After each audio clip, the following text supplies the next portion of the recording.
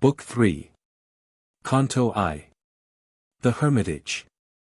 When Rama, valiant hero, stood in the vast shade of dark wood, his eyes on every side he bent, and saw a hermit settlement, where coats of bark were hung around, and holy grass bestrewed the ground. Bright with Brahmanic luster glowed that circle where the saints abode. Like the hot sun in heaven it shone, too dazzling to be looked upon. Wild creatures found a refuge where the court, well swept, was bright and fair, and countless birds and roeder made their dwelling in the friendly shade. Beneath the boughs of well-loved trees oft danced the gay apsarases.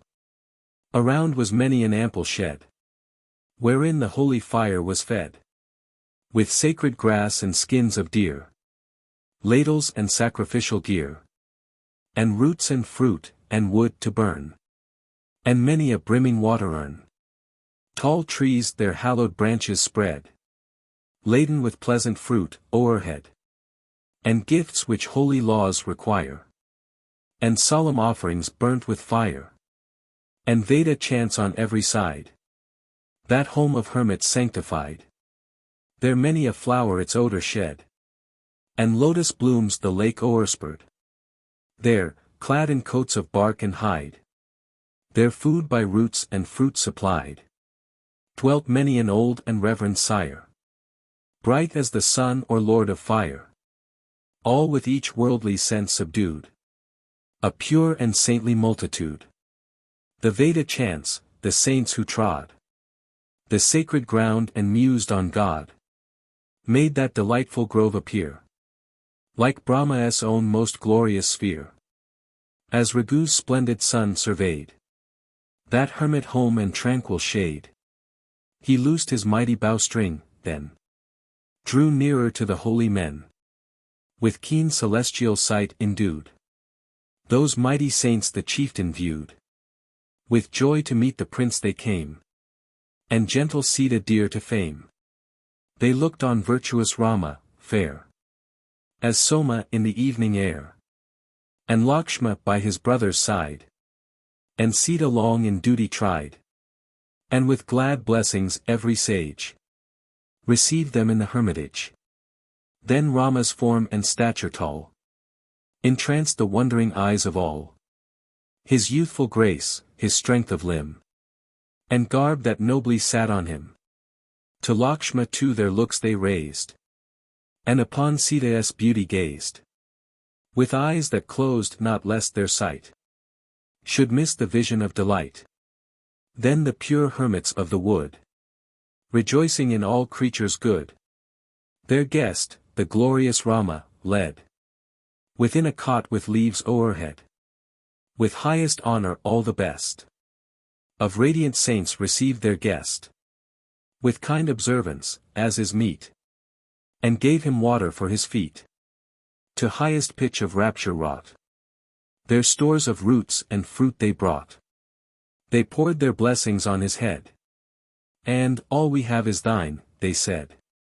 Then, reverent hand to hand applied, each duty-loving hermit cried, the king is our protector, bright in fame, maintainer of the right. He bears the awful sword, and hence deserves an elder's reverence.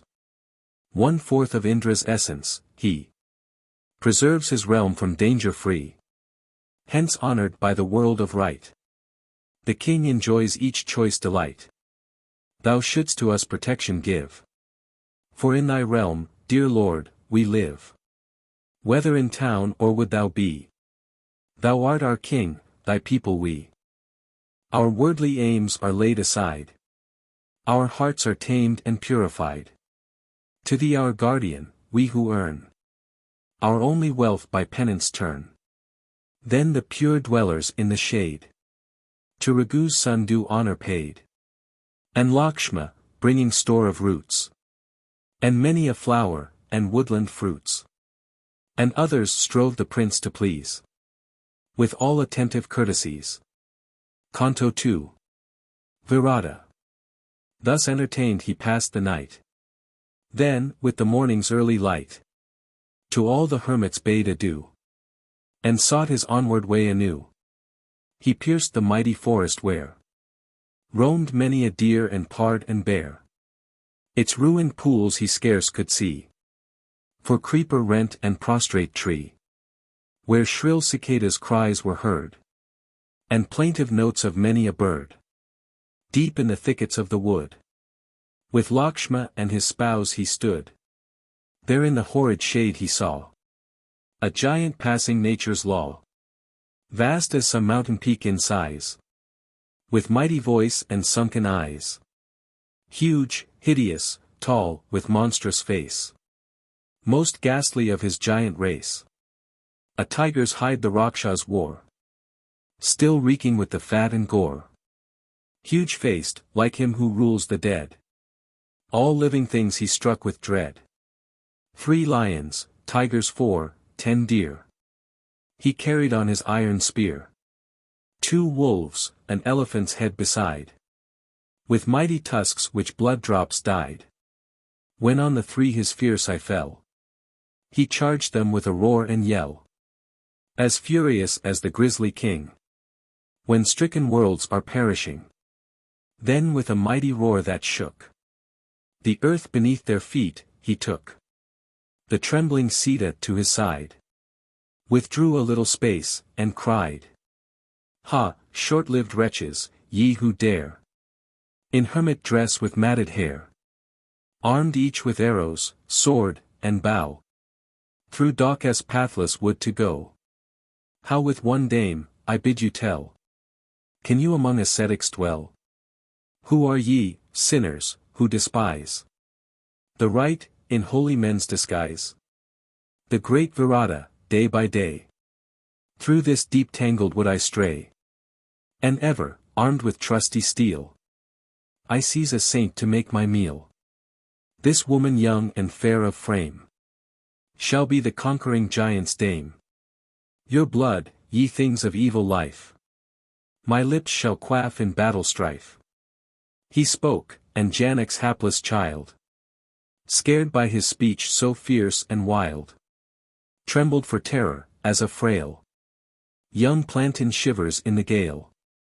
When Rama saw Virata clasp fair Sita in his mighty grasp, thus with pale lips that terror dried, the hero to his brother cried, "Oh, see Virata's arm enfold my darling in its cursed hold, the child of Janak best of kings, my spouse whose soul to virtue clings, sweet princess, with pure glory bright, nursed in the lap of soft delight. Now falls the blow Kakeyi meant, successful in her dark intent. This day her cruel soul will be triumphant over thee and me. Though Bharat on the throne is set, her greedy eyes look farther yet. Me from my home she dared expel, me whom all creatures loved so well. This fatal day at length, I ween, brings triumph to the younger queen. I see with bitterest grief and shame another touch the Maithil dame. Not loss of sire and royal power so grieves me as this mournful hour." Thus in his anguish cried the chief, then drowned in tears, o'erwhelmed by grief. Thus Lakshma in his anger spake, quick panting like a spellbound snake. "Canst thou, my brother, Indra's peer, when I thy minister am near, thus grieve like some forsaken thing? Thou, every creature's lord and king, my vengeful shaft the fiend shall slay, and earth shall drink his blood today. The fury which my soul at first upon usurping Bharat nursed, on this Virata will I wreak, as Indra splits the mountain peak. Winged by this arm's impetuous might, my shaft with deadly force, the monster in the chest shall smite, and fell his shattered corse." Canto 3. Virata attacked. Virata with a fearful shout, that echoed through the wood, cried out, "What men are ye, I bid you say? And whither would ye bend your way? To him whose mouth shot fiery flame, The hero told his race and name.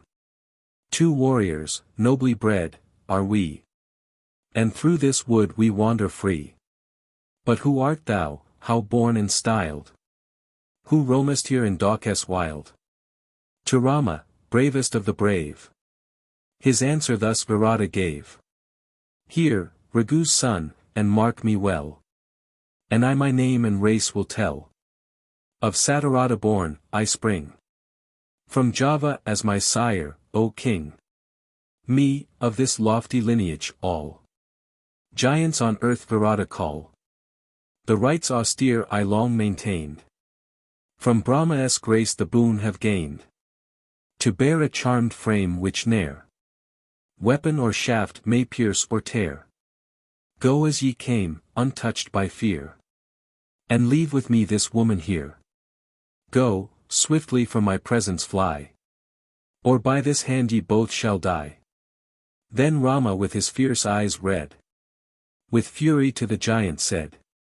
Woe to thee, sinner, fond and weak, who madly thus thy death wilt seek. Stand, for it waits thee in the fray. With life thou ne'er shalt flee away. He spoke, and raised the cord whereon a pointed arrow flashed and shone.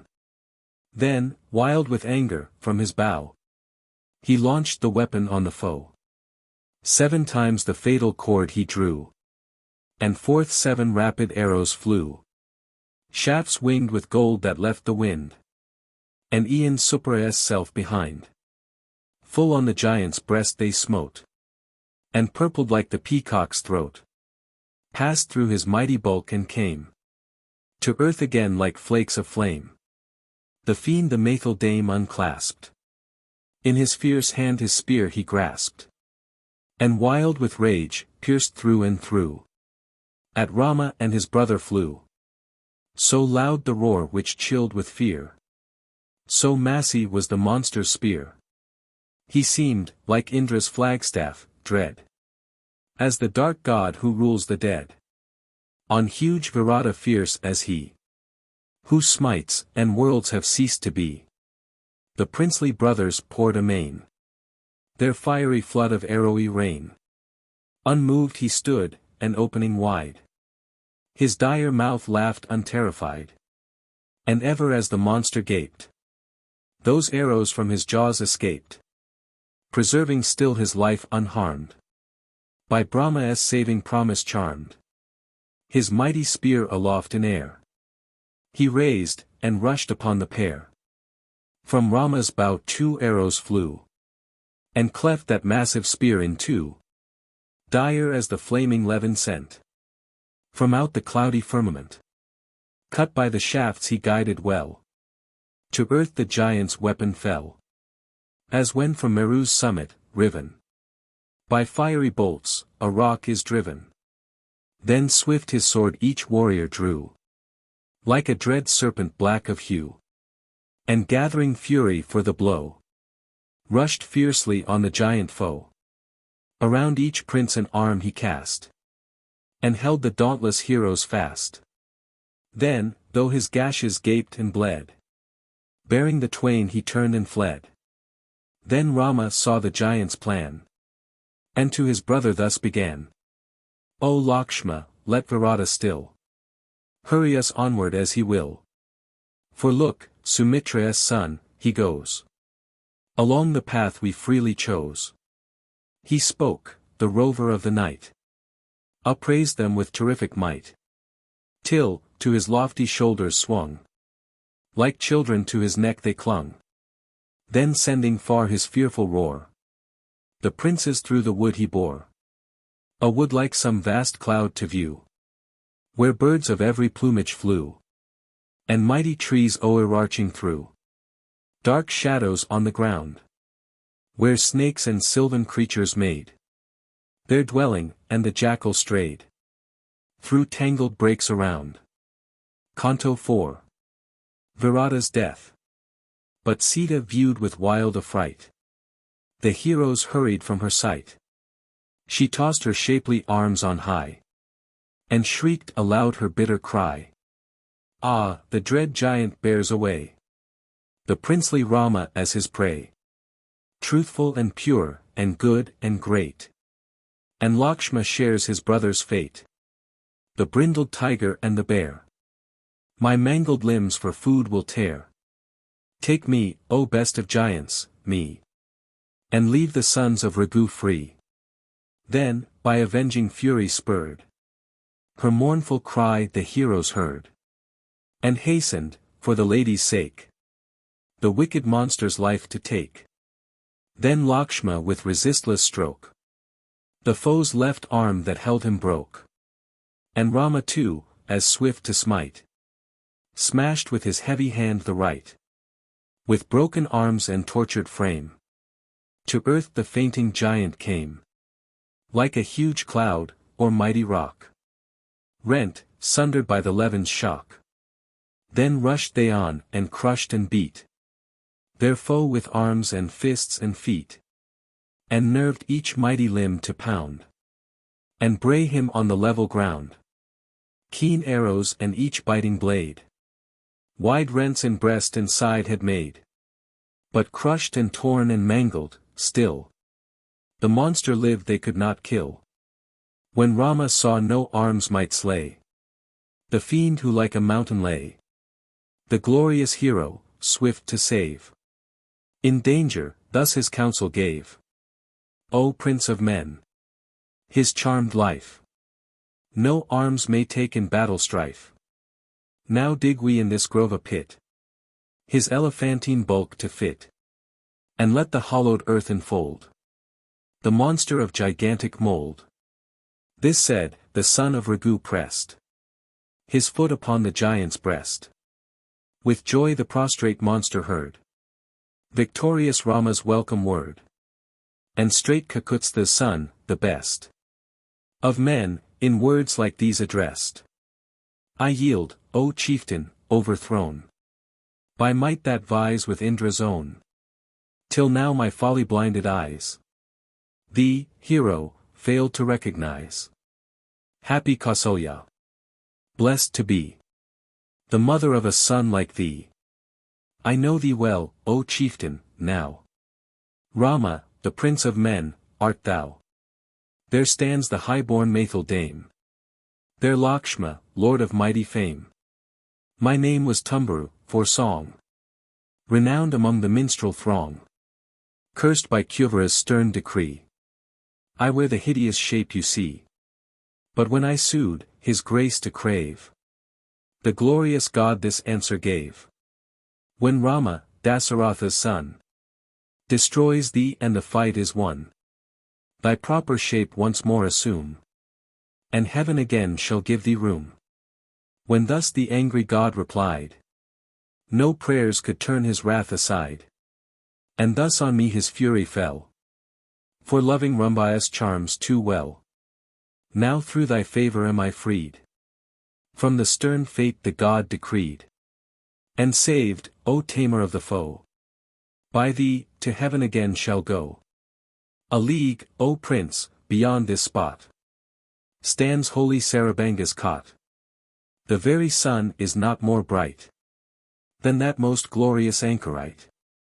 To him, O Rama, quickly turn, and blessings from the hermit earn. First under earth my body throw, then on thy way rejoicing go. Such is the law ordained of old, for giants when their days are told, their bodies laid in earth, they rise to homes eternal in the skies. Thus, by the rankling dart oppressed, Kakutstha's offspring he addressed. In earth his mighty body lay, his spirit fled to heaven away. Thus spake Virata ere he died. And Rama to his brother cried, now dig we in this grove a pit, his elephantine bulk to fit. And let the hollowed earth enfold this mighty giant fierce and bold. This said, the valiant hero put upon the giant's neck his foot. His spade obedient Lakshma plied, and dug a pit both deep and wide, by lofty soled Virata's side. Then Raghu's son his foot withdrew, and down the mighty form they threw. One awful shout of joy he gave, and sank into the open grave. The heroes, to their purpose true, in fight the cruel demon slew, and radiant with delight, deep in the hollowed earth they cast the monster roaring to the last, in their resistless might. Thus when they saw the warriors steal, no life-destroying blow might deal. The pair, for lore renowned, deep in the pit their hands had made, the unresisting giant laid, and killed him 'neath the ground. Upon himself the monster brought, from Rama's hand the death he sought, with strong desire to gain. And thus the rover of the night told Rama, as they strove in fight, that swords might rend and arrows smite upon his breast in vain. Thus Rama, when his speech he heard, the giant's mighty form interred, which mortal arms defied. With thundering crash the giant fell, and rock and cave and forest dell with echoing roar replied. The princes, when their task was done, and freedom from the peril won, rejoiced to see him die. Then in the boundless wood they strayed, like the great sun and moon displayed, triumphant in the sky. Canto v. Sarabanga. Then Rama, having slain in fight Virata of terrific might, with gentle words his spouse consoled, and clasped her in his loving hold.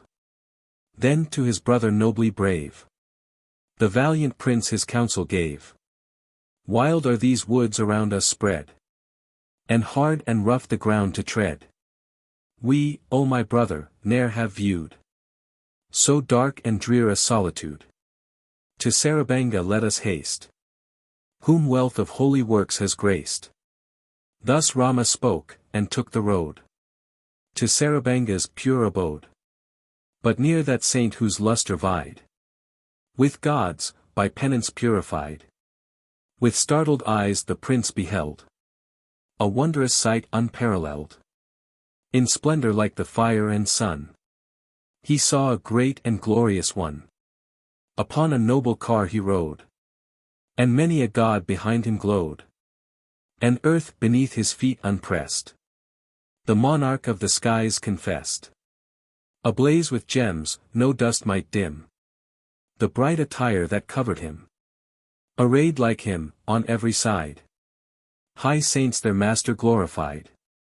Near, borne in air, appeared in view his car which tawny coursers drew, like silver cloud, the moon, or sun, ere yet the day is well begun.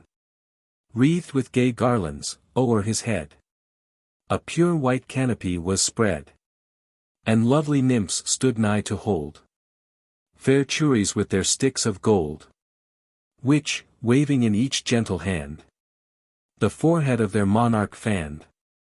God, saint, and bard, a radiant ring, sang glory to their heavenly king. Forth into joyful lauds they burst, as Indra with the sage conversed. Then Rama, when his wondering eyes beheld the monarch of the skies, to Lakshma quickly called, and showed the car wherein Lord Indra rode. See, brother, see that airborne car, whose wondrous glory shines afar, wherefrom so bright a lustre streams, that like a falling sun it seems. These are the steeds whose fame we know, of heavenly race through heaven they go. These are the steeds who bear the yoke of Sakra, him whom all invoke. Behold these youths, a glorious band, toward every wind 100 stand. A sword in each right hand is borne, and rings of gold their arms adorn. What might in every broad deep chest, and club-like arm is manifest. Clothed in attire of crimson hue, they show like tigers fierce to view. Great chains of gold each warder deck, gleaming like fire beneath his neck. The age of each fair youth appears, some 65 of human years. The ever-blooming prime which they who live in heaven retain for aye. Such mien these lordly beings wear. Heroic youths, most bright and fair. Now, brother, in this spot, I pray, with the Vidhan lady stay, till I have certain knowledge who this being is, so bright to view. He spoke, and turning from the spot, sought Sarabanga's hermit cot. But when the lord of Sachi saw the son of Raghu near him draw, he hastened of the sage to take his leave, and to his followers spake. See, Rama bends his steps this way, but ere he yet a word can say, come, fly to our celestial sphere. It is not meet he see me here. Soon victor and triumphant he in fitter time shall look on me. Before him still a great emprise, a task too hard for others, lies. Then with all marks of honor high, the thunderer bade the saint goodbye. And in his car which coursers drew, away to heaven the conqueror flew. Then Rama, Lakshma, and the dame to Sarabanga nearer came, who sat beside the holy flame. Before the ancient sage they bent, and clasped his feet most reverent. Then at his invitation found a seat beside him on the ground. Then Rama prayed the sage would deign Lord Indra's visit to explain. And thus at length the holy man, in answer to his prayer began. This Lord of boons has sought me here, to waft me hence to Brahma's sphere, won by my penance long and stern, a home the lawless ne'er can earn. But when I knew that thou wast nigh to Brahma's world I could not fly, until these longing eyes were blessed with seeing thee, mine honored guest. Since thou, O Prince, hast cheered my sight, great-hearted lover of the right, to heavenly spheres will I repair, and bliss supreme that waits me there. For I have won, dear Prince, my way to those fair worlds which ne'er decay. Celestial seat of Brahma's reign, be thine, with me, those worlds to gain. Then master of all sacred lore, spake Rama to the saint once more. I, even I, illustrious sage, will make those worlds mine heritage. But now, I pray, some home assign within this holy grove of thine. Thus Rama, Indra's peer in might, addressed the aged anchorite. And he, with wisdom well endued, to Raghu's son his speech renewed. Sakshaw's woodland home is near, a glorious saint of life austere, true to the path of duty. He, with highest bliss will prosper thee. Against the stream thy course must be, of this fair brook Mandakini, whereon light rafts like blossoms glide. Then to his cottage turn aside. There lies thy path, but ere thou go, look on me, dear one, till I throw aside this mold that girds me in, as casts the snake his withered skin. He spoke, the fire in order laid, with holy oil due offerings made. And Sarabanga, glorious sire, laid down his body in the fire. Then rose the flame above his head. On skin, blood, flesh, and bones it fed, till forth, transformed, with radiant hue of tender youth, he rose anew. Far shining in his bright attire, came Sarabanga from the pyre, above the home of saints, and those who feed the quenchless flame. He rose beyond the seat of gods he passed, and Brahma's sphere was gained at last, the noblest of the twice-born race, for holy work supreme in place. The mighty Father there beheld, girt round by hosts unparalleled, and Brahma joying at the sight, welcomed the glorious anchorite. Canto 6. Rama's promise. When he his heavenly home had found, the holy men who dwelt around to Rama flocked, whose martial fame shone glorious as the kindled flame. Vaikhanasas, who love the wild, pure hermits Balakilias styled, good Samprakshalas, saints who live on rays which moon and daystar give. Those who with leaves their lives sustain, and those who pound with stones their grain, and they who lie in pools, and those whose corn, save teeth, no winnow knows. Those who for beds the cold earth use, and those who every couch refuse, and those condemned to ceaseless pains, whose single foot their weight sustains, and those who sleep 'neath open skies, whose food the wave or air supplies, and hermits pure who spend their nights on ground prepared for sacred rites, those who on hills their vigil hold, or dripping clothes around them fold, the devotees who live for prayer, or the 5 fires unflinching bear, on contemplation all intent, with light that heavenly knowledge lent. They came to Rama, saint and sage, in Sarabanga's hermitage. The hermit crowd around him pressed, and thus the virtuous chief addressed. The lordship of the earth is thine, O prince of old Ikshvaku's line. Lord of the gods is Indra, so thou art our lord and guide below. Thy name, the glory of thy might, throughout the triple world are bright. Thy filial love so nobly shown, thy truth and virtue well are known. To thee, O Lord, for help we fly, and on thy love of right rely. With kindly patience hear us speak, and grant the boon we humbly seek. That Lord of earth were most unjust, foul traitor to his solemn trust, who should 1/6 of all require, nor guard his people like a sire.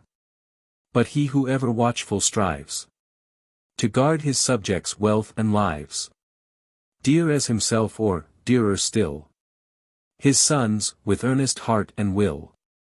That king, O Raghu's son, secures high fame that endless years endures. And he to Brahma's world shall rise, made glorious in the eternal skies. Whatever, by duty won, the meed of saints whom roots and berries feed, 1/4 thereof, for tender care of subjects, is the monarch's share. These, mostly of the Brahman race, who make the wood their dwelling place, although a friend in thee they view, fall friendless 'neath the giant crew. Come, Rama, come, and see hard by, the holy hermits' corpses lie, where many a tangled pathway shows the murderous work of cruel foes. These wicked fiends the hermits kill, who live on Chitraka's hill, and blood of slaughtered saints has died. Mandakini and Pampa's side, no longer can we bear to see the death of saint and devotee, whom through the forest day by day these Rakshasas unpitying slay. To thee, O Prince, we flee, and crave thy guardian help our lives to save from these fierce rovers of the night. Defend each stricken anchorite. Throughout the world 'twere vain to seek an arm like thine to aid the weak. O Prince, we pray thee hear our call, and from these fiends preserve us all. The son of Raghu heard the plaint of penance-loving sage and saint, and the good prince his speech renewed to all the hermit multitude. To me, O saints, ye need not sue. I wait the hests of all of you. I by mine own occasion led this mighty forest needs must tread. And while I keep my sire's decree, your lives from threatening foes will free. I hither came of free accord, to lend the aid by you implored, and richest meed my toil shall pay. While here in forest shades I stay, I long in battle strife to close, and slay these fiends, the hermit's foes, that saint and sage may learn aright my prowess and my brother's might. Thus to the saints his promise gave, that prince who still to virtue clave, with never wandering thought, and then with Lakshma by his side, with penance wealthy men to guide, Suksha's home he sought. Canto 7. Sutikshna. So Raghu's son, his foeman's dread, with Sita and his brother sped, girt round by many a twice-born sage, to good Suksha's hermitage. Through woods for many a league he passed, o'er rushing rivers full and fast, until a mountain fair and bright, as lofty Meru rose in sight. Within its belt of varied wood, Ikshvaku's sons and Sita stood, where trees of every foliage bore blossom and fruit in endless store. Their coats of bark, like garlands strung, before a lonely cottage hung. And there a hermit, dust besmeared, a lotus on his breast, appeared. Then Rama with obeisance due addressed the sage, as near he drew. My name is Rama, Lord. I seek thy presence, saint, with thee to speak. O sage, whose merits ne'er decay, some word unto thy servant say. The sage his eyes on Rama bent, of virtue's friends preeminent. Then words like these he spoke, and pressed the son of Raghu to his breast. Welcome to thee, illustrious youth, best champion of the rights of truth. By thine approach this holy ground, a worthy Lord this day has found. I could not quit this mortal frame, till thou shouldst come, O dear to fame. To heavenly spheres I would not rise, expecting thee with eager eyes. I knew that thou, unkinged, hadst made thy home in Chitraka's shade. E'en now, O Rama, Indra, Lord, supreme by all the gods adored, King of the 100 offerings, said, when he my dwelling visited, that the good works that I have done, my choice of all the worlds have won. Accept this meed of holy vows, and with thy brother and thy spouse, roam, through my favor, in the sky, which saints celestial glorify. To that bright sage, of penance stern, the high-souled Rama spake in turn, as Vasva who rules the skies, to Brahma's gracious speech replies. I of myself those worlds will win, O mighty hermit pure from sin. But now, O saint, I pray thee tell, where I within this wood may dwell. For I by Sarabanga old, the son of Gautama, was told, that thou in every lore art wise, and sayest all with loving eyes. Thus to the saint, whose glories high filled all the world, he made reply. And thus again the holy man his pleasant speech with joy began. This calm retreat, O Prince, is blessed with many a charm. Here take thy rest. Here roots and kindly fruits abound, and hermits love the holy ground. Fair sylvan beasts and gentle deer, in herds unnumbered wander here.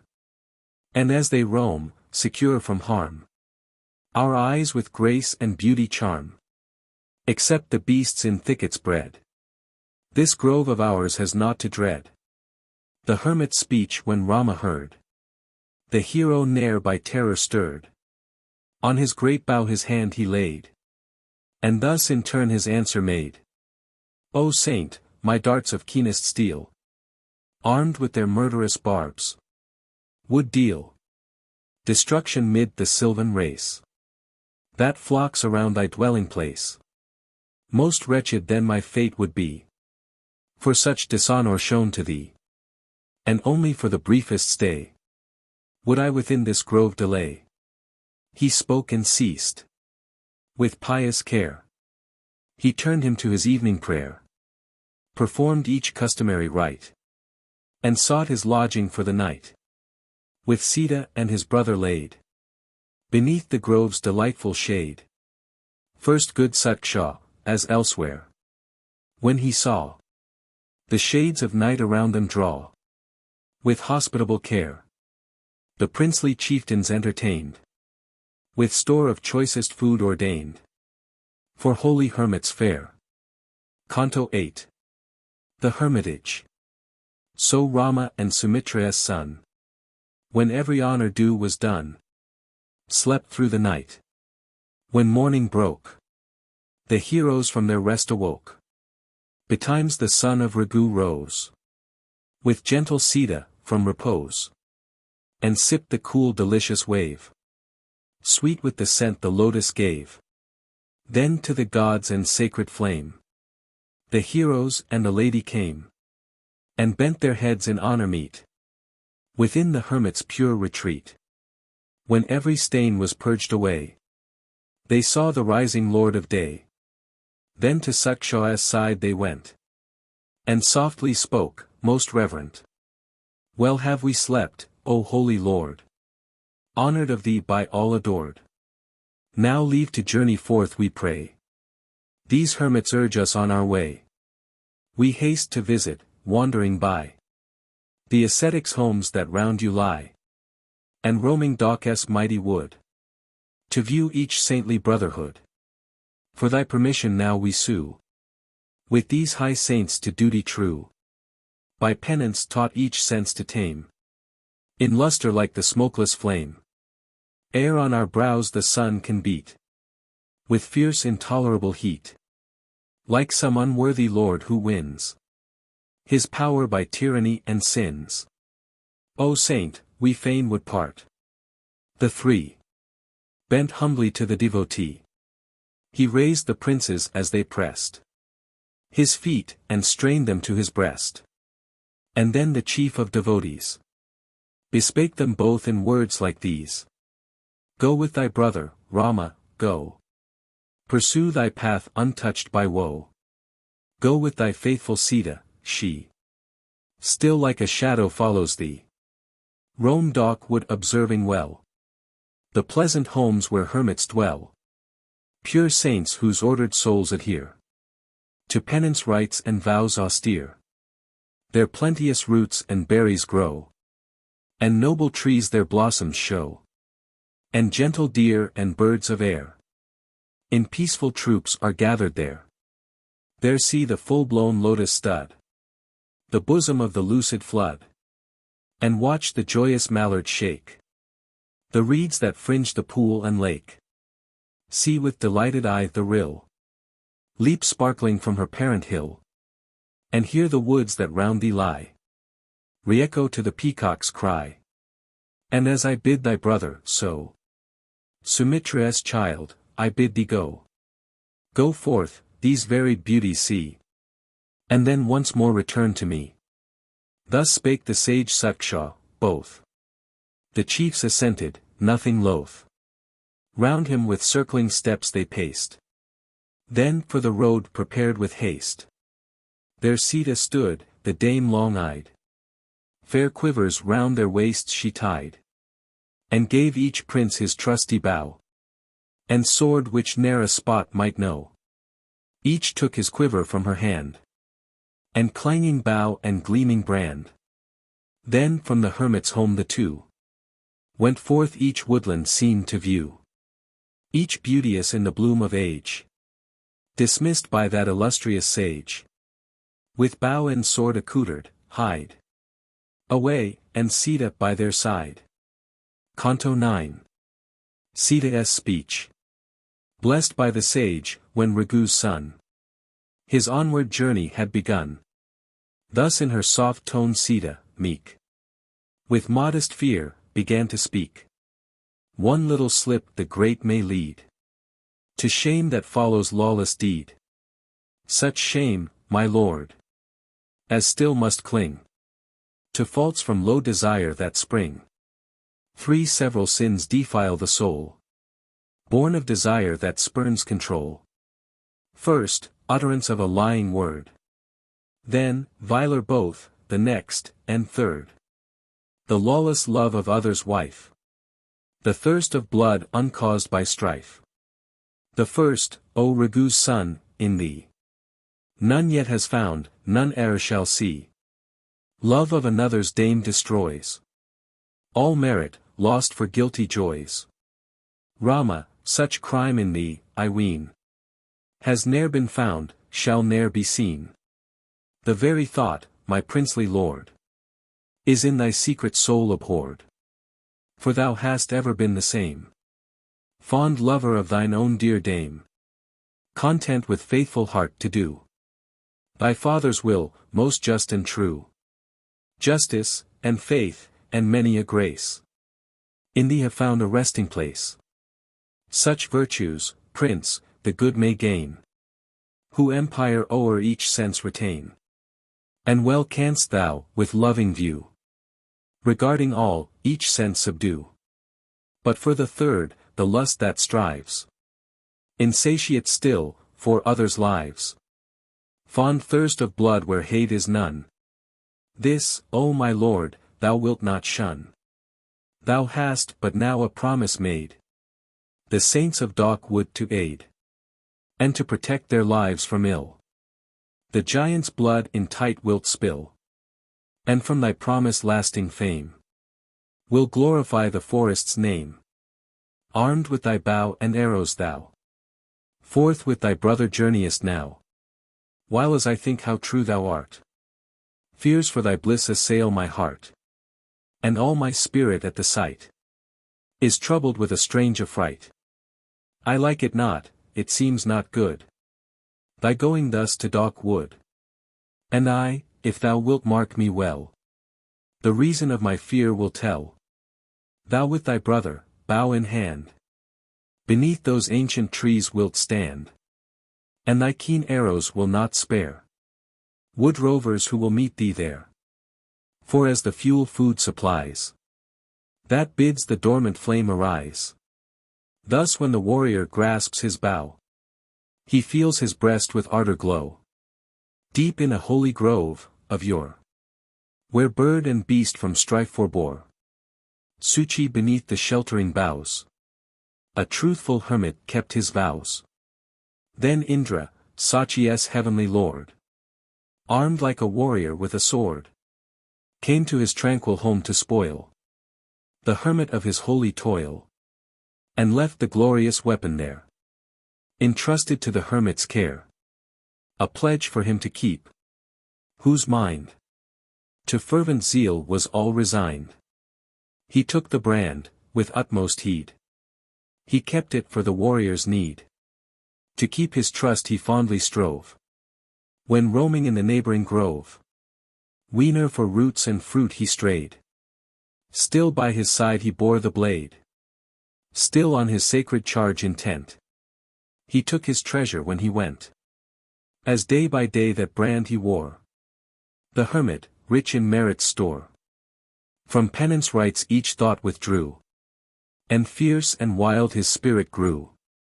With heedless soul he spurned the right, and found in cruel deeds delight. So, living with the sword, he fell, a ruined hermit, down to hell. This tale applies to those who deal too closely with the warrior's steel. The steel to warriors is the same as fuel to the smoldering flame. Sincere affection prompts my speech, I honor where I fain would teach. Mayst thou, thus armed with shaft and bow, so dire a longing never know, as, when no hatred prompts the fray, these giants of the wood to slay. For he who kills without offense shall win but little glory thence. The bow the warrior joys to bend is lent him for a nobler end, that he may save and succor those who watch in woods when pressed by foes. What, matched with woods, is bow or steel? What, warrior's arm with hermit's seal? We with such might have naught to do. The forest rule should guide us too. But when Ayodhya hails thee Lord, be then thy warrior life restored. So shall thy sire and mother joy in bliss that naught may e'er destroy. And if, resigning empire, thou submit thee to the hermit's vow, the noblest gain from virtue springs, and virtue joy unending brings. All earthly blessings virtue sends, on virtue all the world depends. Those who with vow and fasting tame, to do restraint the mind and frame, win by their labor, nobly wise, the highest virtue for their prize. Pure in the hermit's grove remain, true to thy duty, free from stain. But the three worlds are open thrown to thee, by whom all things are known. Who gave me power that I should dare his duty to my Lord declare? 'Tis woman's fancy, light as air, that moves my foolish breast. Now with thy brother counsel take. Reflect, thy choice with judgment make. And do what seems the best. Canto X Rama's reply. The words that Sita uttered, spurred by truest love, the hero heard. Then he who ne'er from virtue strayed, to Janak's child his answer made. In thy wise speech, sweet love, I find true impress of thy gentle mind. Well skilled the warrior's path to trace. Thou pride of Janak's ancient race. What fitting answer shall I frame to thy good words, my honored dame? Thou say'st the warrior bears the bow, that misery's tears may cease to flow. And those pure saints who love the shade of dark wood are sore dismayed. They sought me of their own accord, with suppliant prayers my aid implored. They, fed on roots and fruit, who spend their lives where bosky wilds extend, my timid love, enjoy no rest by these malignant fiends distressed. These make the flesh of man their meat. The helpless saints they kill and eat. The hermit sought my side, the chief of Brahman race declared their grief. I heard, and from my lips there fell the words which thou rememberest well. I listened as the hermits cried, and to their prayers I thus replied. Your favor, gracious lords, I claim, o'erwhelmed with this enormous shame, that Brahmins, great and pure as you, who should be sought, to me should sue. And then before the saintly crowd, what can I do? I cried aloud. Then from the trembling hermits broke one long sad cry, and thus they spoke. Fiends of the wood, who wear at will each varied shape, afflict us still. To thee in our distress we fly. Oh help us, Rama, or we die.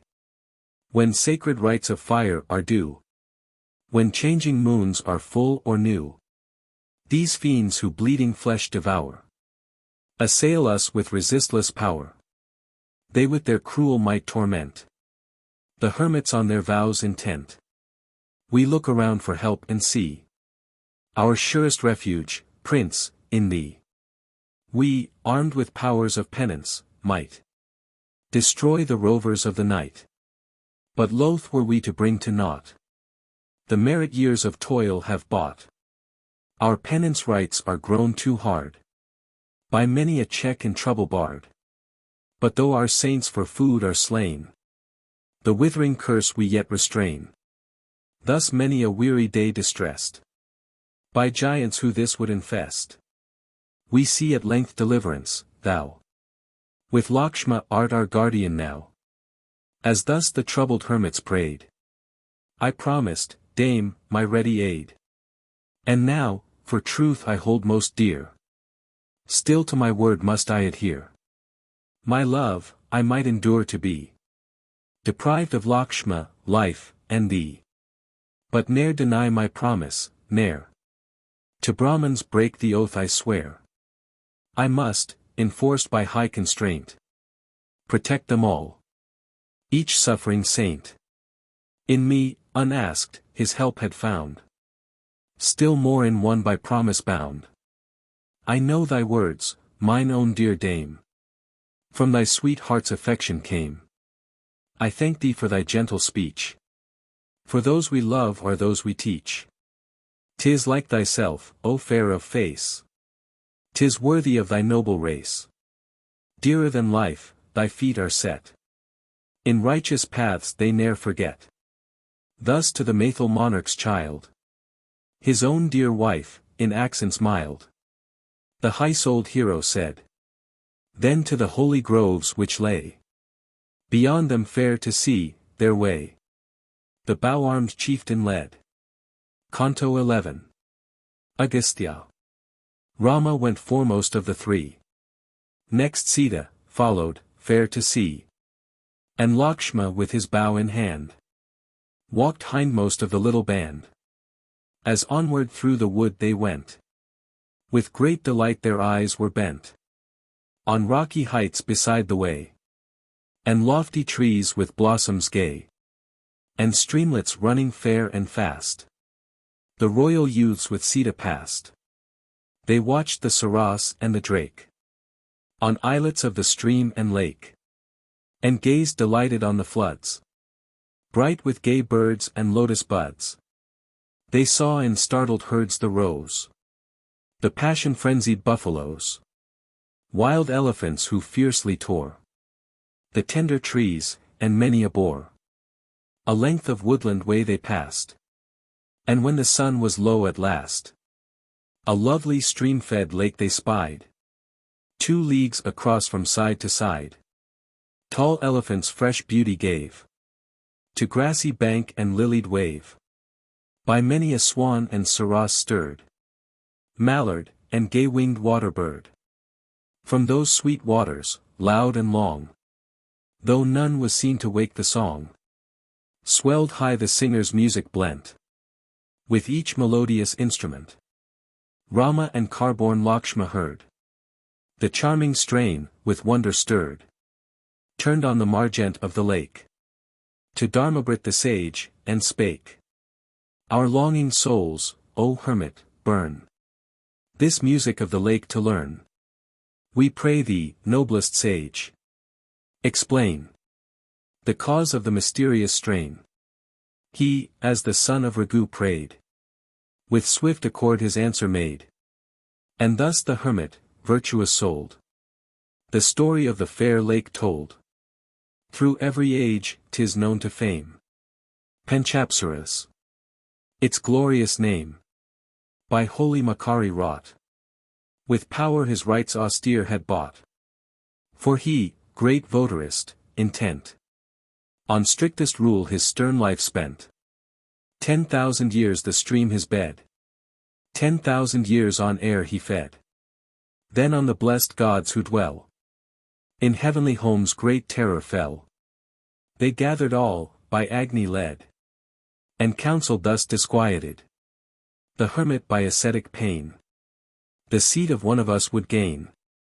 Thus with their hearts by fear oppressed, in full assembly spoke the blessed, and bade 5 loveliest nymphs, as fair as lightning in the evening air, armed with their winning wiles, seduce from his stern vows the great recluse. Though lore of earth and heaven he knew, the hermit from his task they drew, and made the great ascetic slave to conquering love, the gods to save. Each of the heavenly 5 became bound to the sage, his wedded dame. And he, for his beloved's sake, formed a fair palace 'neath the lake. Under the flood the ladies live, to joy and ease their days they give, and lap in bliss the hermit wooed, from penance rites to youth renewed. So when the sportive nymphs within those secret bowers their play begin, you hear the singers' dulcet tones blend sweetly with their tinkling zones. How wondrous are these words of thine, cried the famed chiefs of Raghu's line, as thus they heard the sage unfold the marvels of the tale he told. As Rama spake, his eyes were bent upon a hermit settlement, with light of heavenly lore endued, with sacred grass and vesture strewed, his wife and brother by his side, within the holy bounds he hide, and there, with honor entertained by all the saints, a while remained. In time, by due succession led, each votary's cot he visited, and then the lord of martial lore returned where he had lodged before. Here for the months, content, he stayed. There for a year his visit paid. Here for 4 months his home would fix. There, as it chanced, for 5 or 6. Here for 8 months and there for 3. The son of Raghu's stay would be. Here weeks, there fortnights, more or less, he spent in tranquil happiness. As there the hero dwelt at ease among those holy devotees, in days untroubled o'er his head 10 circling years of pleasure fled. So Raghu's son in duty trained, a while in every cot remained. Then with his dame retraced the road to good Sakshaw's calm abode. Hailed by the saints with honors due, near to the hermit's home he drew. And there the tamer of his foes dwelt for a time in sweet repose. One day within that holy wood, by Saint Saksha Rama stood. And thus the prince with reverence meek to that high sage began to speak. In the wide woodlands that extend around us, Lord most reverend, as frequent voice of rumor tells, Agastya, saintliest hermit, dwells. So vast the wood, I cannot trace the path to reach his dwelling place, nor, searching unassisted, find that hermit of the thoughtful mind. I with my wife and brother fain would go, his favor to obtain, would seek him in his lone retreat, and the great saint with reverence greet. This one desire, O Master, long cherished within my heart, is strong, that I may pay of free accord my duty to that hermit lord. As thus the prince whose heart was bent on virtue told his firm intent, the good Saksha's joy rose high, and thus in turn he made reply. The very thing, O prince, which thou hast sought, I wish to urge but now. Bid thee with wife and brother see Agastya, glorious devotee.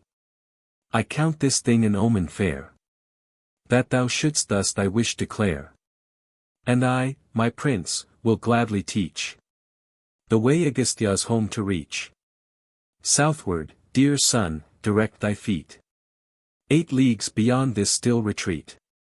Agastya's hermit brother there dwells in a home most bright and fair. 'Tis on a knoll of woody ground, with many a branching pip-pal crowned. Their sweet birds' voices ne'er are mute, and trees are gay with flower and fruit. There many a lake gleams bright and cool, and lilies deck each pleasant pool. While swan, and crane, and mallard's wings are lovely in the water springs. There for one night, O Rama, stay, and with the dawn pursue thy way. Still farther, bending southward, by the thicket's edge the course must lie. And thou wilt see, 2 leagues from thence, Agastya's lovely residence, set in the woodland's fairest spot. All varied foliage decks the cot. There Sita, Lakshma thou, at ease, may spend sweet hours 'neath shady trees. For all of noblest growth are found, luxuriant on that bosky ground. If it be still thy firm intent to see that saint preeminent, O mighty counselor, this day depart upon thine onward way. The hermit spake, and Rama bent his head, with Lakshma, reverent, and then with him and Janak's child set out to trace the forest wild. He saw dark woods that fringed the road, and distant hills like clouds that showed. And, as the way he followed, met with many a lake and rivulet. So passing on with ease where led the path Saksha bade him tread, the hero with exulting breast his brother in these words addressed. Here, surely, is the home, in sight, of that illustrious anchorite. Here great Agastya's brother leads a life intent on holy deeds, warned of each guiding mark and sign. I see them all herein combine. I see the branches bending low, beneath the flowers and fruit they show. A soft air from the forest springs, fresh from the odorous grass, and brings a spicy fragrance as it flees o'er the ripe fruit of pip-pal trees. See, here and there around us high, piled up in heaps cleft billets lie, and holy grass is gathered, bright as strips of shining lazulite. full in the center of the shade. The hermit's holy fire is laid. I see its smoke the pure heaven streak, dense as a big cloud's dusky peak. The twice-born men their steps retrace, from each sequestered bathing place. And each his sacred gift has brought, of blossoms which his hands have sought. Of all these signs, dear brother, each agrees with good Saksha's speech. And doubtless in this holy bound, Agastya's brother will be found. Agastya once, the worlds who viewed with love, a death-like fiend subdued, and armed with mighty power, obtained by holy works, this grove ordained to be a refuge and defense from all oppressors' violence. In days of yore within this place, two brothers fierce of demon race, Vatapi dire and Ilval, dwelt, and slaughter mid the Brahmins dealt. A Brahman's form, the fiend to cloak, fierce Ilval wore, and Sanskrit spoke, and twice-born sages would invite to solemnize some funeral rite. His brother's flesh, concealed within a ram's false shape and borrowed skin, as men are wont at funeral feasts, he dressed and fed those gathered priests. The holy men, unweeting ill, took of the food and ate their fill. Then Ilval with a mighty shout exclaimed, Vatapi, issue out. Soon as his brother's voice he heard, the fiend with ram-like bleeding stirred, rending in pieces every frame. Forth from the dying priests he came. So they who changed their forms at will, thousands of Brahmins dared to kill. Fierce fiends who loved each cruel deed, and joyed on bleeding flesh to feed. Agastya, mighty hermit, pressed to funeral banquet like the rest, obedient to the gods' appeal, ate up the monster at a meal. 'Tis done, fierce Ilval cried, and water for his hand supplied. Then lifting up his voice he spake, forth, brother, from thy prison break. Then him who called the fiend, who long had wrought the suffering Brahmins wrong. Thus thoughtful-souled Agastya, best of hermits, with a smile addressed. How, Rakshas, is the fiend empowered to issue forth whom I devoured? Thy brother in a ram's disguise is gone where Yama's kingdom lies. When from the words Agastya said, he knew his brother fiend was dead. His soul on fire with vengeful rage rushed the night rover at the sage. One lightning glance of fury, hot as fire, the glorious hermit shot, as the fiend neared him in his stride. And straight, consumed to dust, he died. In pity for the Brahman's plight, Agastya wrought this deed of might. This grove which lakes and fair trees grace, in his great brother's dwelling place. As Rama thus the tale rehearsed, and with Sumitra's son conversed, the setting sun his last rays shed, and evening o'er the land was spread.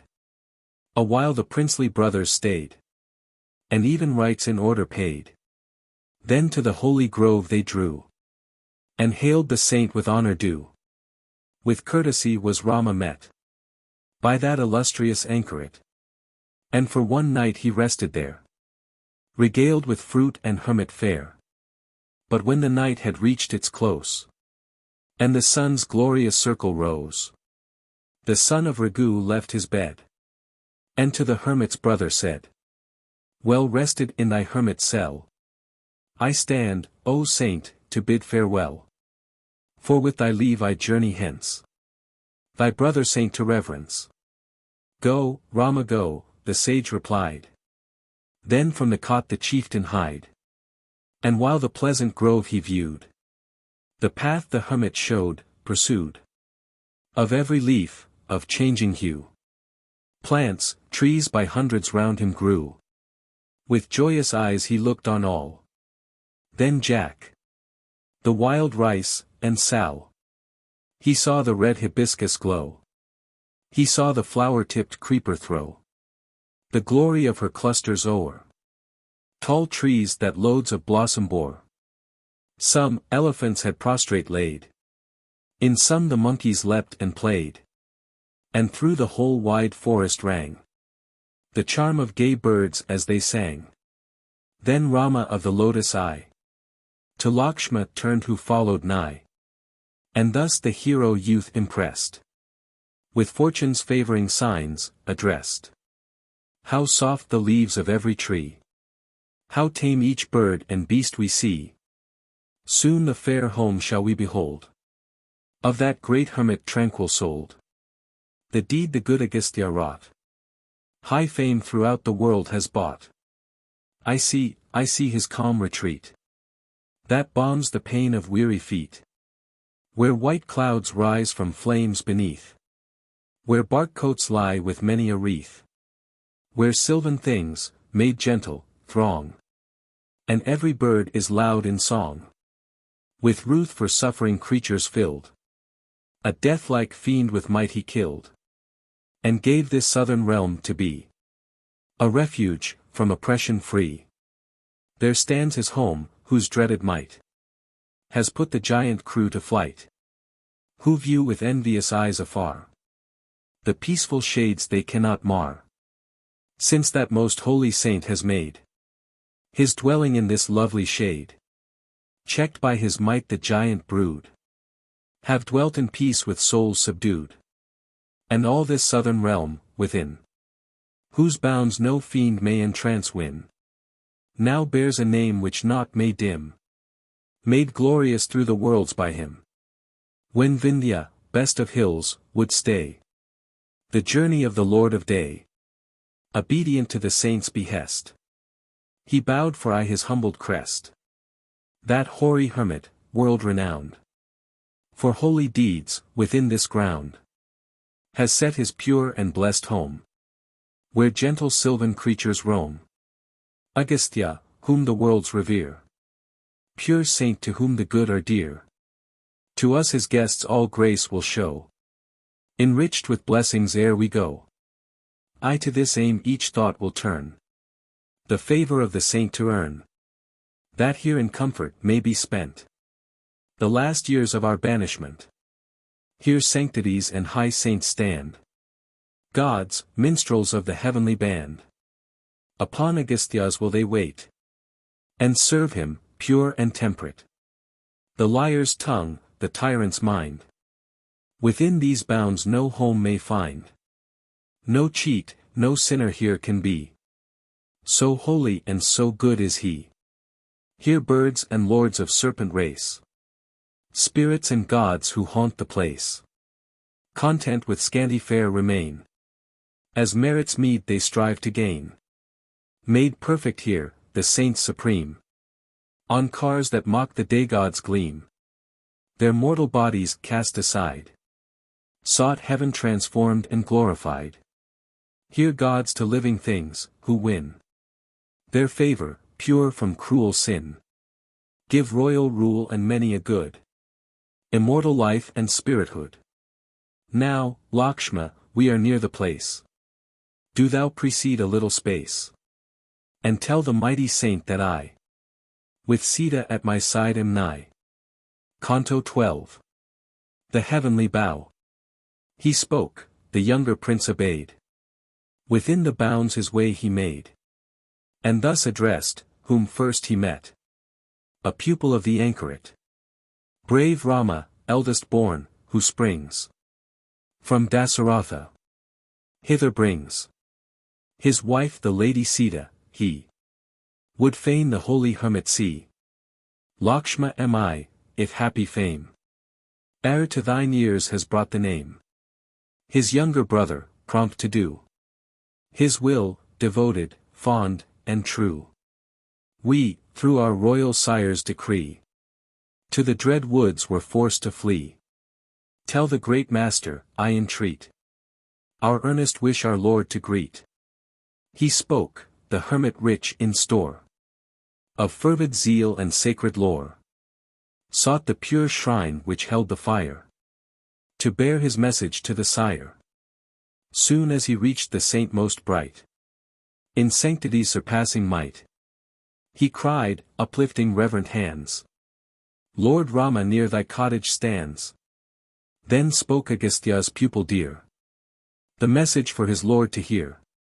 Rama and Lakshma, chiefs who spring from Dasaratha, glorious king. Thy hermitage e'en now have sought. And Lady Sita with them brought. The tamers of the foe are here. To see thee, master, and revere. 'Tis thine thy further will to say. Deign to command, and we obey. When from his pupil's lips he knew the presence of the princely two, and Sita born to fortune high, the glorious hermit made reply. Great joy at last is mine this day, that Rama hither finds his way. For long my soul has yearned to see the prince who comes to visit me. Go forth, and hither bring the royal three with welcoming. Lead Rama in and place him near. Why stands he not already here? Thus ordered by the hermit, who, lord of his thought, all duty knew. His reverent hands together laid. The pupil answered and obeyed. Forth from the place with speed he ran. To Lakshma came and thus began. Where is he? Let not Rama wait, but speed, the sage to venerate.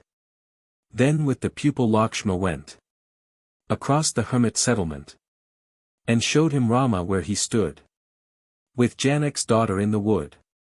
The pupil then his message spake, which the kind hermit bade him take.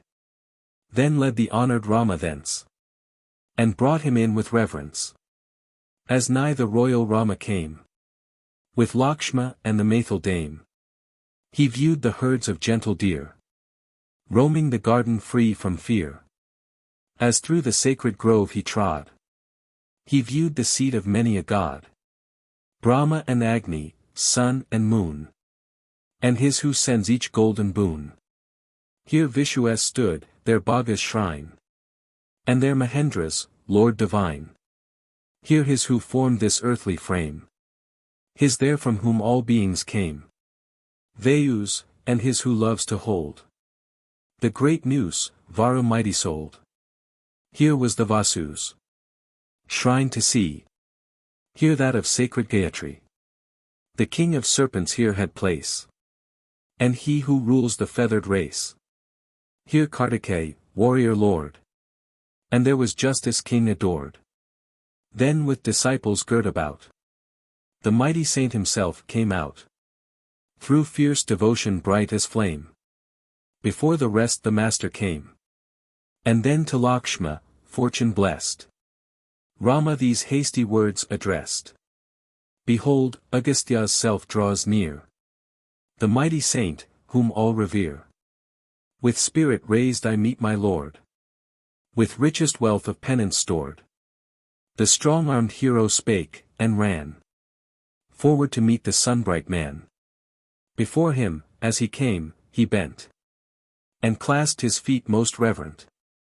Then rearing up his stately height, stood suppliant by the anchorite.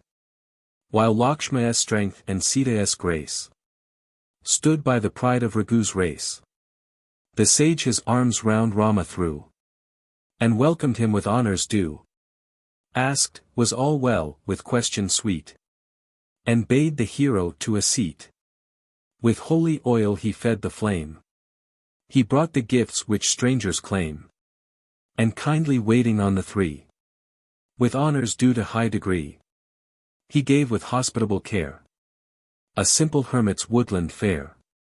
Then sat the reverend father, first of hermits, deep in duty versed, and thus to suppliant Rama, bred in all the lore of virtue, said, did the false hermit, prince, neglect to hail his guest with due respect, he must, the doom the perjured meet, his proper flesh hereafter eat. A car-born king, a lord who sways the earth, and virtue's law obeys. Worthy of highest honor, thou hast sought, dear guest, my cottage now. He spoke, with fruit and hermit fair, with every bloom the branches bear. Agastya graced his honored guest. And thus with gentle words addressed. Accept this mighty bow, divine. Whereon red gold and diamonds shine. 'Twas by the heavenly artist planned. For Vishu's own almighty hand. This God-sent shaft of sunbright hue. Whose deadly flight is ever true. By Lord Mahendra given of yore. This quiver with its endless store. Keen arrows hurtling to their aim. Like kindled fires that flash and flame. Accept, in golden sheath encased. This sword with hilt of rich gold graced. Armed with this best of bows. Lord Vishu slew his demon foes. And mid the dwellers in the skies. Won brilliant glory for his prize. The bow, the quivers, shaft, and sword. Received from me, O glorious Lord. These conquests to thine arms shall bring. As thunder to the thunder's king. The splendid hermit bade him take. The noble weapons as he spake. And as the prince accepted each. In words like these renewed his speech. Canto 13. Agastya's Counsel. O Rama, great delight I feel. Pleased, Lakshma, with thy faithful zeal. That you within these shades I see. With Sita come to honor me. But wandering through the rough rude wild. Has wearied Janak's gentle child. With labors of the way oppressed. The Maithil lady longs for rest. Young, delicate, and soft, and fair. Such toils as these untrained to bear. Her wifely love the dame has led. The forest's troubled ways to tread. Here, Rama, see that not annoy. Her easy hours of tranquil joy. A glorious task has she essayed. To follow thee through woodland shade. Since first from nature's hand she came. A woman's mood is still the same. When fortune smiles, her love to show. And leave her lord in want and woe. No pity then her heart can feel.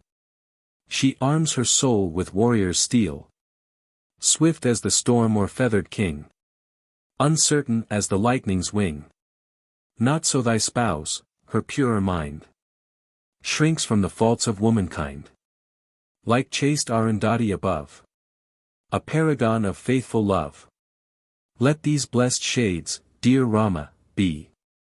A home for Lakshma, her, and thee.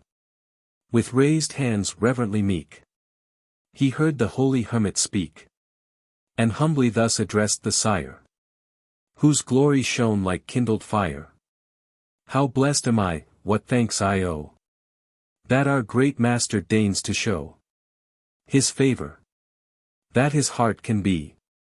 Content with Lakshma, Sita, me. Show me, I pray, some spot of ground.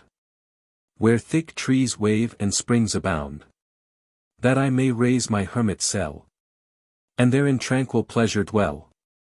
Then thus replied Agastya, best of hermits, to the chief's request.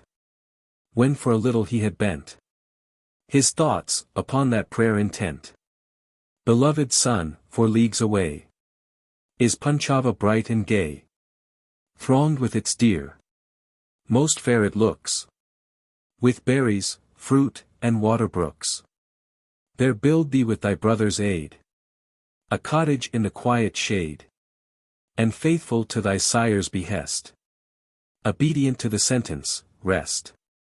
For well, O sinless chieftain, well. I know thy tale, how all befell. Stern penance and the love I bore. Thy royal sire supply the lore. To me long rites and fervid zeal. The wish that stirs thy heart reveal. And hence my guest I bade thee be. That this pure grove might shelter thee.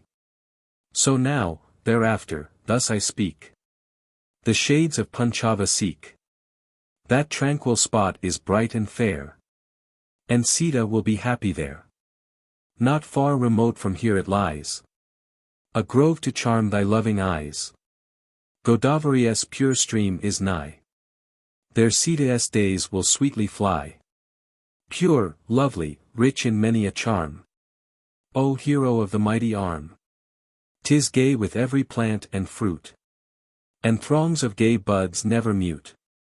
Thou, true to virtue's path, hast might to screen each trusting anchorite, and wilt from thy new home defend the hermits who on thee depend. Now yonder, Prince, direct thine eyes, where dense Madhuka woods arise, pierce their dark shade, and issuing forth, turn to a fig tree on the north. Then onward up a sloping mead, flanked by a hill the way will lead. There Panchava, ever gay, with ceaseless bloom, thy steps will stay. The hermit ceased, the princely too, with seemly honors bade adieu. With reverential awe each youth bowed to the saint whose word was truth. And then, dismissed with Sita, they to Panchava took their way.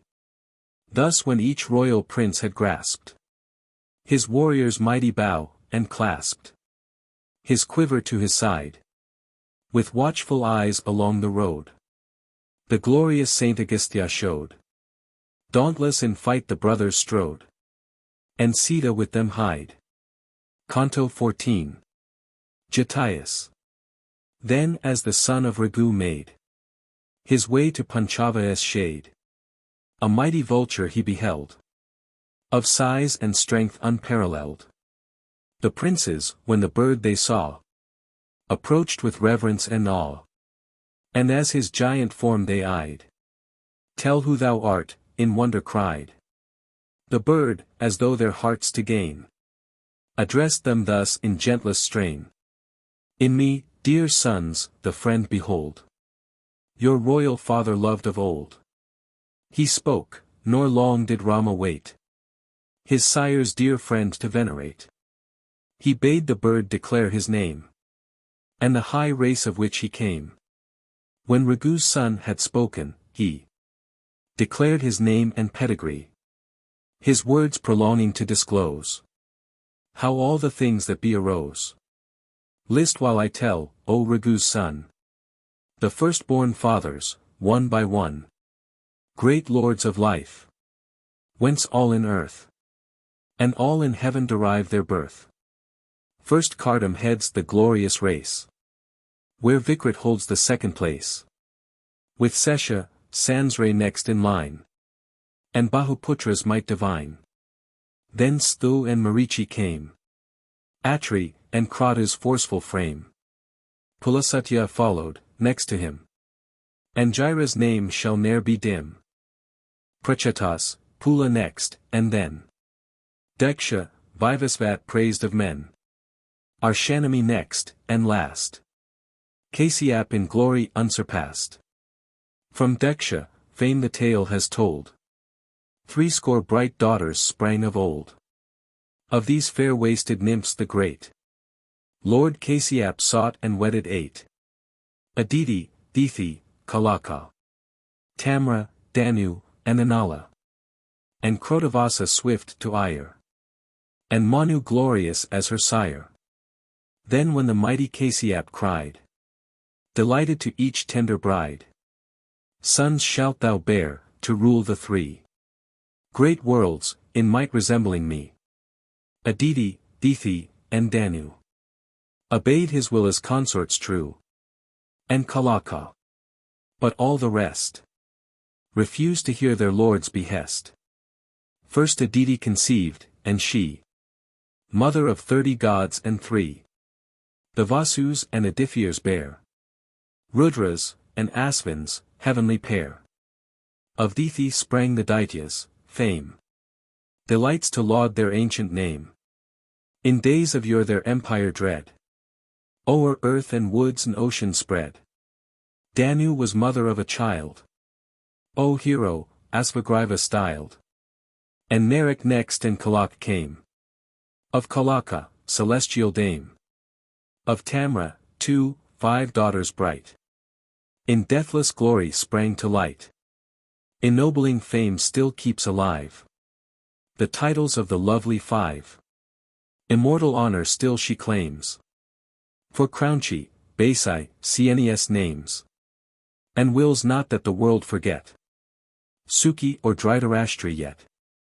Then Crounchy bear the crane and owl, and Basai tribes of waterfowl, vultures and hawks that race through air, with storm-fleet pinions see any bear.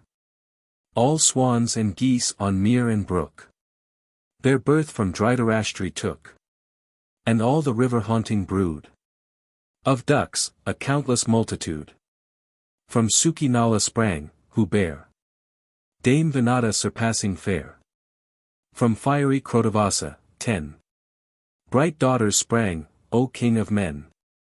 Mrigi and Mrigamanda named, Hari and Bhadramata famed, Sarjalai, Sveta fair to see, Matangi bright, and Surabhi, Surasa marked with each fair sign, and Kadruma, all maids divine. Mrigi, O prince without a peer, was mother of the herds of deer, the bear, the yak, the mountain roe, their birth to Mrigamanda owe, and Bhadramata joyed to be mother of fair Iravathi, who bare Aravat, huge of mould, mid warders of the earth enrolled, from Hari lordly lions trace, with monkeys of the wild, their race, from the great dame Sarjalai styled, sprung pards, langurs, and tigers wild. Matangi, prince, gave birth to all Mathangas, elephants strong and tall, and Sveta bore the beasts who stand, one at each wind, earth's water band. Next Surabhi the goddess bore two heavenly maids, O prince, of yore. Gandharvi, dear to fame is she, and her sweet sister Rohi. With kine this daughter filled each mead, and bright Gandharvi bore the steed. Surasa bore the serpents, all. The snakes Kadru their mother call. Then Manu, high-souled Kasyap's wife, to all the race of men gave life. The Brahmins first, the Kshatriya caste, then Vaishyas, and the Sudras last. Sprang from her mouth the Brahmin race, her chest the Kshatriya's natal place. The Vaishyas from her thighs, 'tis said, the Sudras from her feet were bred. From Anala all trees that hang, their fair fruit-laden branches sprang. The child of beauteous Suki bore Vinata, as I taught before, and Surasa and Kadru were born of one dame, a noble pair. Kadru gave birth to countless snakes that roam the earth in woods and brakes. Aru and Geru swift of flight, by Vinata were given to light, and sons of Aru red as morn. Sampati first, then I was born. Me then, O tamer of the foe.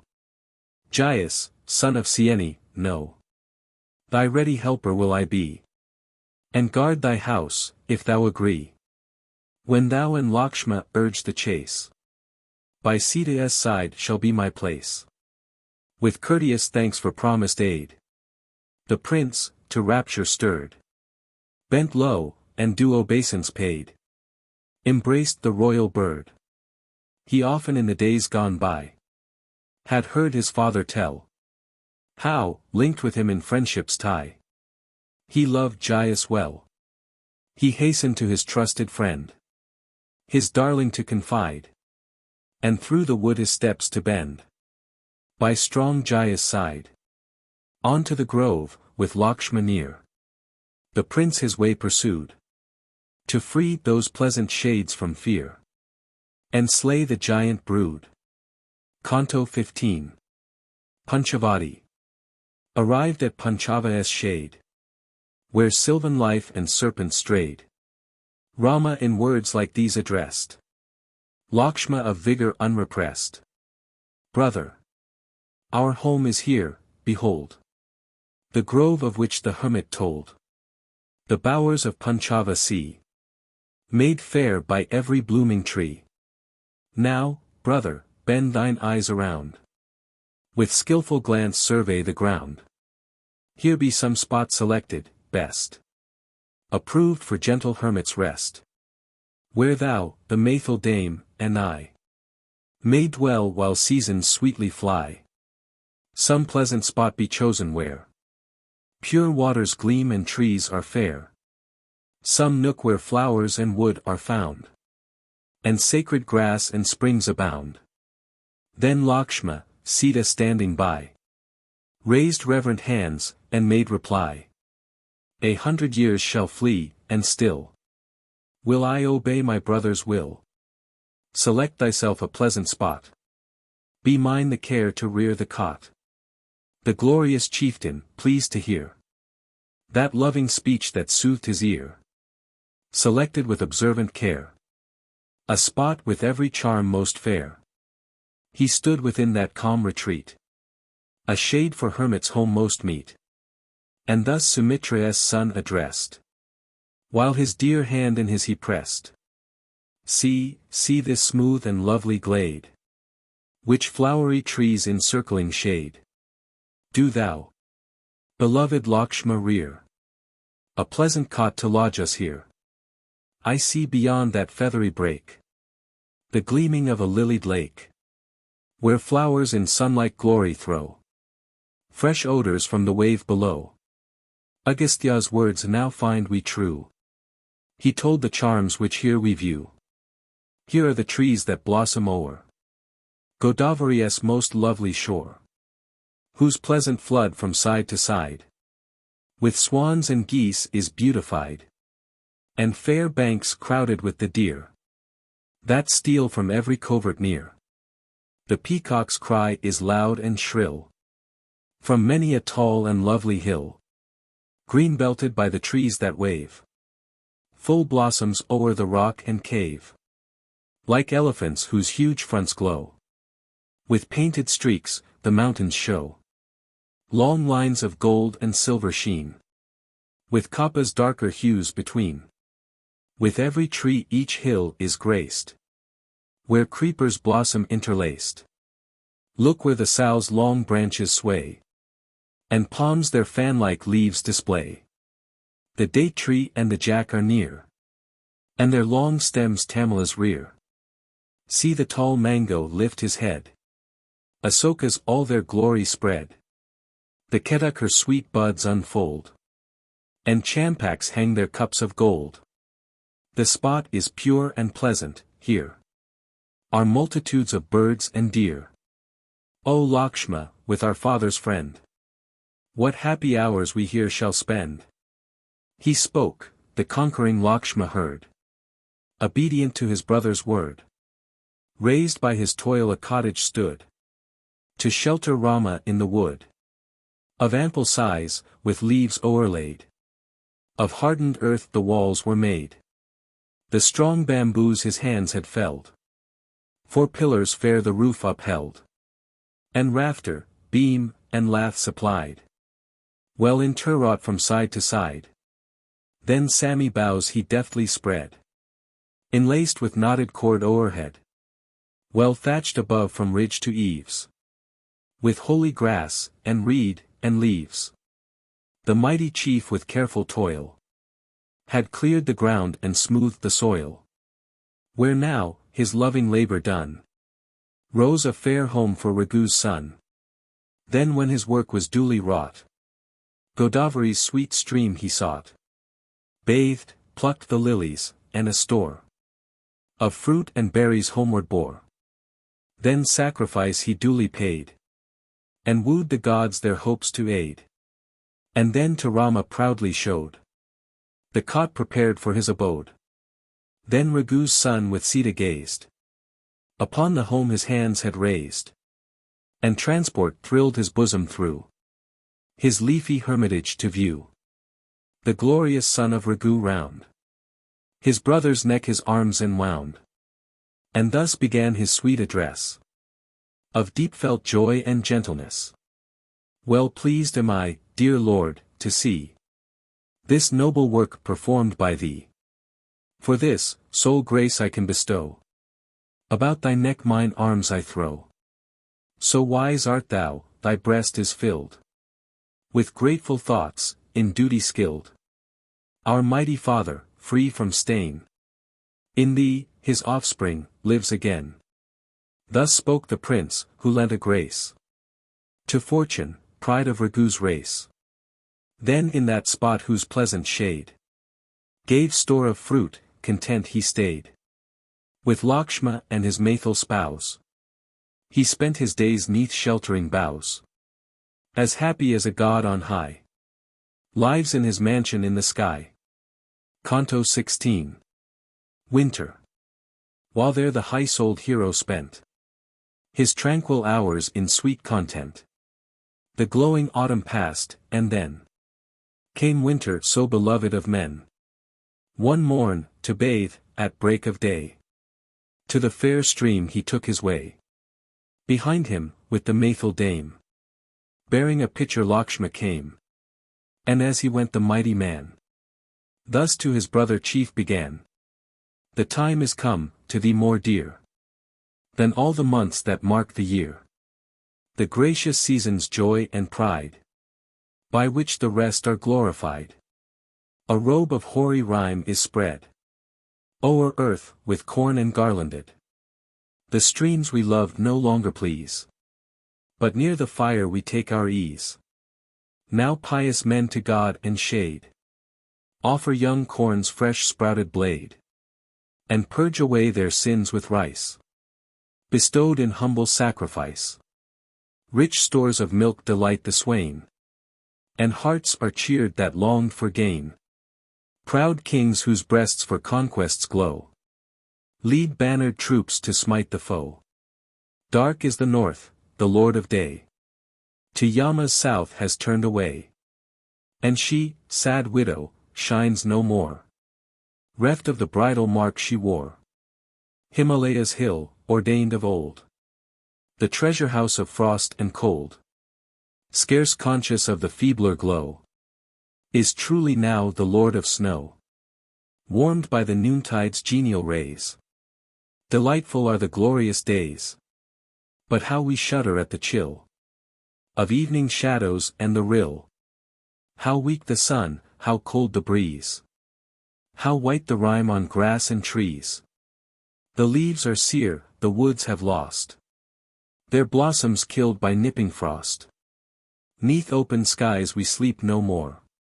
December's nights with rime are hoar. Their triple watch in length extends, with hours the shortened daylight lends. No more the moon's sun-borrowed rays are bright, involved in misty haze, as when upon the mirror's sheen the breath's obscuring cloud is seen.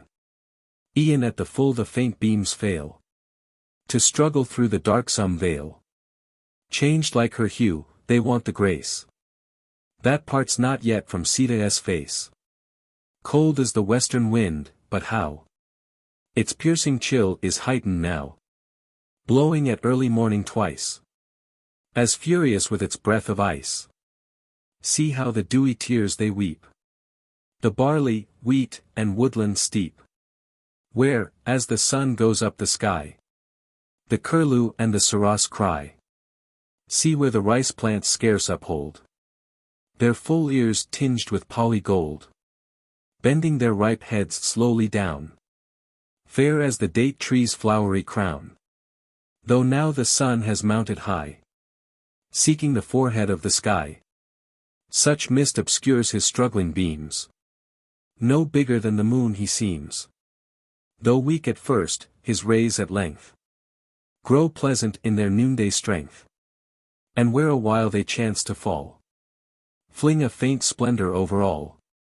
See, o'er the woods where grass is wet, with hoary drops that cling there yet, with soft light clothing earth and bough, there steals a tender glory now. Yon elephant who longs to drink, still standing on the river's brink, plucks back his trunk in shivering haste. From the cold wave he fain would taste. The very fowl that haunt the mere stand doubtful on the bank, and fear to dip them in the wintry wave, as cowards dread to meet the brave. The frost of night, the rime of dawn, bind flowerless trees and glades of lawn. Benumbed in apathetic chill of icy chains they slumber still. You hear the hidden sarus cry from floods that wrapped in vapor lie. And frosty shining sands reveal where the unnoticed rivers steal. The hoary rime of dewy night. And suns that glow with tempered light. Lend fresh cool flavors to the rill that sparkles from the topmost hill. The cold has killed the lily's pride. Leaf, filament, and flower have died. With chilling breath rude winds have blown. The withered stalk is left alone. At this gay time, O noblest chief, the faithful Bharat, worn by grief, lives in the royal town where he spends weary hours for love of thee. From titles, honor, kingly sway, from every joy he turns away. Couched on cold earth, his days are past, with scanty fare and hermit's fast. This moment from his humble bed, he lifts, perhaps, his weary head. And girt by many a follower goes to bathe where silver Sarju flows. How, when the frosty morn is dim, shall Sarju be a bath for him? Nursed with all love and tender care. So delicate and young and fair. How bright his hue, his brilliant eye, with the broad lotus leaf may vie. By fortune stamped for happy fate. His graceful form is tall and straight. In duty skilled, his words are truth. He proudly rules each lust of youth. Though his strong arm smites down the foe, in gentle speech his accents flow.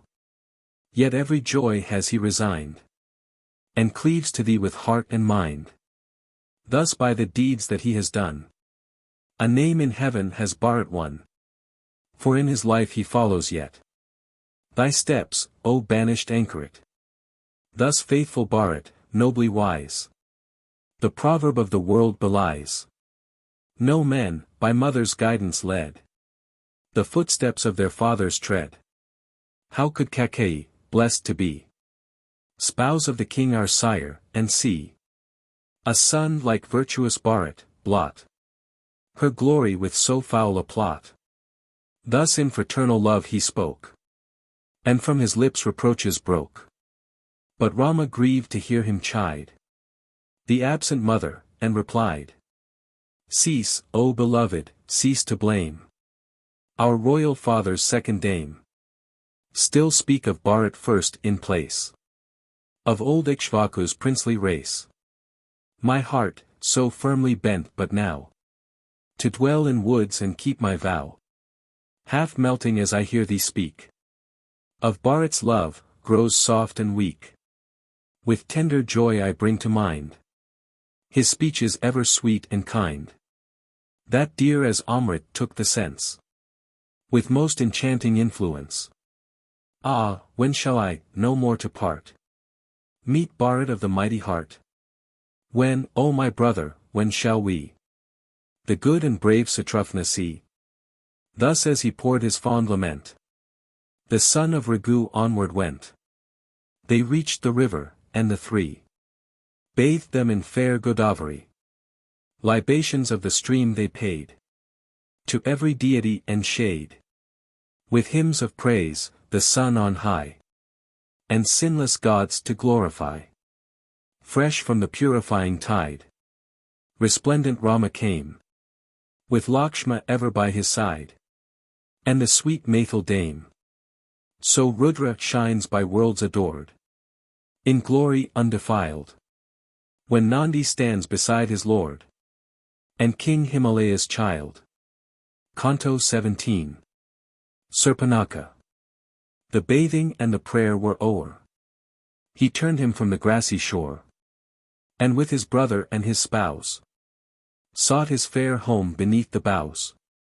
Sita and Lakshma by his side, onto his cot the hero hied, and after rites at morning dew, within the leafy shade withdrew. Then, honored by the devotees, as royal Rama sat at ease, with Sita near him, o'er his head a canopy of green boughs spread. He shone as shines the Lord of Night, by Chitra's side, his dear delight. With Lakshma there he sat and told sweet stories of the days of old, And as the pleasant time he spent, with heart upon each tale intent, a giantess, by fancy led, came wandering to his leafy shed. Fierce Rapak, her of yore, the 10-necked tyrant's mother bore, saw Rama with his noble mien, bright as the gods in heaven are seen, him from whose brow a glory gleamed, like lotus leaves his full eyes beamed, long-armed, of elephantine gait, with hair close coiled in hermit plait, in youthful vigor, nobly framed, by glorious marks a king proclaimed, like some bright lotus lustrous-hued, with young Kundarp's grace endued, as there like Indra's self he shone. She loved the youth she gazed upon, she grim of eye and foul of face, loved his sweet glance and forehead's grace. She of unlovely figure, him of stately form and shapely limb, she whose dim locks disordered hung, him whose bright hair on high brows clung, she whose fierce accents counselled fear, him whose soft tones were sweet to hear, she whose dire form with age was dried, him radiant in his youthful pride, she whose false lips maintained the wrong, him in the words of virtue strong, she cruel-hearted, stained with sin, him just in deed and pure within, she, hideous fiend, a thing to hate, him formed each eye to captivate. Fierce passion in her bosom woke, and thus to Raghu's son she spoke.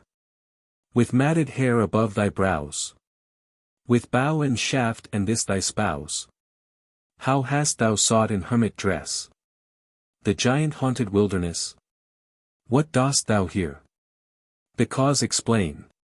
Why art thou come, and what to gain?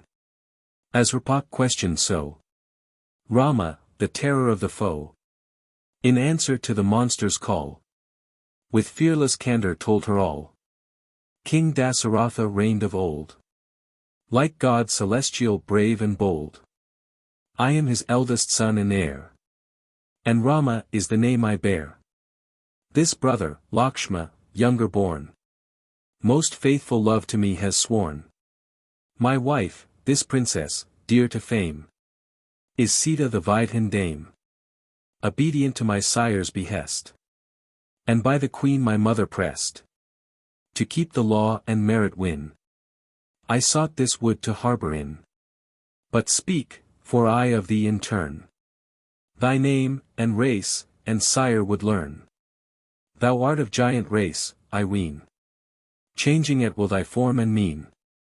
Speak truly, and the cause declare, that bids thee to these shades repair.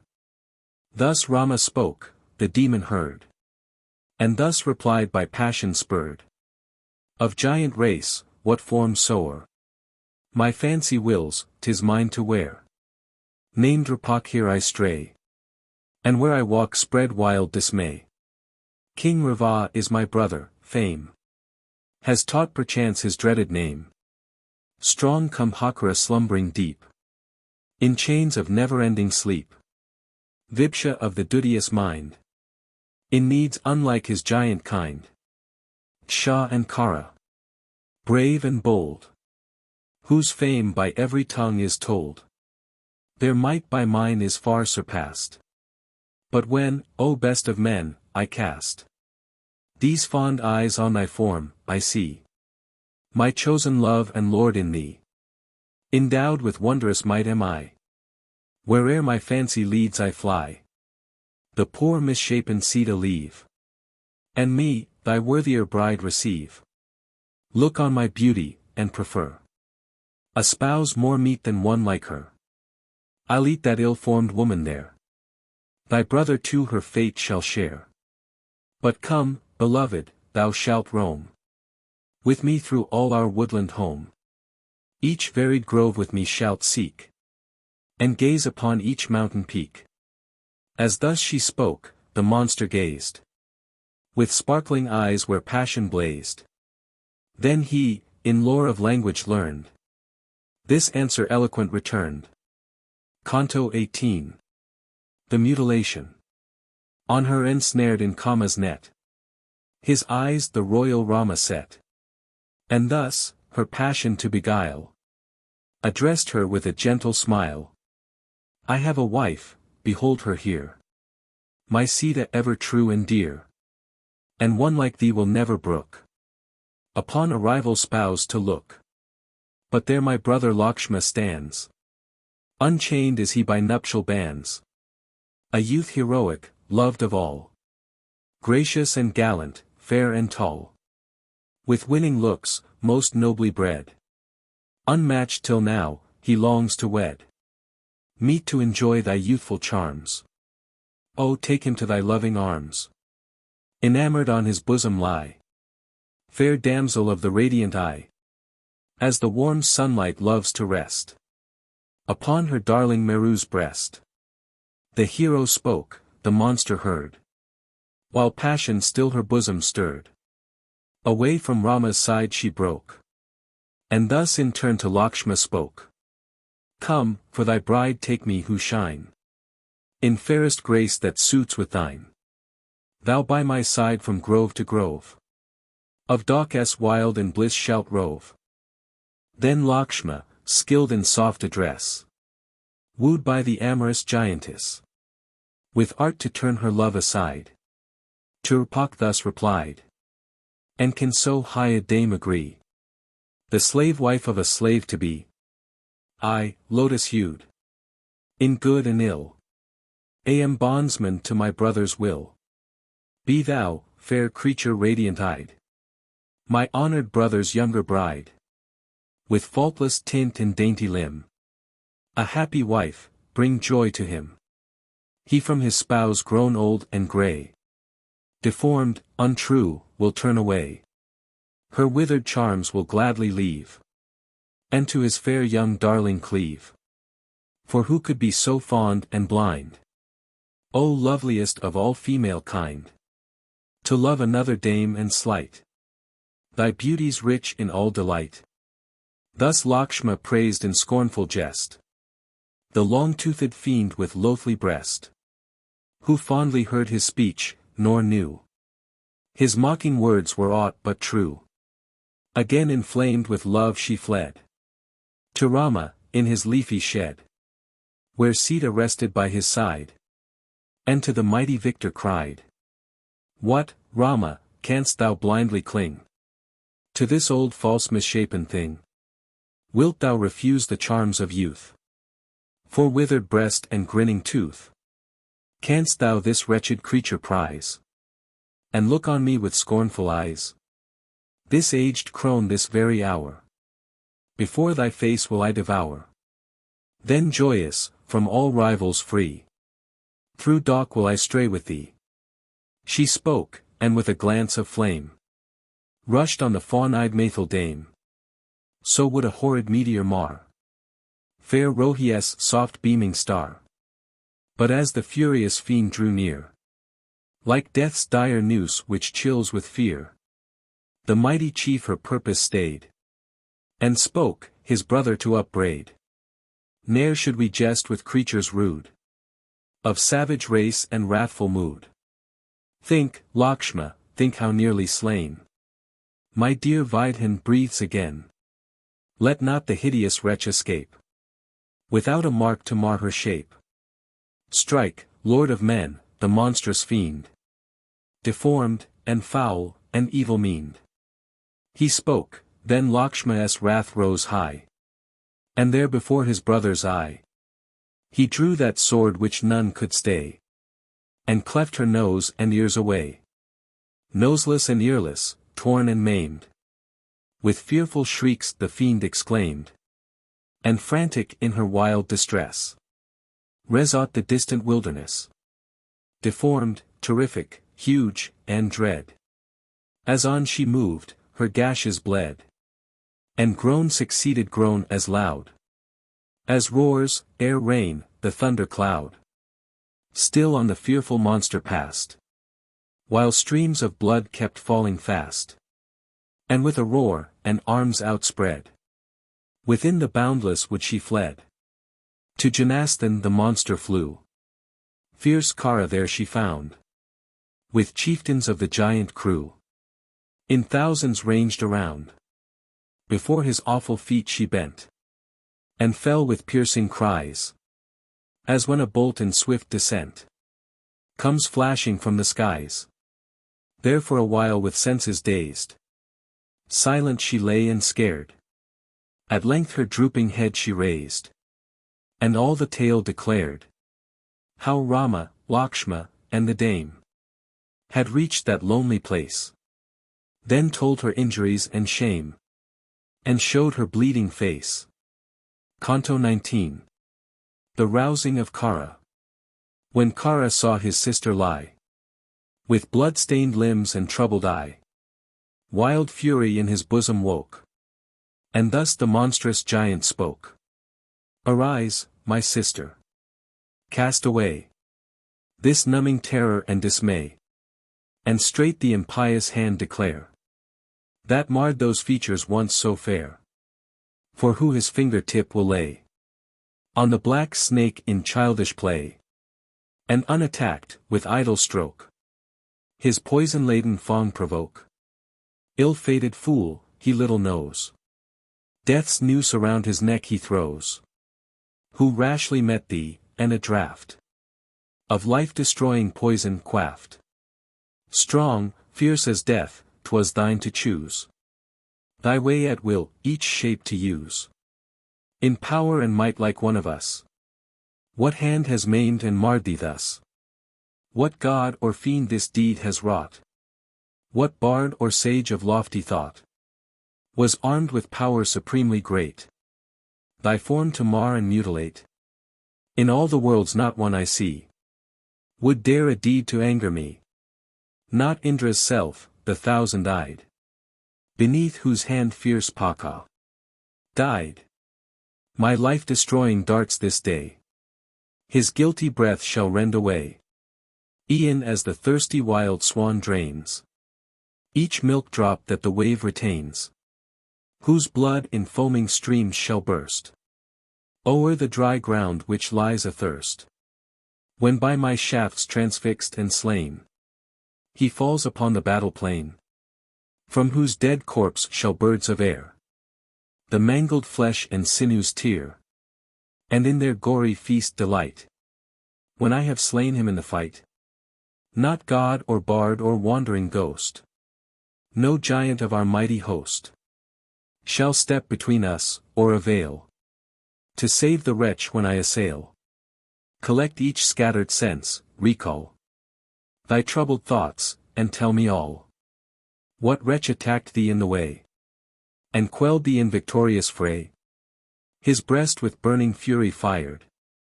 Thus Kara of the fiend inquired. And then with many a tear and sigh, thus Rapak made reply.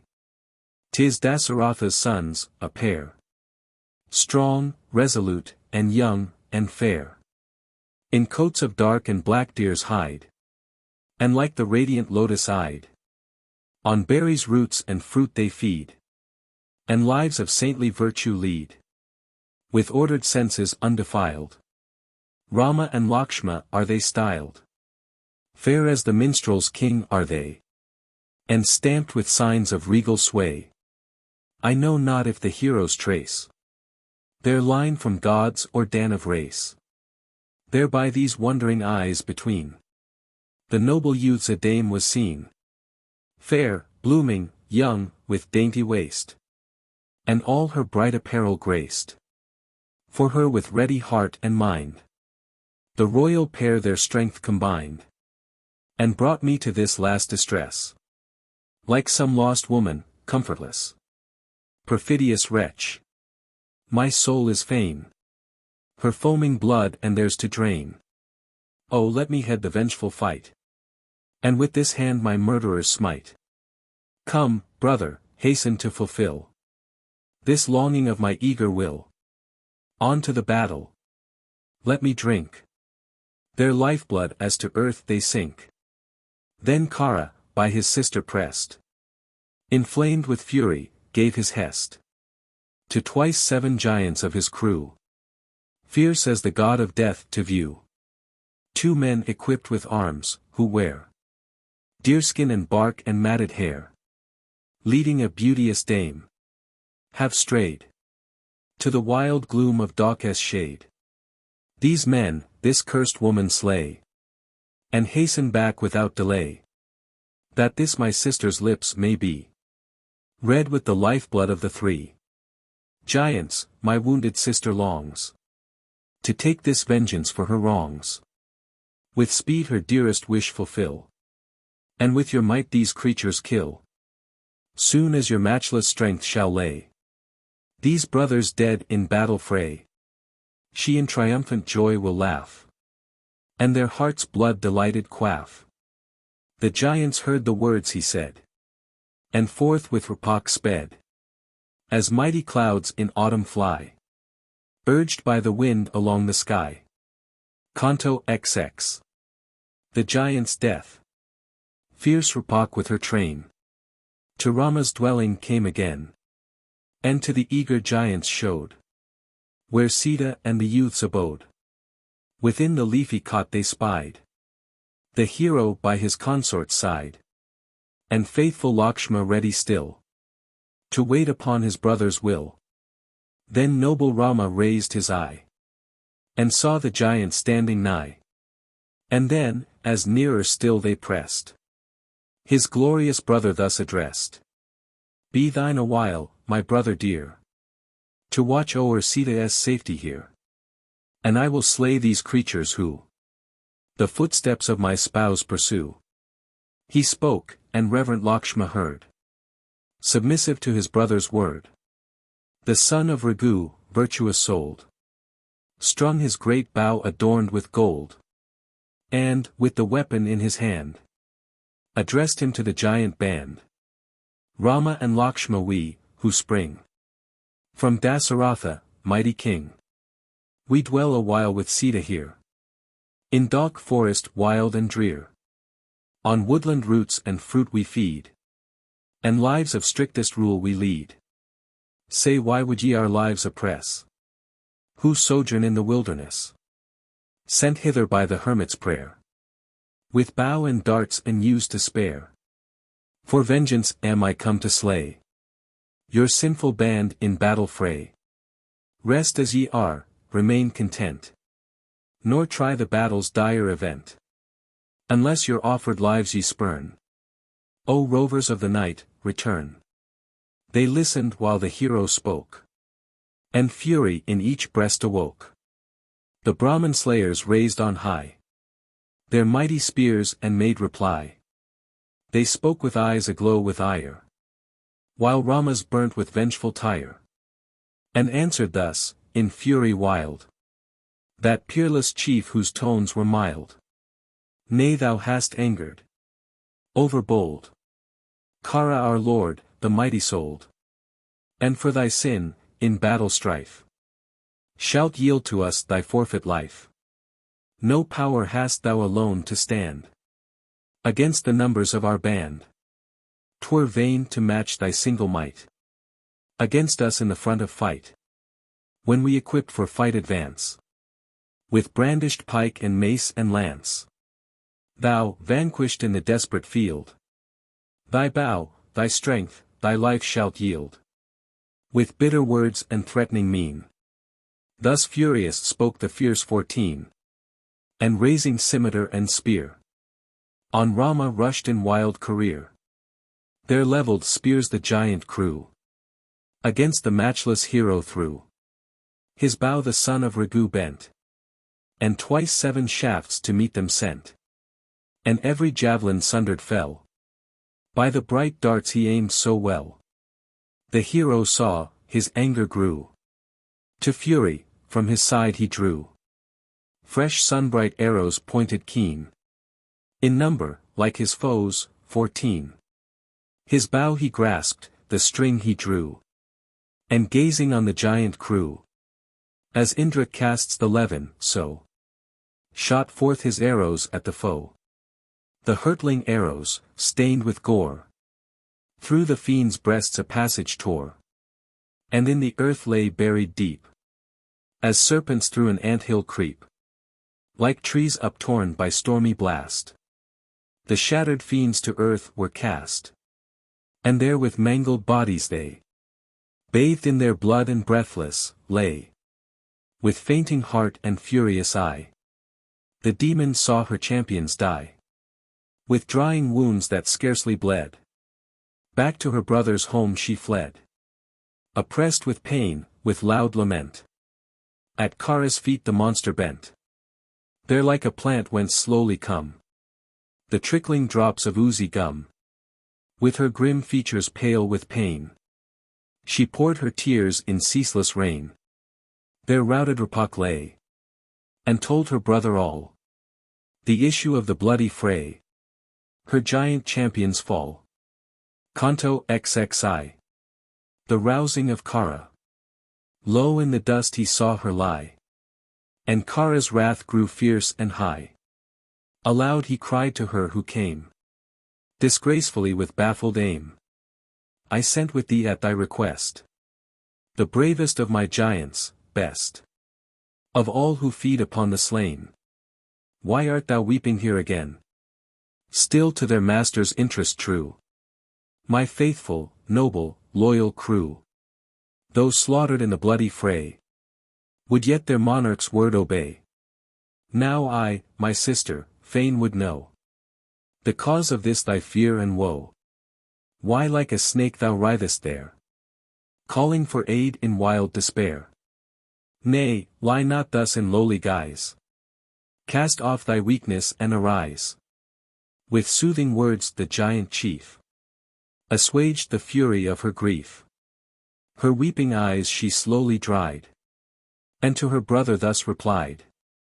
I sought thee in my shame and fear, with severed nose and mangled ear. My gashes like a river bled. I sought thee and was comforted. Those twice 7 giants, brave and strong, thou sentest to avenge the wrong, to lay the savage Rama low, and Lakshma who misused me so. But ah, the shafts of Rama through the bodies of my champions flew. Though madly fierce their spears they plied, beneath his conquering might they died. I saw them, famed for strength and speed. I saw my heroes fall and bleed. Great trembling seized my every limb at the great deed achieved by him. In trouble, horror, doubt, and dread, again to thee for help I fled. While terror haunts my troubled sight, I seek thee, rover of the night. And canst thou not thy sister free from this wide waste of troublous sea, whose sharks are doubt and terror, where each wreathing wave is dark despair? Low lie on earth thy giant train, by ruthless Rama's arrows slain, and all the mighty demons, fed on blood, who followed me are dead. Now if within thy breast may be pity for them and love for me, if thou, O rover of the night, have valor and with him can fight, subdue the giant's cruel foe, who dwells where Daucus thickets grow.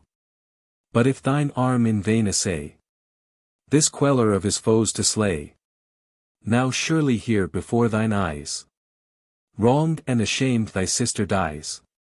Too well, alas, too well I see, that, strong in war as thou mayst be, thou canst not in the battle stand, when Rama meets thee hand to hand.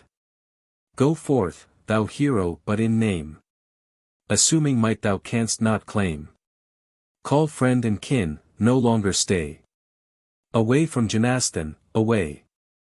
Shame of thy race, the weak alone beneath thine arm may sink o'erthrown. Fly Rama and his brother, they are men too strong for thee to slay. How canst thou hope, O weak and base, to make this grove thy dwelling place?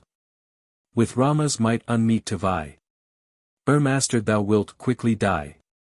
A hero strong in valorous deed is Rama, Dasaratha's seed, and scarce of weaker might than he. His brother chief who mangled me, thus wept and wailed in deep distress. The grim misshapen giantess, before her brother's feet she lay, o'erwhelmed with grief, and swooned away. Canto XXI. Kara's wrath. Roused by the taunting words she spoke, the mighty Kara's wrath awoke. And there, while giants girt him round, in these fierce words an utterance found. I cannot, peerless one, contain mine anger at this high disdain, galling as salt when sprinkled o'er the rawness of a bleeding sore. Rama in little count I hold, weak man whose days are quickly told. The caitiff with his life today, for all his evil deeds shall pay.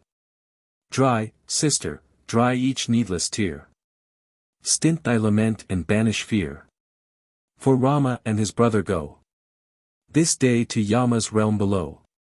My warrior's axe shall stretch him slain, ere set of sun, upon the plain.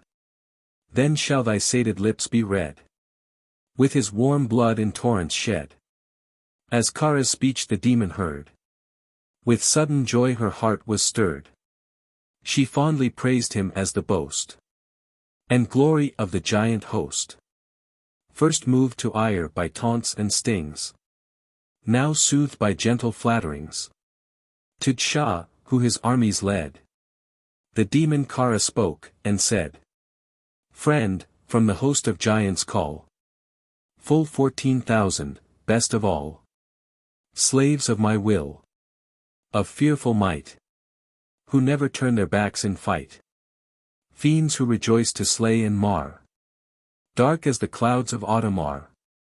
Make ready quickly, O my friend, my chariot and the bows I bend, my swords, my shafts of brilliant sheen, my divers' lances long and keen.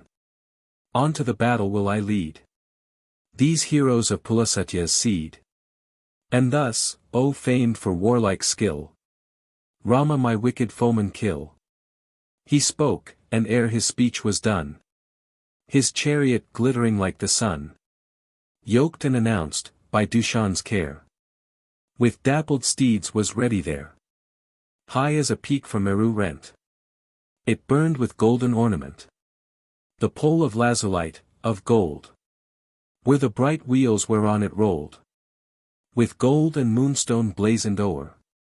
Fish, flowers, trees, rocks, the panels bore auspicious birds embossed thereon, and stars in costly emblem shone.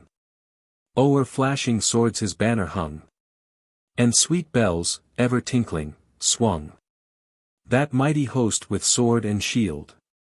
And or was ready for the field. And Kara saw, and Dushan cried, Forth to the fight, ye giants, ride. Then banners waved, and shield and sword flashed as the host obeyed its lord. From Janastan they sallied out, with eager speed, and din, and shout, armed with the mace for close attacks, the bill, the spear, the battle-axe, steel quoit and club that flashed afar, huge bow and sword and scimitar, the dart to pierce, the bolt to strike, the murderous bludgeon, lance, and pike. So forth from Janastan, intent on Kara's will, the monsters went. He saw their awful march, not far behind the host he drove his car, where of his master's will, to speed, the driver urged each gold-decked steed. Then forth the warriors' coursers sprang, and with tumultuous murmur rang each distant quarter of the sky, and realms that intermediate lie, high and more high within his breast. His pride triumphant rose, while terrible as death he pressed onward to slay his foes. More swiftly yet, as on they fled, he cried in thundering tones, loud as a cloud that overhead hails down a flood of stones. Canto XXI. The omens. As forth upon its errand went that huge ferocious armament, an awful cloud, in dust and gloom, with threatening thunders from its womb, poured in sad augury a flood of rushing water mixed with blood. The monarch's steeds, though strong and fleet, stumbled and fell, and yet their feet passed o'er the bed of flowers that lay fresh gathered on the royal way. No gleam of sunlight struggled through the somber pall of midnight hue, edged with a line of bloody red, like whirling torches overhead. A vulture, fierce, of mighty size, terrific with his cruel eyes, perched on the staff enriched with gold, whence hung the flag in many a fold. Each ravening bird, each beast of prey, where Jonasthon's wild thickets lay, rose with a long discordant cry, and gathered as the host went by. And from the south long, wild, and shrill, came spirit voices boding ill, like elephants in frantic mood. Vast clouds terrific, sable-hued, hid all the sky where'er they bore their load of water mixed with gore. Above, below, around were spread thick shades of darkness strange and dread, nor could the wilder glance descry a point or quarter of the sky. Then came o'er heaven a sanguine hue, though evening's flush not yet was due, while each ill-omened bird that flies assailed the king with harshest cries. There screamed the vulture and the crane, and the loud jackal shrieked again, each hideous thing that bodes aright disaster in the coming fight. With gaping mouth that hissed and flamed, the ruin of the host proclaimed. Eclipse untimely reft away the brightness of the Lord of Day, and near his side was seen to glow a mace-like comet boding woe. Then while the sun was lost to view, a mighty wind arose and blew, and stars like fireflies shed their light, nor waited for the distant night. The lilies drooped, the brooks were dried, the fish and birds that swam them died, and every tree that was so fair with flower and fruit was stripped and bare. The wild wind ceased, yet, raised on high, dark clouds of dust involved the sky. In doleful twitter long sustained, the restless sarikas complained. And from the heavens with flash and flame, terrific meteors roaring came. Earth to her deep foundation shook, with rock and tree and plain and brook. As Kara with triumphant shout, borne in his chariot, sallied out.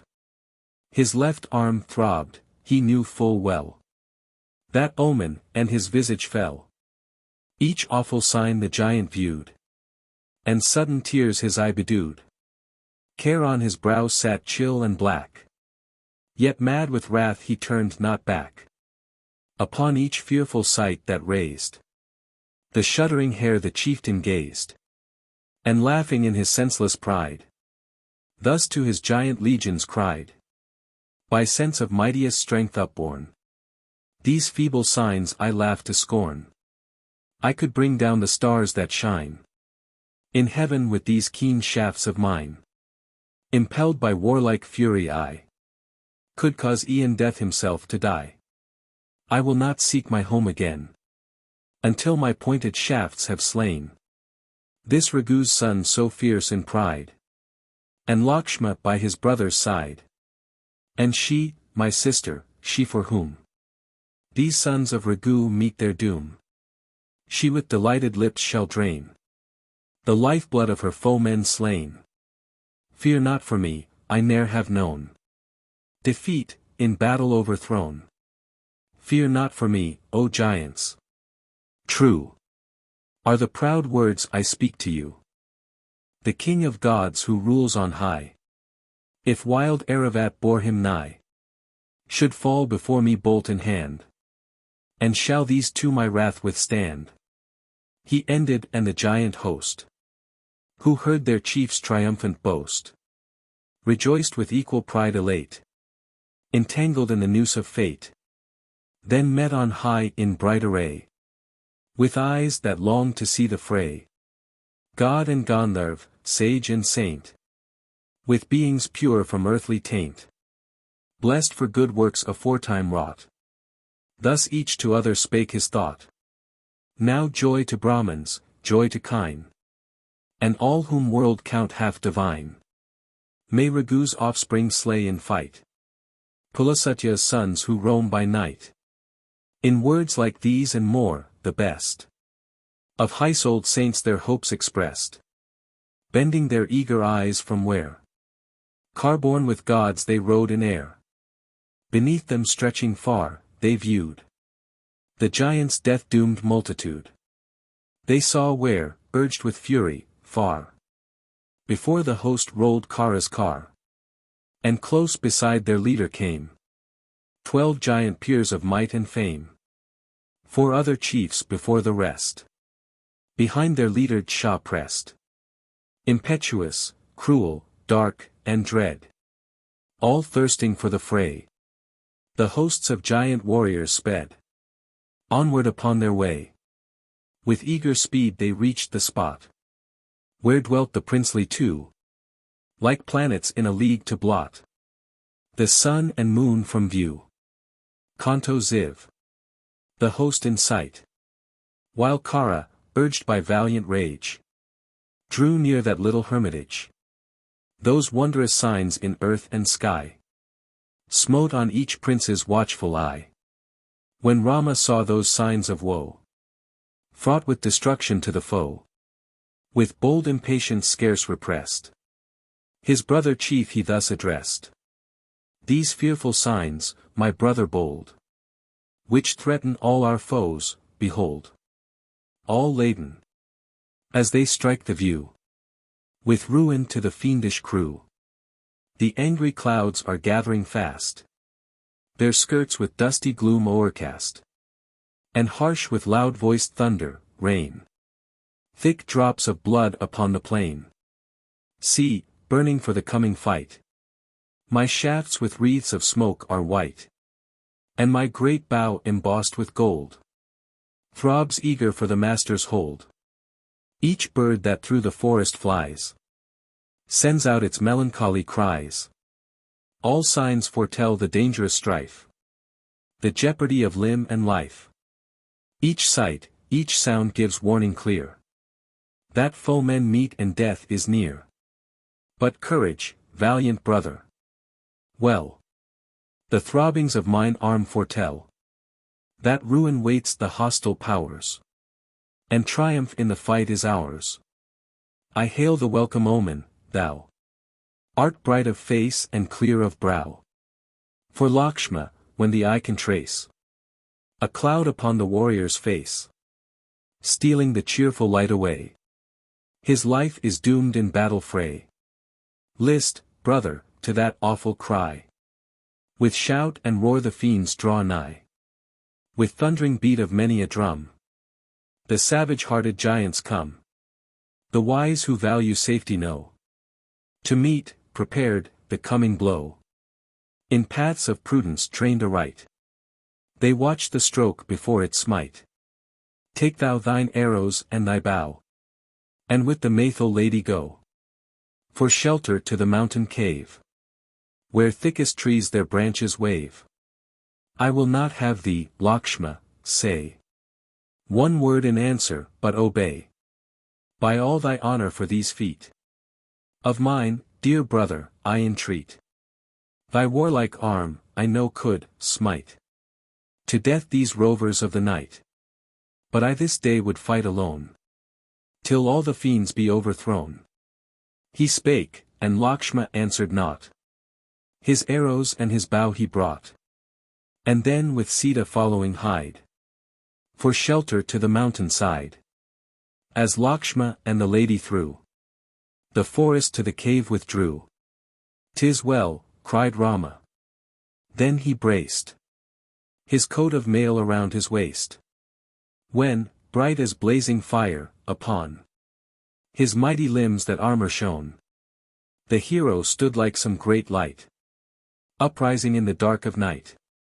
His dreadful shafts were by his side, his trusty bow he bent and plied. Prepared he stood, the bowstring rang, filling the welkin with the clang. The high-souled gods together drew the wonder of the fight to view. The saints made free from spot and stain, and bright Gandharv's heavenly train Each glorious sage the assembly sought. Each saint divine of loftiest thought. And filled with zeal for Rama's sake. Thus they whose deeds were holy spake. Now be it well with Brahmins, now. Well with the worlds and every cow. Let Rama in the deadly fray. The fiends who walk in darkness slay. As he who bears the discus slew. The chieftains of the Asur crew. Then each with anxious glances viewed his fellow and his speech renewed. There twice 7,000 giants stand. With impious heart and cruel hand. Here Rama stands, by virtue known. How can the hero fight alone?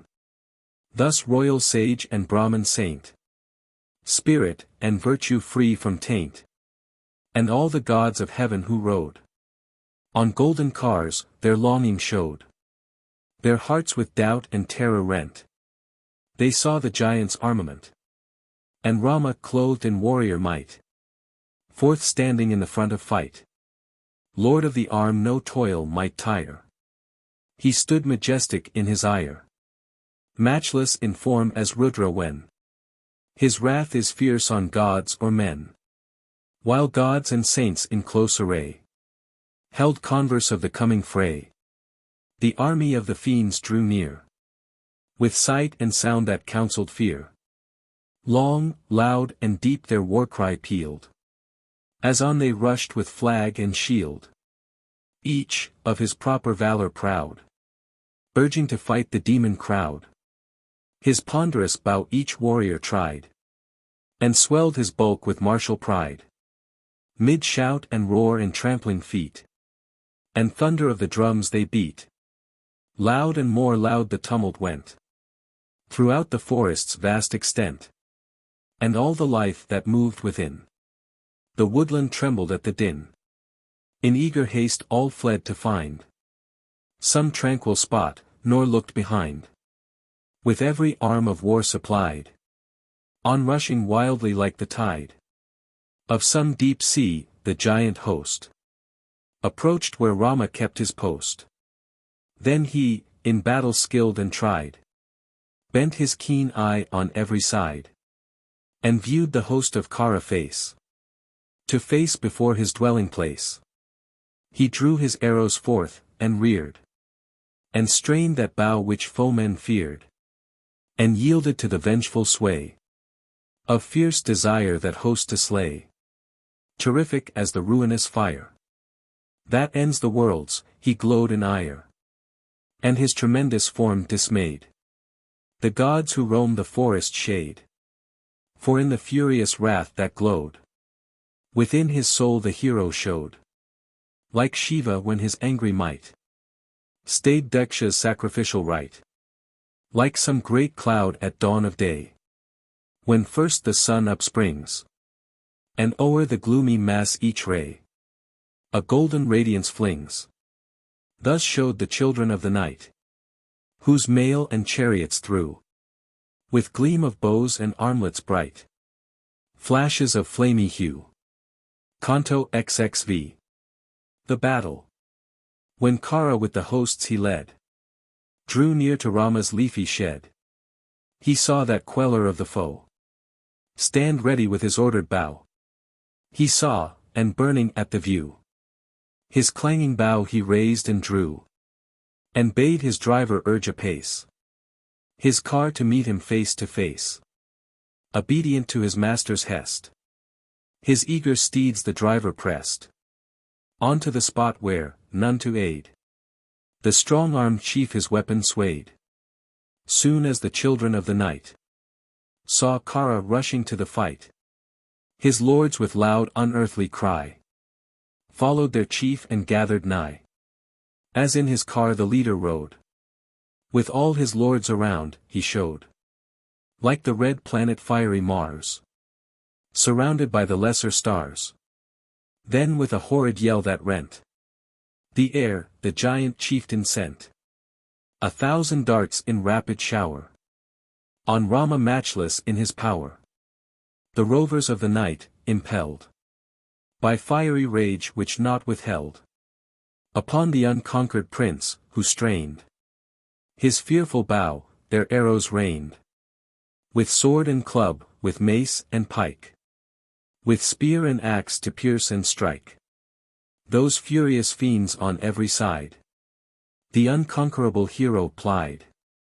The giant legions huge and strong. Like clouds the tempest drives along. Rushed upon Rama with the speed of whirling car, and mounted steed. And hill-like elephant, to slay the matchless prince in battle fray. Then upon Rama thick and fast the rain of mortal steel they cast. As laboring clouds their torrents shed upon the mountain monarch's head. As near and nearer round him drew the warriors of the giant crew. He showed like Shiva girt by all his spirits when night's shadows fall. As the great deep receives each rill and river rushing from the hill. He bore that flood of darts, and broke with well-aimed shaft each murderous stroke. By stress of arrowy storm assailed. And wounded sore, he never failed. Like some high mountain which defies the red bolts flashing from the skies. With ruddy streams each limb was dyed. From gaping wounds in breast and side. Showing the hero like the sun. Mid crimson clouds ere day is done. Then, at that sight of terror, faint grew God, Gandharv, sage, and saint. Trembling to see the prince oppose his single might to myriad foes. But waxing wroth, with force unspent, he strained his bow to utmost bent. And forth his arrows keen and true. In hundreds, yea in thousands flew. Shafts none could ward, and none endure.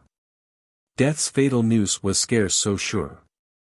As, 'twere in playful ease he shot his gilded shafts, and rested not. With swiftest flight and truest aim. Upon the giant hosts they came. Each smote, each stayed a foeman's breath. As fatal as the coil of death. Each arrow through a giant tore a passage, and besmeared with gore. Pursued its onward way and through the air with flamy brilliance flew. Unnumbered were the arrows sent from the great bow which Rama bent. And every shaft with iron head the lifeblood of a giant shed. Their pennant bows were cleft, nor mail nor shield of hide could aught avail.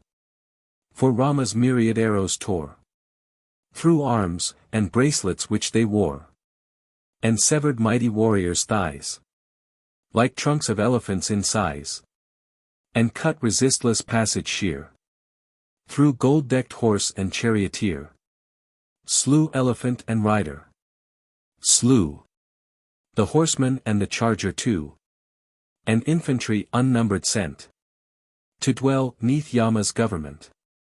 Then rose on high a fearful yell of rovers of the night, who fell beneath that iron torrent, sore wounded by shafts that rent and tore. So mangled by the ceaseless storm of shafts of every kind and form. Such joy they found, as forests feel when scorched by flame, from Rama's steel. The mightiest still the fight maintained. And furious upon Rama reigned. Dart, arrow, spear, with wild attacks. Of mace, and club, and battle-axe. But the great chief, unconquered yet. Their weapons with his arrows met. Which severed many a giant's head. And all the plain with corpses spread. With sundered bow and shattered shield. Headless they sank upon the field. As the tall trees, that felt the blast of Garu's wing, to earth were cast. The giants left unslaughtered there. Were filled with terror and despair. And to their leader Kara fled. Faint, wounded, and discomfited. These fiery Shah strove to cheer. And poised his bow to calm their fear. Then fierce as he who rules the dead. When wroth, on angered Rama sped. By Shah cheered, the demons cast their dread aside and rallied fast. With sowls, rocks, palm trees in their hands. With nooses, maces, pikes, and brands. Again upon the godlike man. The mighty fiends infuriate ran. These casting rocks like hail. And these. A whelming shower of leafy trees. Wild, wondrous fight, the eye to scare. And raise on end each shuddering hair. As with the fiends who loved to rove. By night heroic Rama strove. The giants in their fury plied. Rama with darts on every side. Then, by the gathering demons pressed. From north and south and east and west. By showers of deadly darts assailed. From every quarter fiercely hailed. Girt by the foes who swarmed around. He raised a mighty shout whose sound struck terror on the giant crew. His great Gandharv arrow flew. 1,000 mortal shafts were rained. From the orbed bow the hero strained. Till east and west and south and north were filled with arrows volleyed forth. They heard the fearful shout, they saw his mighty hand the bowstring draw. Yet could no wounded giant's eye see the swift storm of arrows fly. Still firm the warrior stood and cast his deadly missiles thick and fast. Dark grew the air with arrowy hail, which hid the sun as with a veil.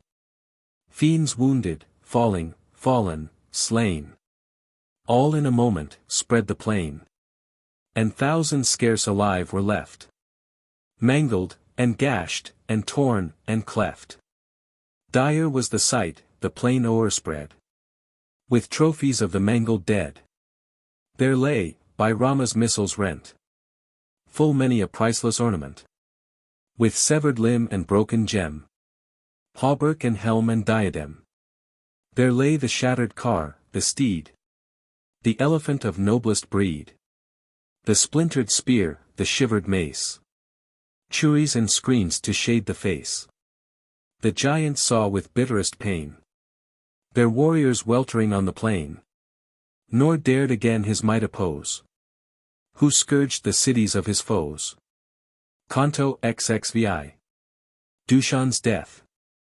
When Shah saw his giant band slaughtered by Rama's conquering hand, he called 5,000 fiends, and gave his orders. Bravest of the brave. Invincible, of furious might. Ne'er had they turned their backs in flight. They, as their leader bade them seize spears, swords, and clubs, and rocks, and trees. Poured on the dauntless prince again a ceaseless shower of deadly rain. The virtuous Rama, undismayed, their missiles with his arrows stayed. And weakened, ere it fell, the shock of that dire hail of tree and rock. And like a bull with eyelids closed, the pelting of the storm opposed. Then blazed his ire, he longed to smite to earth the rovers of the night. The wrath that o'er his spirit came clothed him with splendor as of flame. While showers of mortal darts he poured, fierce on the giants and their lord. Shah, the foeman's dusky dread, by frenzied rage inspirited, on Raghu's son his missiles cast, like Indra's bolts which rend and blast. But Rama with a trenchant dart cleft Shah's ponderous bow apart. And then the gold-decked steeds who drew the chariot with 4 shafts he slew. One crescent dart he aimed which shred clean from his neck the driver's head. 3 more with deadly skill addressed stood quivering in the giant's breast. Hurled from his car, steeds, driver slain. The bow he trusted cleft in twain. He seized his mace, strong, heavy, dread, high as a mountain's towering head, with plates of gold adorned and bound. Embattled gods it crushed and ground. Its iron spikes yet bore the stains of mangled foemen's blood and brains. Its heavy mass of jagged steel was like a thunderbolt to feel. It shattered, as on foes it fell, the city where the senses dwell. Fierce Shah seized that ponderous mace, like monstrous form of serpent race, and all his savage soul aglow with fury, rushed upon the foe.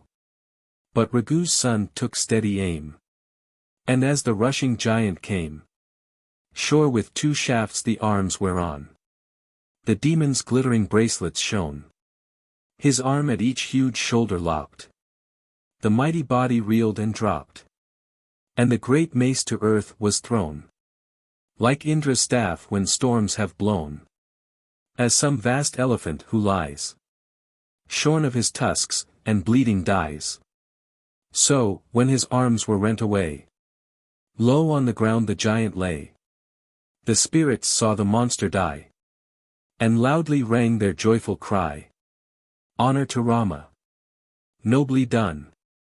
Well hast thou fought, Kakutstha's son! But the great 3, the host who led, enraged to see their chieftain dead, as though death's toils were round them cast, rushed upon Rama fierce and fast. Mahakapala seized, to strike his foeman down, a ponderous pike. Stalaksha charged with spear to fling, Pramathi with his axe to swing. When Rama saw, with keen darts he received the onset of the 3, as calm as though he hailed a guest, in each, who came for shade and rest. Mahakapala's monstrous head fell with the trenchant dart he sped, his good right hand in battle skilled, Stalaksha's eyes with arrows filled, and trusting still his ready bow, he laid the fierce Pramathi low, who sank as some tall tree falls down, with bough and branch and leafy crown. Then with 5,000 shafts he slew the rest of Kshaya's giant crew. 5,000 demons, torn and rent, to Yama's gloomy realm he sent. When Kara knew the fate of all the giant band and Kshaya's fall, he called the mighty chiefs who led his army, and in fury said, Now Ksha and his armed train lie prostrate on the battle plain. Lead forth an army mightier still, Rama this wretched man, to kill. Fight ye with darts of every shape, nor let him from your wrath escape. Thus spoke the fiend, by rage impelled, and straight his course toward Rama held. With Sayanagami and the rest of his 12 chiefs he onward pressed, and every giant as he went a storm of well-wrought arrows sent. Then with his pointed shafts that came with gold and diamond bright as flame, dead to the earth the hero threw the remnant of the demon crew. Those shafts with feathers bright as gold, like flames which wreaths of smoke enfold, smote down the fiends like tall trees rent by red bolts from the firmament. 100 shafts he pointed well, by their keen barbs 100 fell, 1,000, and 1,000 more in battle's front lay drenched in gore, of all defense and guard bereft, with sundered bows and harness cleft, their bodies red with bloody stain, fell the night rovers on the plain, which, covered with the loosened hair of bleeding giants prostrate there, like some great altar showed, arrayed for holy rites with grass o'erlaid. The darksome wood, each glade and dell, where the wild demons fought and fell, was like an awful hell whose floor is thick with mire and flesh and gore. Thus twice 7,000 fiends, a band, with impious heart and bloody hand, by Ragu's son were overthrown. A man, on foot, and all alone, of all who met on that fierce day, Kara, great chief, survived the fray, the monster of the triple head, and Ragu's son, the foeman's dread. The other demon warriors, all skillful and brave and strong and tall, in front of battle, side by side, struck down by Lakshmaya's brother died. When Kara saw the host he led triumphant forth to fight, stretched on the earth, all smitten dead by Rama's nobler might. Upon his foe he fiercely glared, and drove against him fast. Like Indra when his arm is bared, his thundering bolt to cast. Canto XXVI. The death of Tresiras. But Tresiras, a chieftain dread, marked Kara as he onward sped, and met his car and cried, to stay the giant from the purposed fray. Mine be the charge, let me attack, and turn thee from the contest back. Let me go forth, and thou shalt see the strong-armed Rama slain by me. True are the words I speak, my lord.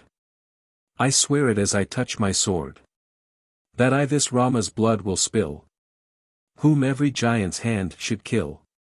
This Rama will I slay, or he in battle fray shall conquer me. Restrain thy spirit, check thy car, and view the combat from afar. Thou, joying o'er the prostrate foe, to Janastan again shalt go. Or, if I fall in battle's chance, against my conqueror advance. Thus Tresiras for death who yearned, and Kara from the conflict turned. Go forth to battle, Kara cried, and toward his foe the giant hied.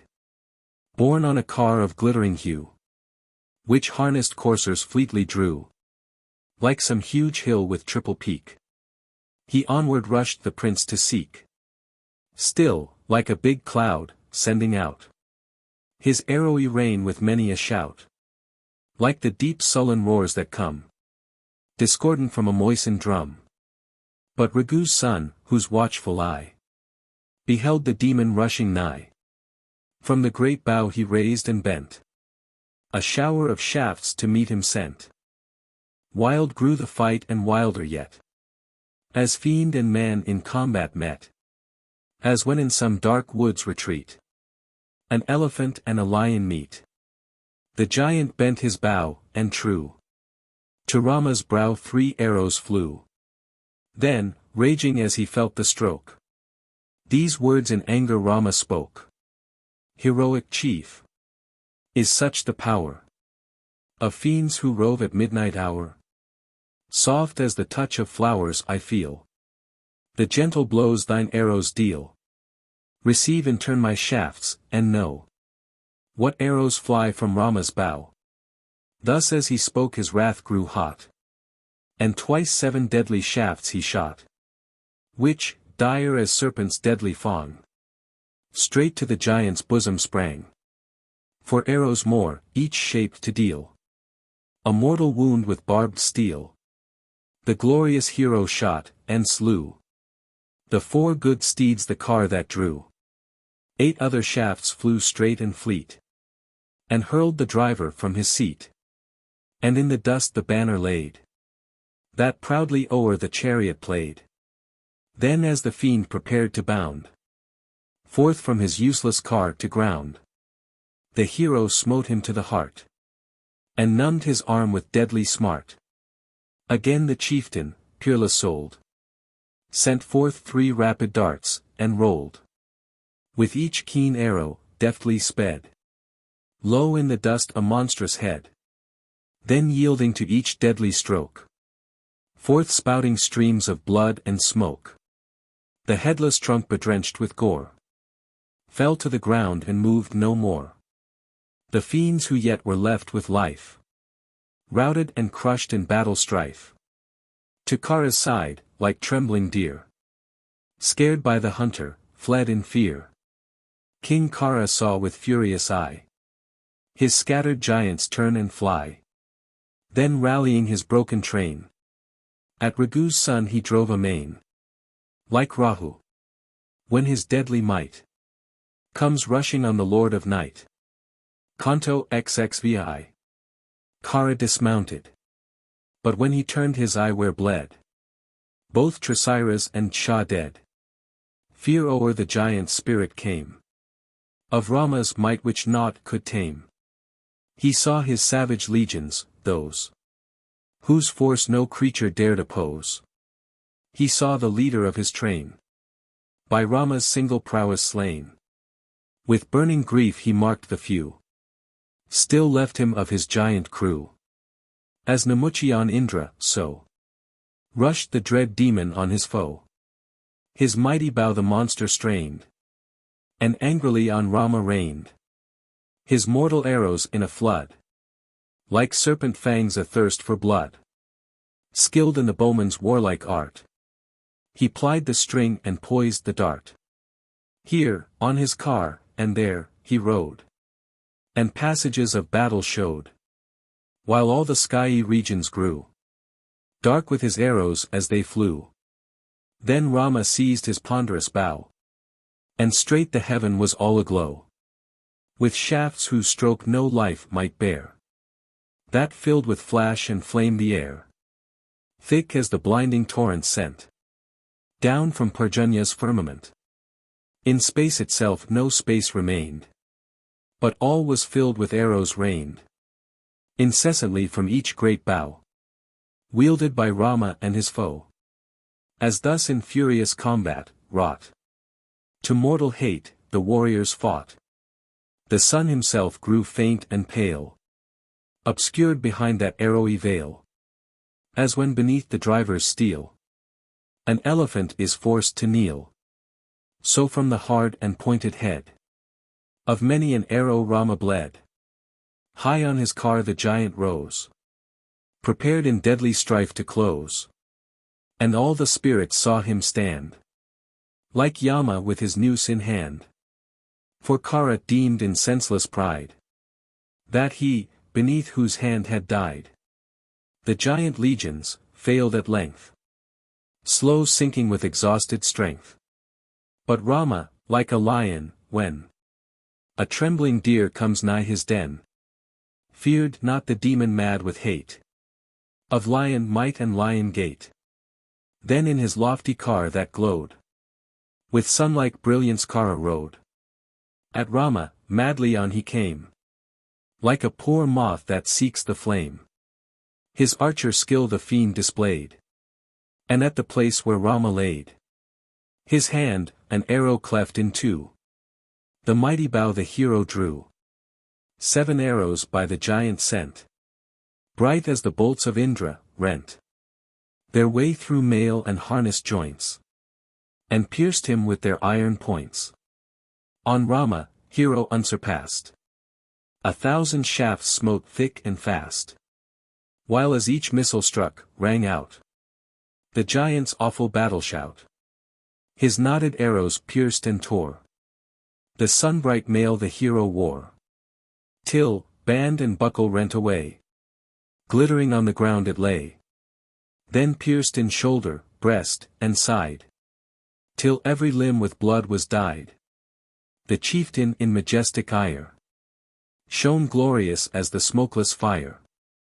Then loud and long the war cry rose of Rama, terror of his foes, as, on the giant's death intent, a ponderous bow he strung and bent. Lord Vishu's own, of wondrous size, Agastya gave the heavenly prize. Then rushing on the demon foe, he raised on high that mighty bow, and with his well-wrought shafts, whereon bright gold between the feathers shone, he struck the pennon fluttering o'er the chariot, and it waved no more. That glorious flag whose every fold was rich with blazonry and gold, fell as the sun himself by all the gods' decree might earthward fall. From wrathful Kara's hand, whose art well knew each vulnerable part, for keenly piercing arrows flew, and blood in Rama's bosom drew, with every limb distained with gore, from deadly shafts which rent and tore, from Kara's clanging bowstring shots.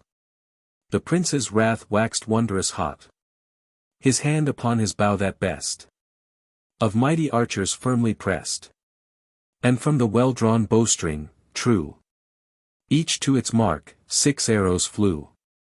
1 quivered in the giant's head, with 2 his brawny shoulders bled. 3, with the crescent heads they bore, deep in his breast a passage tore. 13, to which the stone had lent the keenest point, were swiftly sent on the fierce giant, every one destructive, gleaming like the sun. With 4 the dappled steeds he slew. 1 cleft the chariot yoke in 2. 1, in the heat of battle sped, smote from the neck the driver's head. The poles were rent apart by 3. 2 broke the splintered axle-tree.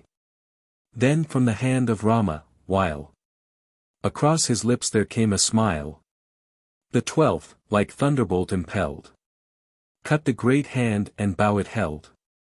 Then, scarce by Indra's self surpassed, he pierced the giant with the last.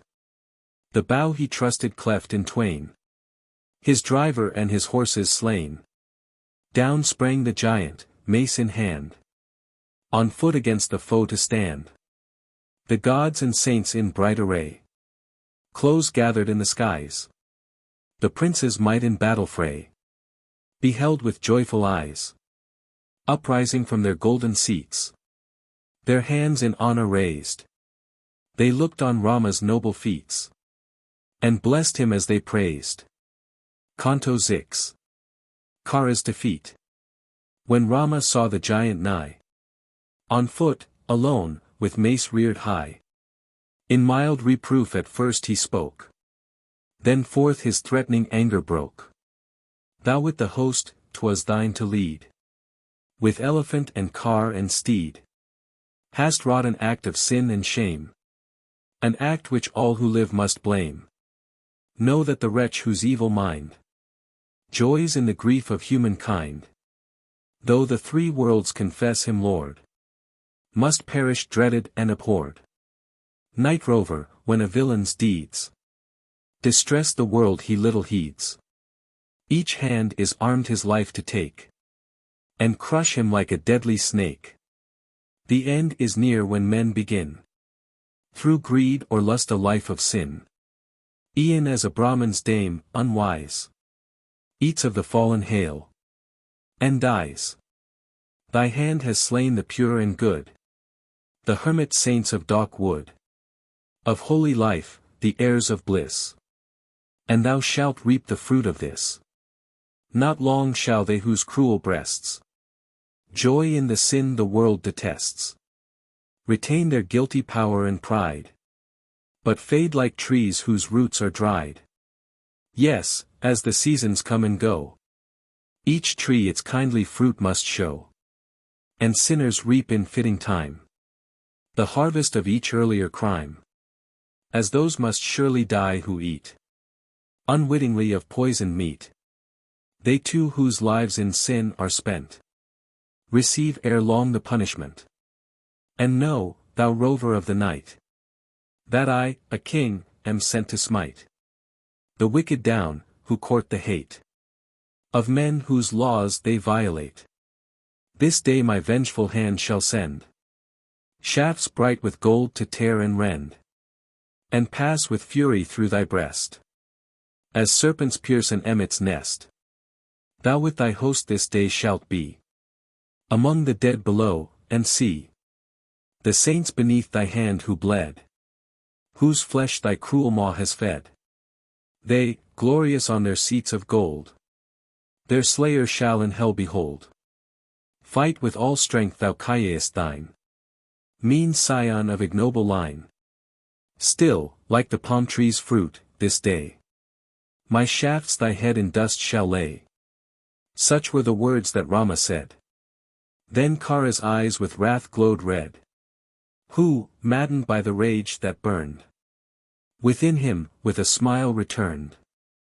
Thou Dasaratha's son, hast slain the meaner giants of my train, and canst thou idly vaunt thy might, and claim the praise not thine by right?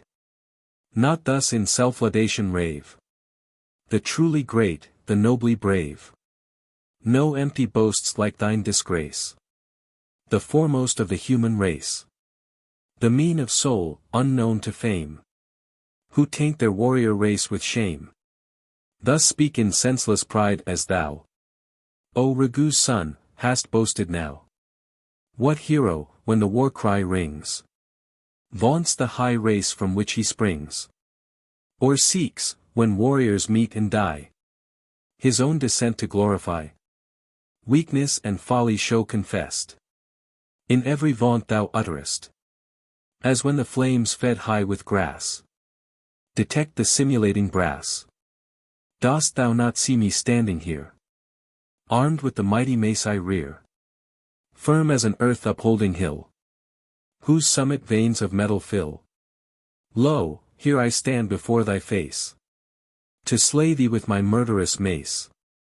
As death, the universal Lord, stands threatening with his fatal cord. Enough of this. Much more remains. That should be said, but time constrains. Ere to his rest the sun descend, and shades of night the combat end. The twice 7,000 of my band, who fell beneath thy bloody hand, shall have their tears all wiped away, and triumph in thy fall today. He spoke, and loosing from his hold, his mighty mace ringed round with gold, like some red bolt alive with fire, hurled it at Rāmā, mad with ire. The ponderous mace which Kāra threw sent fiery flashes as it flew. Trees, shrubs were scorched beneath the blast, as onward to its aim it passed. But Rāmā, watching as it sped, dire as his noose who rules the dead, cleft it with arrows as it came, on rushing with a hiss and flame. Its fury spent and burnt away. Harmless upon the ground it lay, like a great snake in furious mood, by herbs of numbing power subdued. Canto XXX.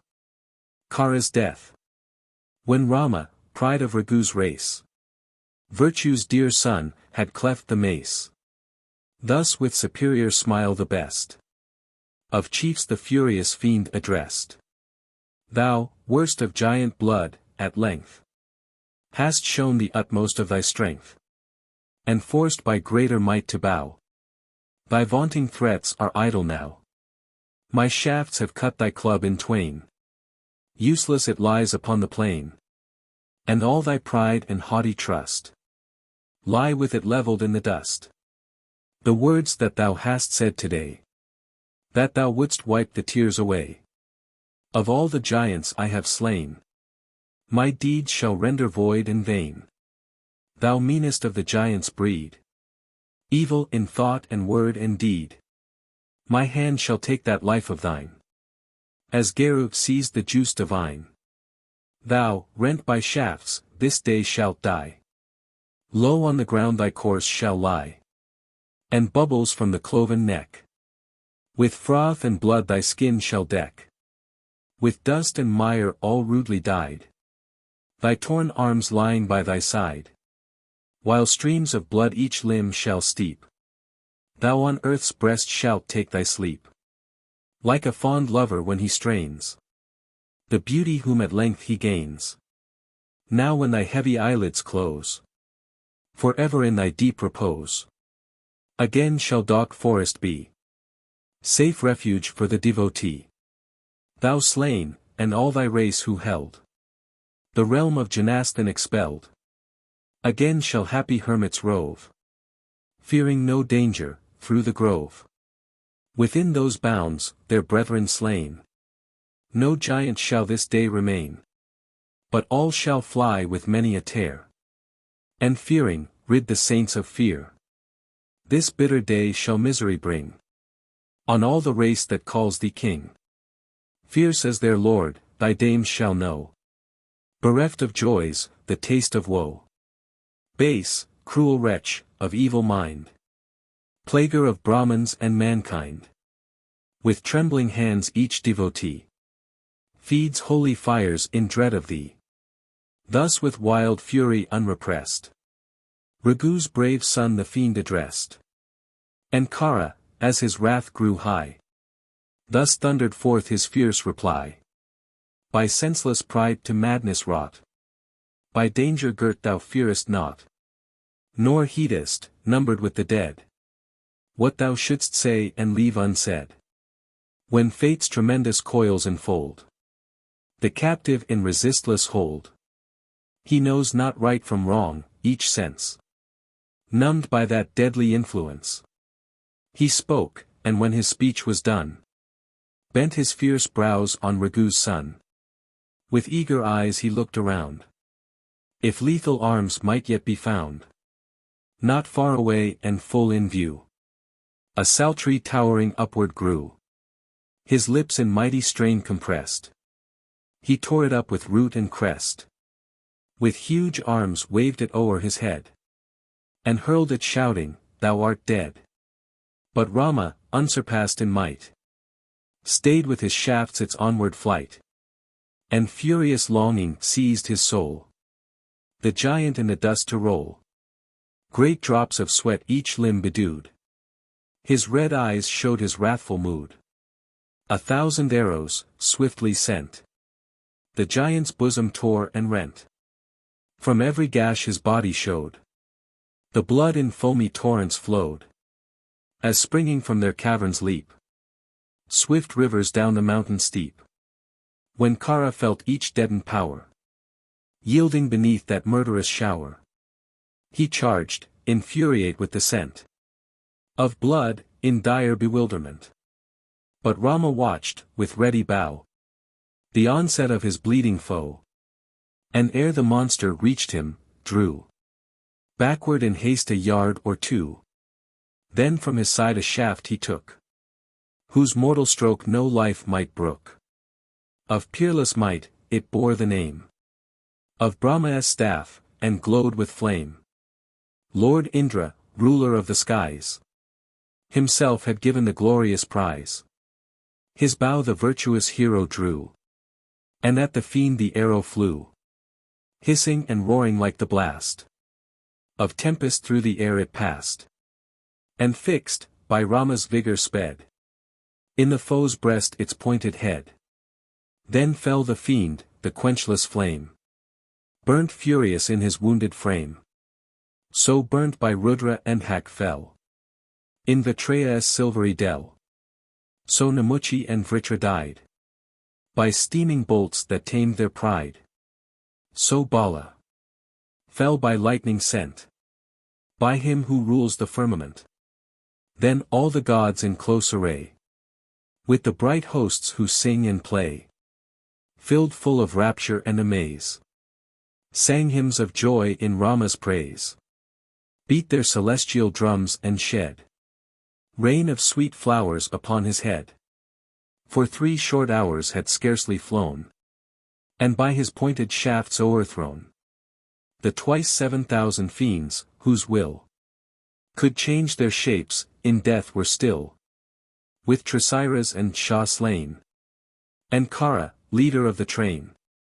O wondrous deed, the bards began, the noblest deed of virtuous man, heroic strength that stood alone, and firmness e'en as Vishu's own.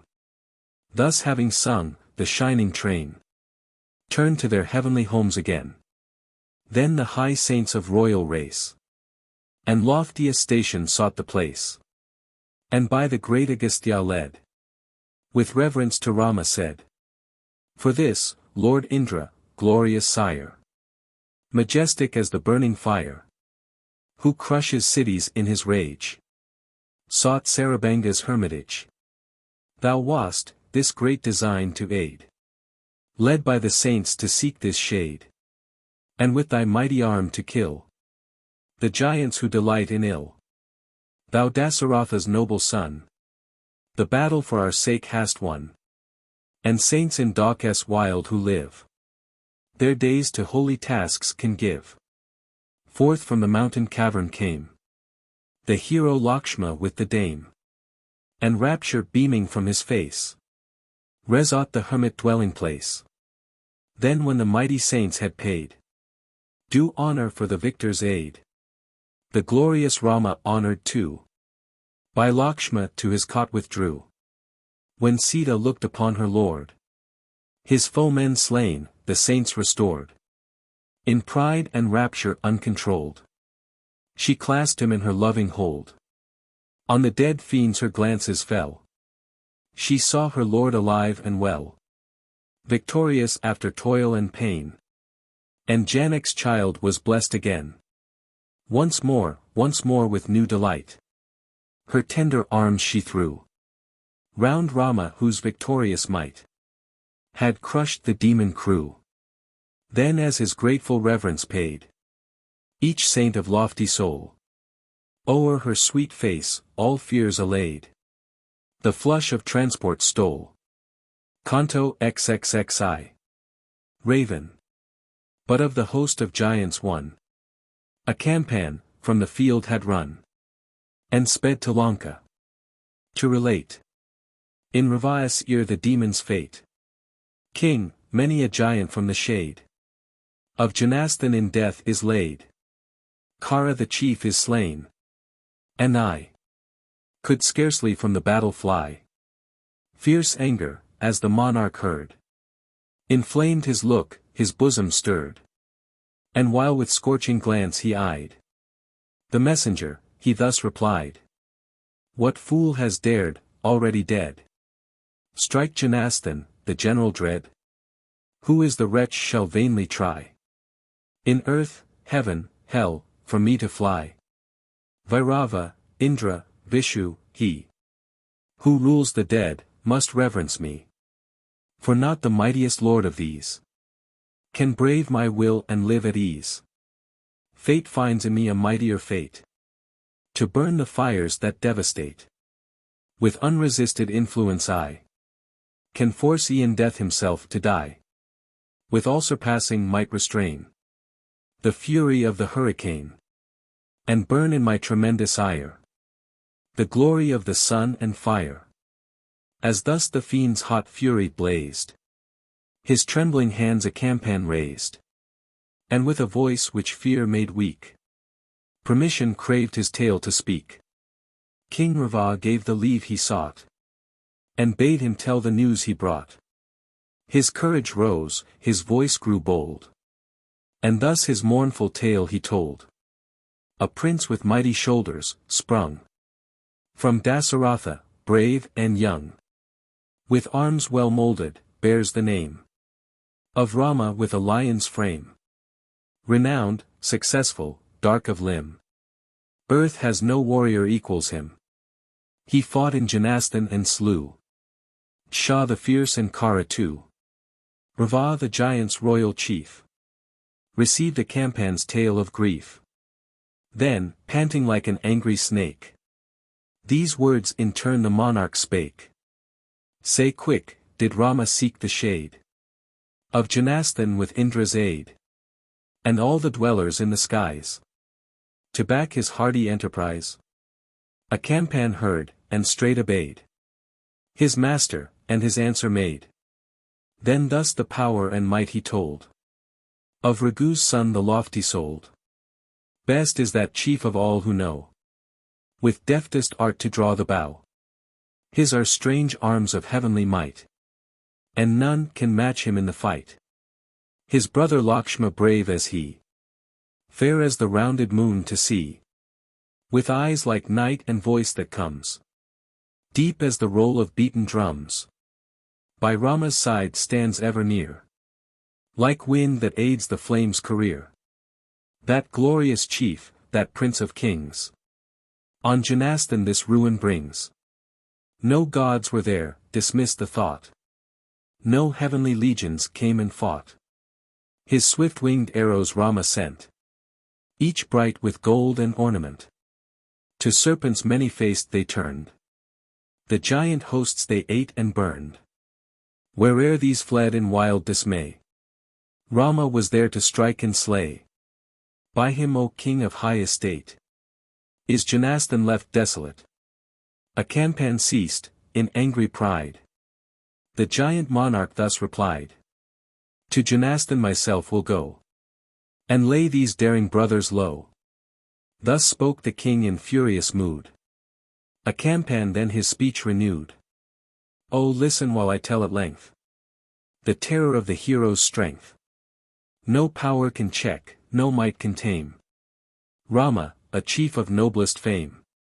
He with resistless shafts can stay the torrent foaming on its way. Sky, stars, and constellations, all to his fierce might would yield and fall. His power could earth itself uphold. down sinking as it sank of old. Or all its plains and cities drown, breaking the wild sea's barrier down.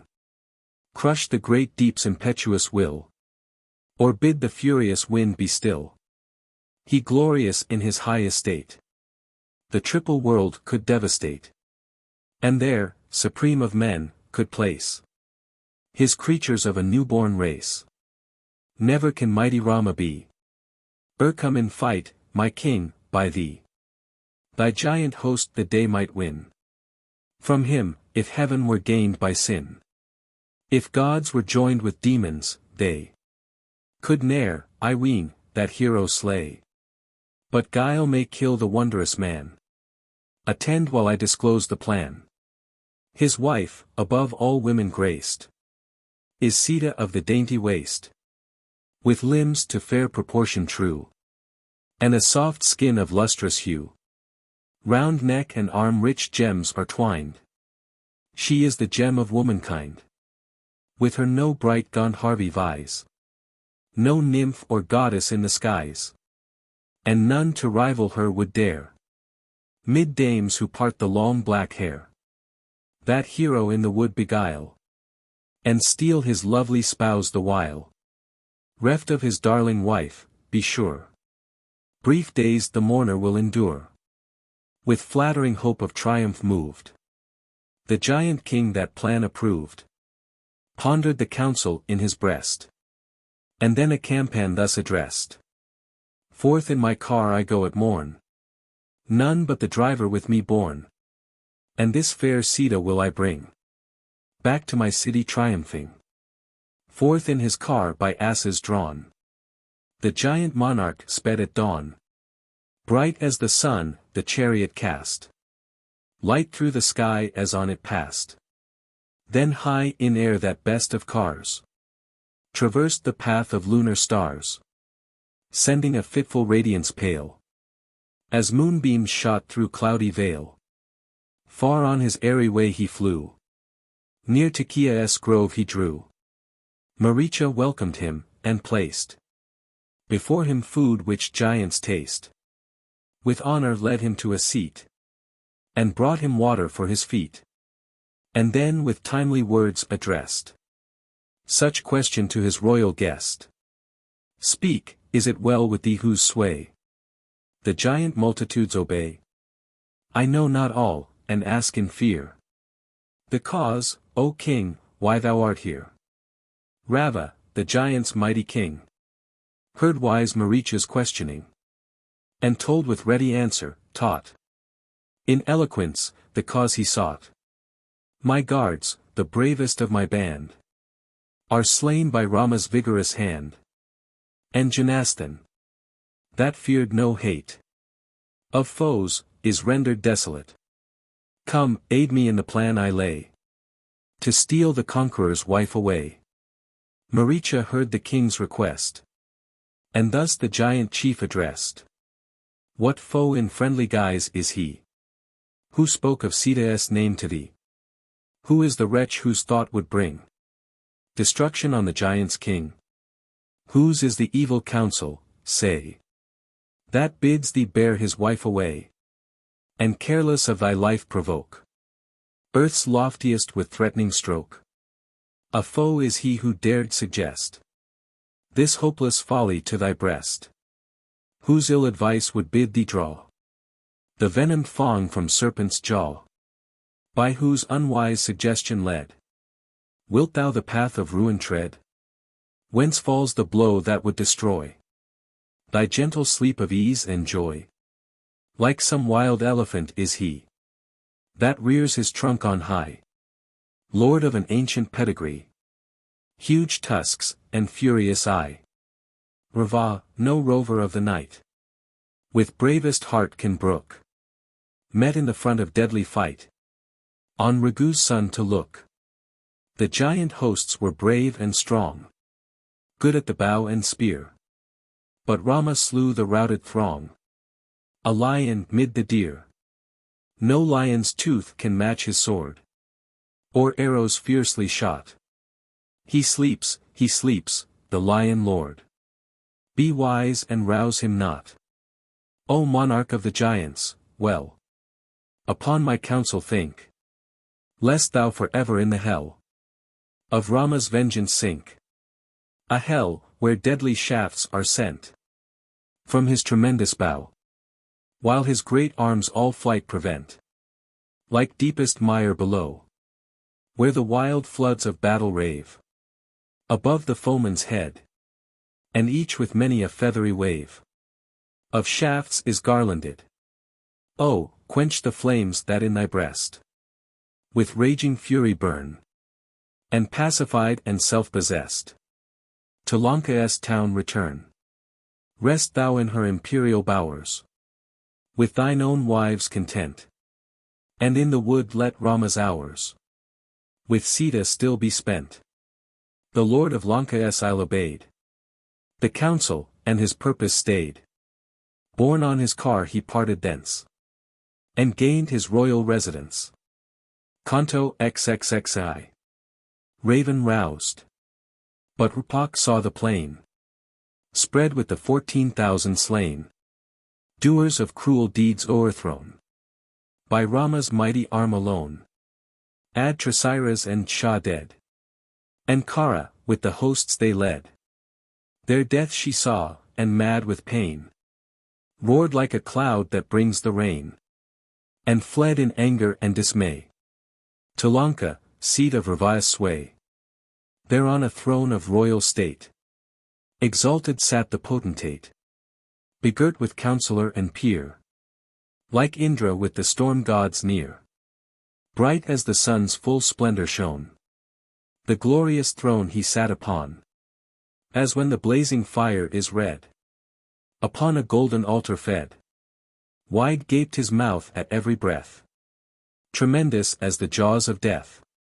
With him high saints of lofty thought, Gandharvs, gods, had vainly fought. The wounds were on his body yet, from wars where gods and demons met, and scars still marked his ample chest, by fierce Aravat's tusk impressed. A score of arms, 10 necks, had he.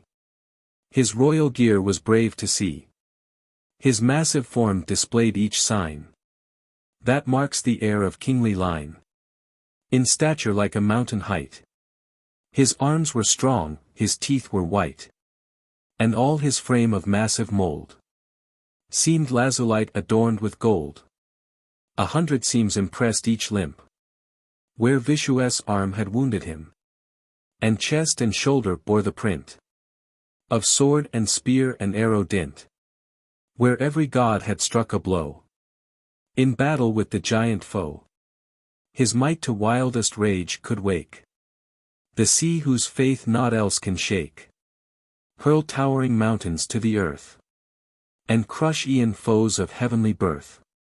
The bonds of law and right he spurned, to others' wives his fancy turned. Celestial arms he used in fight, and loved to mar each holy rite. He went to Bhagavati's town, where Vasuki was beaten down, and stole, victorious in the strife, Lord Takshaka's beloved wife. Kailasa's lofty crest he sought, and when in vain Kuvara fought, stole Pushpak thence, the car that through the air, as willed the master, flew. Impelled by furious anger, he spoiled Nandan's shade and Nalini, and Chitraratha's heavenly grove, the haunts where gods delight to rove. Tall as a hill that cleaves the sky, he raised his mighty arms on high, to check the blessed moon, and stay the rising of the Lord of Day. 10,000 years the giant spent on dire austerities intent, and of his heads an offering, laid before the self-existent, made. No god or fiend his life could take, Gandharv, goblin, bird, or snake, safe from all fears of death, except from human arm, that life was kept. Oft when the priests began to raise their consecrating hymns of praise, he spoiled the Soma's sacred juice, poured forth by them in solemn use. The sacrifice his hands o'erthrew, And cruelly the Brahmin slew. His was a heart that naught could melt, joying in woes which others felt. She saw the ruthless monster there, dread of the worlds, and used to spare. In robes of heavenly texture dressed, celestial wreaths adorned his breast. He sat a shape of terror, like destruction ere the worlds it strike. She saw him in his pride of place, the joy of old Pulasatya's race, begirt by counselor and peer. Rava, the foeman's mortal fear, and terror in her features shone. The giantess approached the throne. Then Rupak bearing yet each deeply printed trace, where the great-hearted chief had set a mark upon her face. Impelled by terror and desire, still fierce, no longer bold, to Rava of the eyes of fire, her tale, infuriate, told. Canto XXXI. Surpanaka's speech. Burning with anger, in the ring of counselors who girt their king. To Rava, ravener of man, with bitter words she thus began. Wilt thou absorbed in pleasure still pursue unchecked thy selfish will, nor turn thy heedless eyes to see the coming fate which threatens thee? The king who days and hours employs in base pursuit of vulgar joys, must in his people's sight be vile, as fire that smokes on funeral pile. He who when duty calls him spares no time for thought of royal cares, must with his realm and people all involved in fatal ruin fall. As elephants in terror shrink from the false river's miry brink, thus subjects from a monarch flee, whose face their eyes may seldom see, who spends the hours for toil ordained in evil courses unrestrained. He who neglects to guard and hold his kingdom by himself controlled, sinks nameless like a hill whose head is buried in the ocean's bed. Thy foes are calm and strong and wise, fiends, gods, and warriors of the skies. How, heedless, wicked, weak, and vain, wilt thou thy kingly state maintain? Thou, lord of giants, void of sense, slave of each changing influence, heedless of all that makes a king, destruction on thy head wilt bring. O conquering chief, the prince, who boasts of treasury and rule and hosts, by others led, though lord of all, is meaner than the lowest thrall. For this our monarch said to be long-sighted, having power to see things far away by faithful eyes of messengers and loyal spies. But aid from such thou wilt not seek. Thy counselors are blind and weak. Or thou from these hadst surely known thy legions and thy realm o'erthrown. No, twice 7,000, fierce in might, are slain by Rama in the fight. And they, the giant host who led Kara and Shah, both are dead. No, Rama with his conquering arm has freed the saints from dread of harm, has smitten Janastan and made asylum safe in Dwaka's shade. Enslaved and dull, of blinded sight, intoxicate with vain delight, thou closest still thy heedless eyes to dangers in thy realm that rise. A king besotted, mean, unkind, of niggard hand and slavish mind, will find no faithful followers heed their master in his hour of need, the friend on whom he most relies. In danger, from a monarch flies, imperious in his high estate, conceited, proud, and passionate, who ne'er to state affairs attends, with wholesome fear when woe impends. Most weak and worthless as the grass, soon from his sway the realm will pass. For rotting wood a use is found, for clods and dust that strew the ground. But when a king has lost his sway, useless he falls, and sinks for aye, as raiment by another worn, as faded garland crushed and torn. So is, unthroned, the proudest king. Though mighty once, a useless thing. But he who every sense subdues, and each event observant views, rewards the good and keeps from wrong, shall reign secure and flourish long. Though lulled in sleep his senses lie, he watches with a ruler's eye, untouched by favor, ire, and hate. And him the people celebrate. O weak of mind, without a trace of virtues that a king should grace, who hast not learnt from watchful spy, that low in death the giants lie, scorner of others, but enchained by every base desire. By thee each duty is disdained, which time and place require. Soon wilt thou, if thou canst not learn, ere yet it be too late, the good from evil to discern, fall from thy high estate. As thus she ceased not to upbraid the king with cutting speech, and every fault to view displayed, naming and marking each, the monarch of the sons of night, of wealth and power possessed, and proud of his imperial might, long pondered in his breast. Canto XXXIV. Surpanaka's speech. Then forth the giant's fury broke, as Rapak harshly spoke. Girt by his lords the demon king looked on her, fiercely questioning.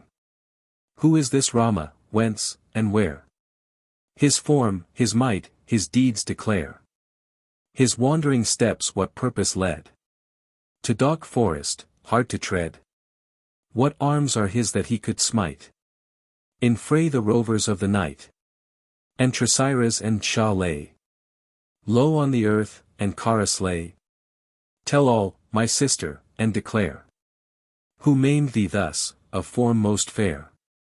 Thus by the giant king addressed, while burnt her fury unrepressed, the giantess declared at length the hero's form and deeds and strength. Long are his arms and large his eyes. A black deer's skin his dress supplies. King Dasaratha's son is he, fair as Kundarp's self to see, adorned with many a golden band. A bow, like Indra's, arms his hand, and shoots a flood of arrows fierce, as venomed snakes to burn and pierce. I looked, but never saw his mighty hand the bowstring draw, that sent the deadly arrows out, while rang through air his battle shout. I looked, and saw too well how with that hail the giants fell, as falls to earth the golden grain, struck by the blows of Indra's rain. He fought, and twice 7,000, all terrific giants, strong and tall, fell by the pointed shafts o'erthrown, which Rama shot on foot, alone. 3 little hours had scarcely fled. Kara and Shah both were dead, and he had freed the saints and made asylum sure in Daka's shade. Me of his grace the victor spared, or I the giant's fate had shared. The high-souled Rama would not deign his hand with woman's blood to stain. The glorious Lakshma, justly dear in gifts and warrior might his peer, serves his great brother with the whole devotion of his faithful soul. Impetuous victor, bold and wise, first in each hardy enterprise, still ready by his side to stand, a second self or better hand. And Rama has a large-eyed spouse, pure as the moon her cheek and brows, dearer than life in Rama's sight, whose happiness is her delight. With beauteous hair and nose the dame, from head to foot has naught to blame. She shines the wood's bright goddess, queen of beauty with her noble mien. First in the ranks of women placed is Sita of the dainty waist. In all the earth mine eyes have ne'er seen female form so sweetly fair. Goddess nor nymph can vie with her, nor bride of heavenly chorister. He who might call this dame his own, her eager arms about him thrown, would live more blessed in Sita's love, than Indra in the world above. She, peerless in her form and face, and rich in every gentle grace, is worthy bride, O king, for thee. As thou art meet her lord to be. Even I, will bring the bride in triumph to her lover's side. This beauty fairer than the rest, with rounded limb and heaving breast. Each wound upon my face I owe to cruel Lakshma's savage blow. But thou, O brother, shalt survey her moon-like loveliness today, and Kama's piercing shafts shall smite thine amorous bosom at the sight. If in thy breast the longing rise, to make thine own the beauteous prize, up, let thy better foot begin the journey and the treasure win. If, giant lord, thy favoring eyes regard the plan which I advise, up, cast all fear and doubt away, and execute the words I say.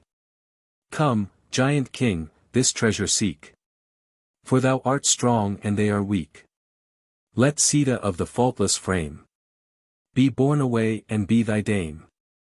Thy host in Janastan who dwelt forth to the battle hied, and by the shafts which Rama dealt, they perished in their pride. Shah and Kara breathe no more, laid low upon the plain. Arise, and ere the day be o'er, take vengeance for the slain. Canto XXXV. Raven's Journey. When Rava, by her fury spurred, that terrible advice had heard, he bade his nobles quit his side, and to the work his thought applied. He turned his anxious mind to scan on every side the hardy plan, the gain against the risk he laid, each hope and fear with care surveyed, and in his heart at length decreed to try performance of the deed. Then steady in his dire intent, the giant to the courtyard went. There to his charioteer he cried, bring forth the car whereon I ride. I ready at his master's word. The charioteer the order heard, and yoked with active zeal the best of chariots at his lord's behest. Asses with heads of goblins drew that wondrous car where'er it flew. Obedient to the will it rolled, adorned with gems and glistering gold. Then mounting, with a roar as loud as thunder from a laboring cloud, the mighty monarch to the tide of ocean, lord of rivers, hied. White was the shade above him spread, white churis waved around his head, and he with gold and jewels bright shone like the glossy lazulite. 10 necks and 20 arms had he. His royal gear was good to see. The heavenly gods' insatiate foe, who made the blood of hermits flow. He like the Lord of hills appeared, with 10 huge heads to heaven upreared. In the great car whereon he rode, like some dark cloud the giant showed, when rounded in their close array, the cranes mid wreaths of lightning play. He looked, and saw, from realms of air, the rocky shore of ocean, where unnumbered trees delightful grew, with flower and fruit of every hue. He looked on many a lilied pool, with silvery waters fresh and cool, and shores like spacious altars meet, for holy hermits' lone retreat. The graceful palm adorned the scene, the plantain waved her glossy green. There grew the sal and beetle, there on bending boughs the flowers were fair. There hermits dwelt who tamed each sense by strictest rule of abstinence. Gandharvs, Kinnars, thronged the place, Nagas and birds of heavenly race, bright minstrels of the ethereal choir, and saints exempt from low desire. With Ayas, sons of Brahma's line, Marichipas of seed divine, Vaikanasas and Mashas strayed, and Balakilias in the shade. The lovely nymphs of heaven were there. Celestial wreaths confined their hair, and to each form new grace was lent by wealth of heavenly ornament. Well skilled was each in play and dance, and gentle arts of dalliance. The glorious wife of many a god. Those beautiful recesses trod. Their gods and Danavs, all who eat the food of heaven, rejoiced to meet. The swan and sarras thronged each bay, with curlews, ducks, and divers gay, where the sea spray rose soft and white o'er rocks of glossy lazulite. As his swift way the fiend pursued, pale chariots of the gods he viewed, bearing each lord whose rites austere had raised him to the heavenly sphere. Thereon celestial garlands hung, their music played and songs were sung. Then bright Gandharvs met his view, and heavenly nymphs, as on he flew. He saw the sandal woods below, and precious trees of odorous flow, that to the air around them lent their riches of delightful scent. Nor failed his roving eye to mark tall aloe trees in grove and park. He looked on wood with caches filled, and plants which balmy sweets distilled, where her fair flowers the beetle showed, and the bright pods of pepper glowed. The pearls in many a silvery heap lay on the margin of the deep, and grey rocks rose amid the red of coral washed from ocean's bed. High soared the mountain peaks that bore treasures of gold and silver ore, and leaping down the rocky walls came wild and glorious waterfalls, fair towns which grain and treasure held, and dames who every gem excelled. He saw outspread beneath him far, with steed, and elephant, and car, that ocean shore he viewed that showed fair as the blessed God's abode, where cool delightful breezes played o'er levels in the freshest shade. He saw a fig tree like a cloud, with mighty branches earthward bowed. It stretched 100 leagues and made for hermit bands a welcome shade. Thither the feathered king of yore an elephant and tortoise bore, and lighted on a bough to eat the captives of his taloned feet.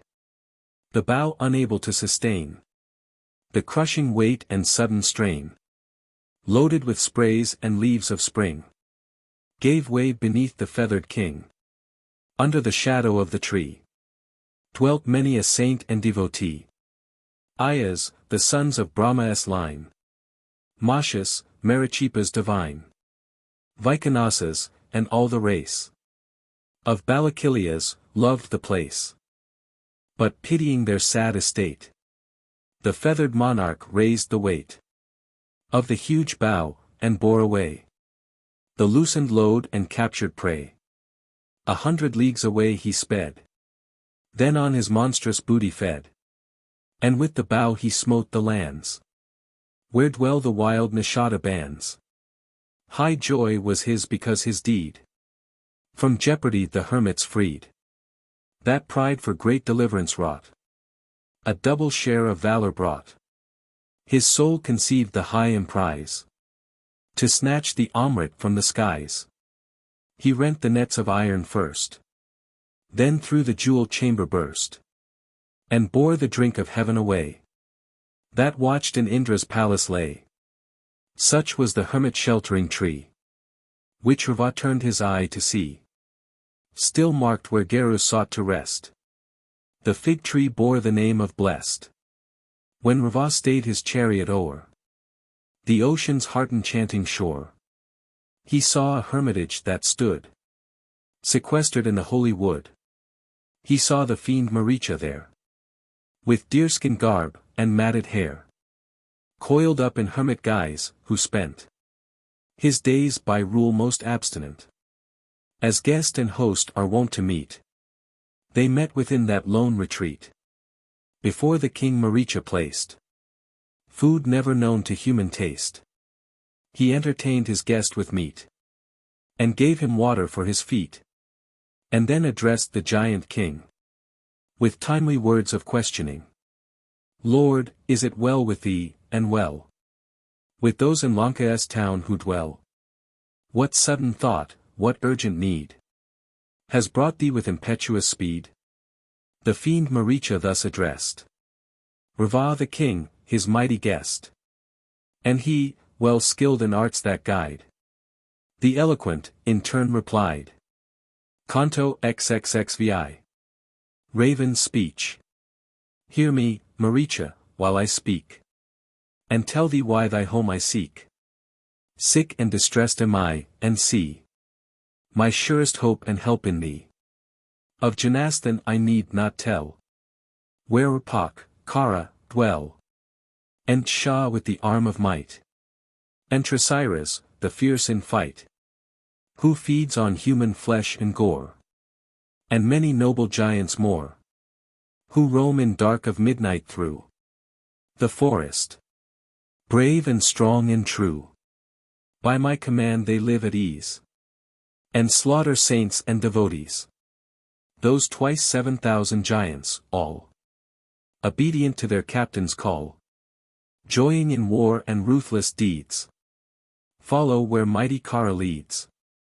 Those fearless warrior bands who roam through Janastan their forest home. In all their terrible array. Met Rama in the battle fray. Girt with all weapons forth they sped. With Kara at the army's head. The front of battle Rama held. With furious wrath his bosom swelled. Without a word his hate to show. He launched the arrows from his bow. On the fierce hosts the missiles came.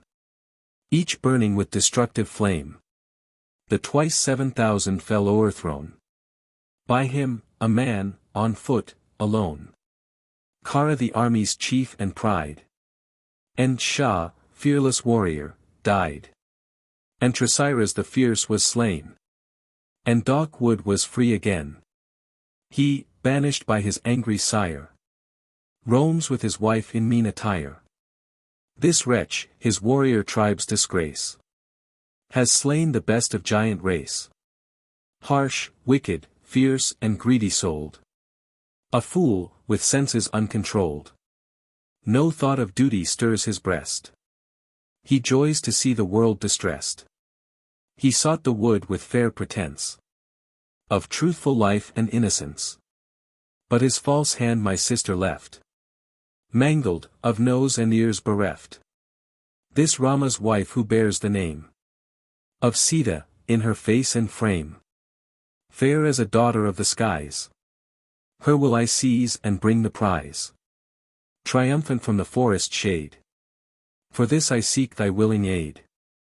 If thou, O mighty one, wilt lend thy help and stand beside thy friend, I with my brothers may defy all gods embattled in the sky. Come, aid me now, for thine the power to succor in the doubtful hour. Thou art in war and time of fear. For heart and hand, without a peer. For thou art skilled in art and wile. A warrior brave and trained in guile. With this one hope, this only aim. O rover of the night, I came. Now let me tell what aid I ask. To back me in my purposed task. In semblance of a golden deer. Adorned with silver spots appear. Go, seek his dwelling, in the way of Rama and his consort stray. Doubt not the lady, when she sees the wondrous deer amid the trees. Will bid her lord and Lakshma take the creature for its beauty's sake. Then when the chiefs have parted thence, and left her lone, without defense. As Rahu storms the moonlight, I will seize the lovely dame and fly. Her lord will waste away and weep. For her his valor could not keep. Then boldly will I strike the blow. And wreak my vengeance on the foe. When wise Maricha heard the tale. His heart grew faint, his cheek was pale. He stared with open orbs, and tried to moisten lips which terror dried. And grief, like death, his bosom rent. As on the king his look he bent. The monarch's will he strove to stay. Distracted with alarm. For well he knew the might that lay in Rama's matchless arm. With suppliant hands Maricha stood. And thus began to tell His counsel for the tyrant's good. And for his own as well. Canto XXXVI. Maricha's speech. Maricha gave attentive ear. The ruler of the fiends to hear. Then, trained in all the rules that teach. The eloquent, began his speech. "'Tis easy task, O king, to find smooth speakers who delight the mind. But they who urge and they who do distasteful things and wise, are few. Thou hast not learnt, by proof untaught, and borne away by eager thought, that Rama, formed for high emprise, with Varu or with Indra vies. Still let thy people live in peace, nor let their name and lineage cease. For Rama with his vengeful hand can sweep the giants from the land. Oh, let not Janak's daughter bring destruction on the giant king. Let not the lady seed awake a tempest on thy head to break. Still let the dame, by care untried, be happy by her husband's side. Lest swift avenging ruin fall on glorious Lanka, thee, and all men such as thou with wills unchained, advised by sin and unrestrained, destroy themselves, the king, the state, and leave the people desolate. Rama, in bonds of duty held, was never by his sire expelled. He is no wretch of greedy mind, dishonor of his warrior kind, free from all touch of rancorous spite. All creatures good is his delight.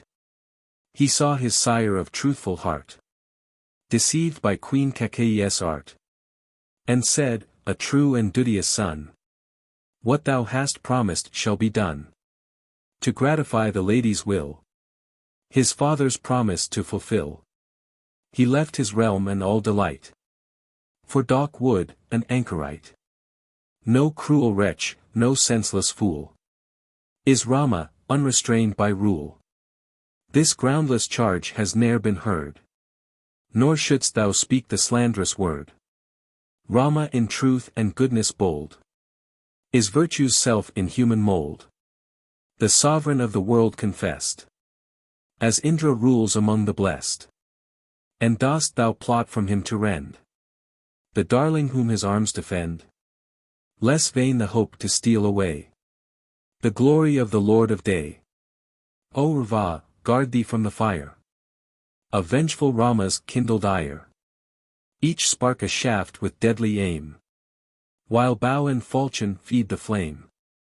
Cast not away in hopeless strife thy realm, thy bliss, thine own dear life. O Rava, of his might beware, a god of death who will not spare. That bow he knows so well to draw is the destroyer's flaming jaw, and with his shafts which flash and glow, he slays the armies of the foe. Thou ne'er canst win, the thought forego, from the safeguard of shaft and bow. King Janak's child, the dear delight of Rama unapproached in might, the spouse of Raghu's son, confessed, lion of men with lion chest, dearer than life, through good and ill, devoted to her husband's will. The slender wasted, still must be from thy polluting touches free. Far better grasp with venturous hand the flame to wildest fury fanned.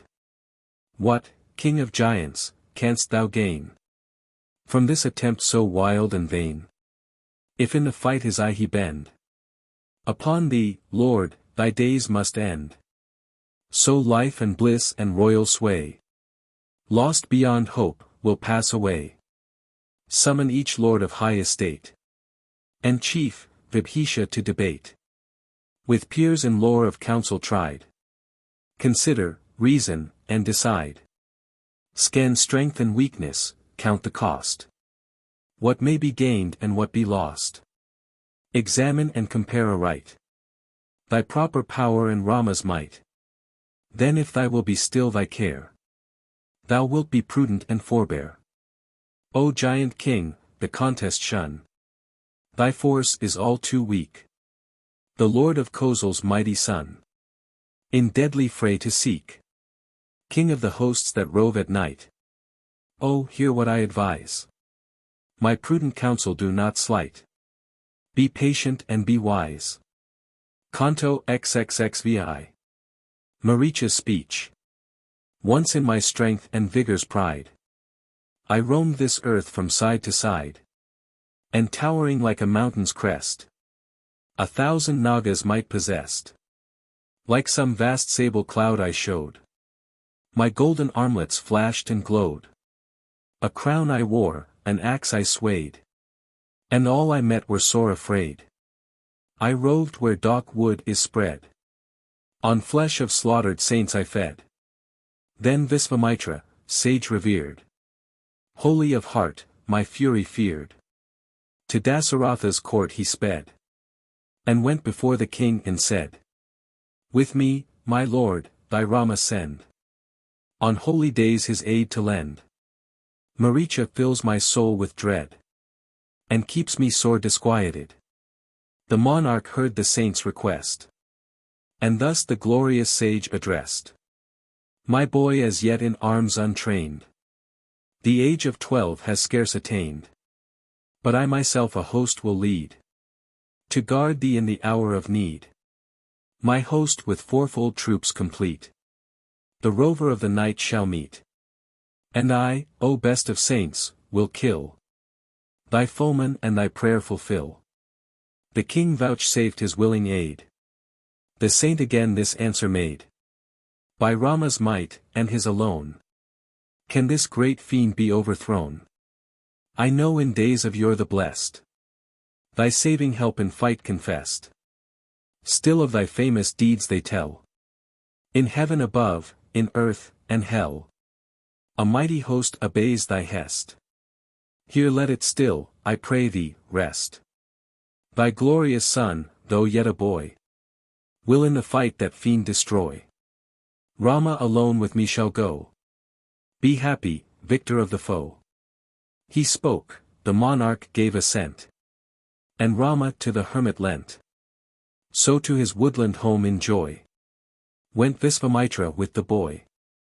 With ready bow the champion stood, to guard the rights in dark wood.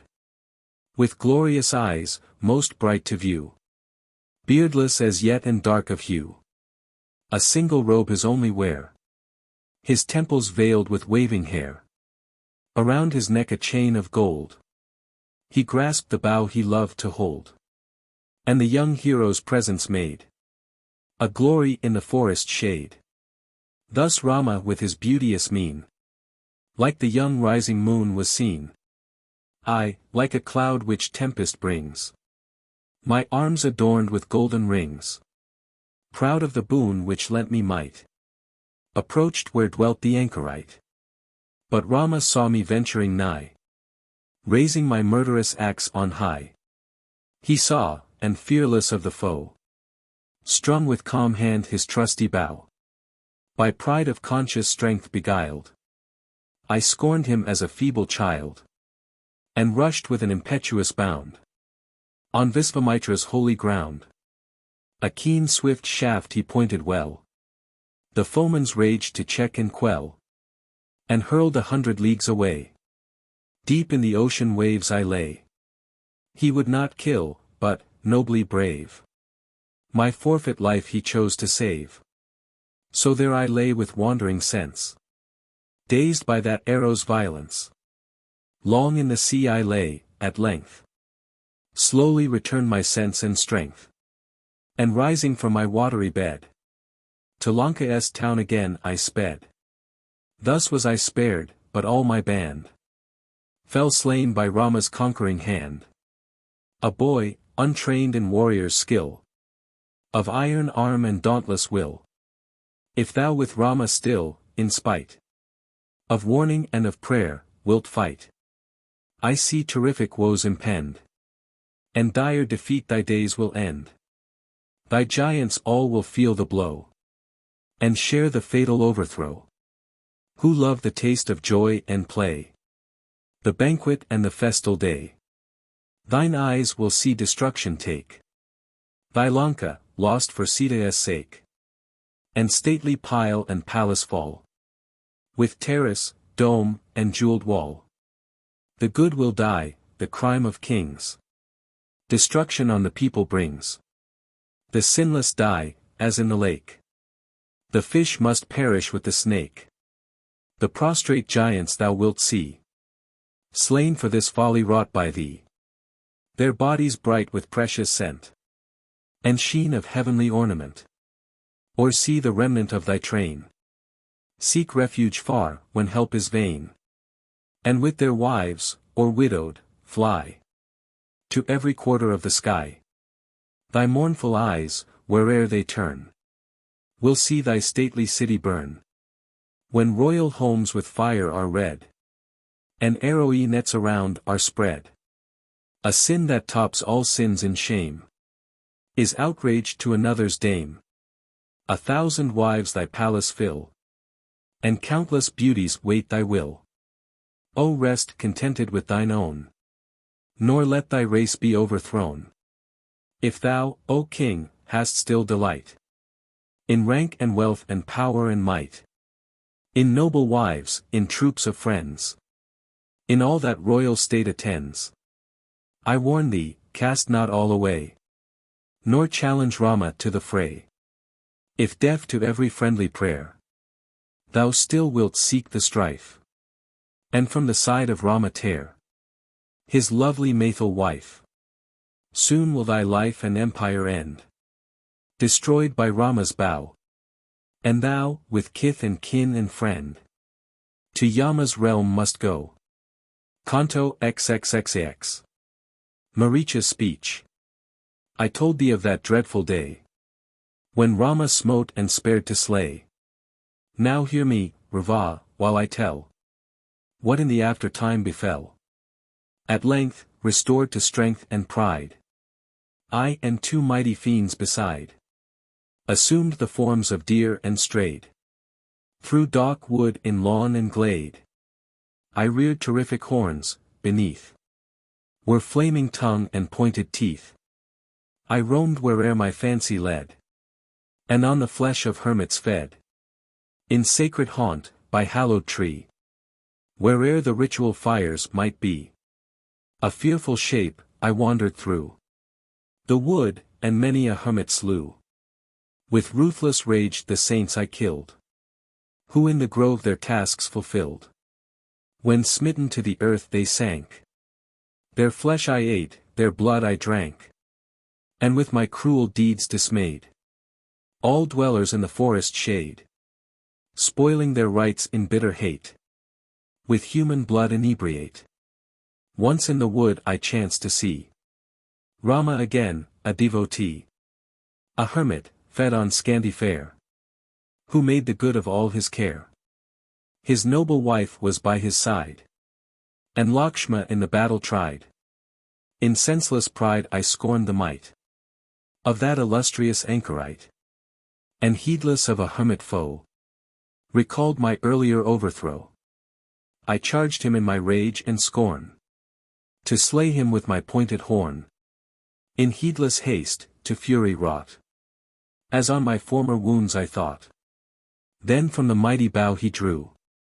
3 foe-destroying arrows flew. Keen-pointed, leaping from the string.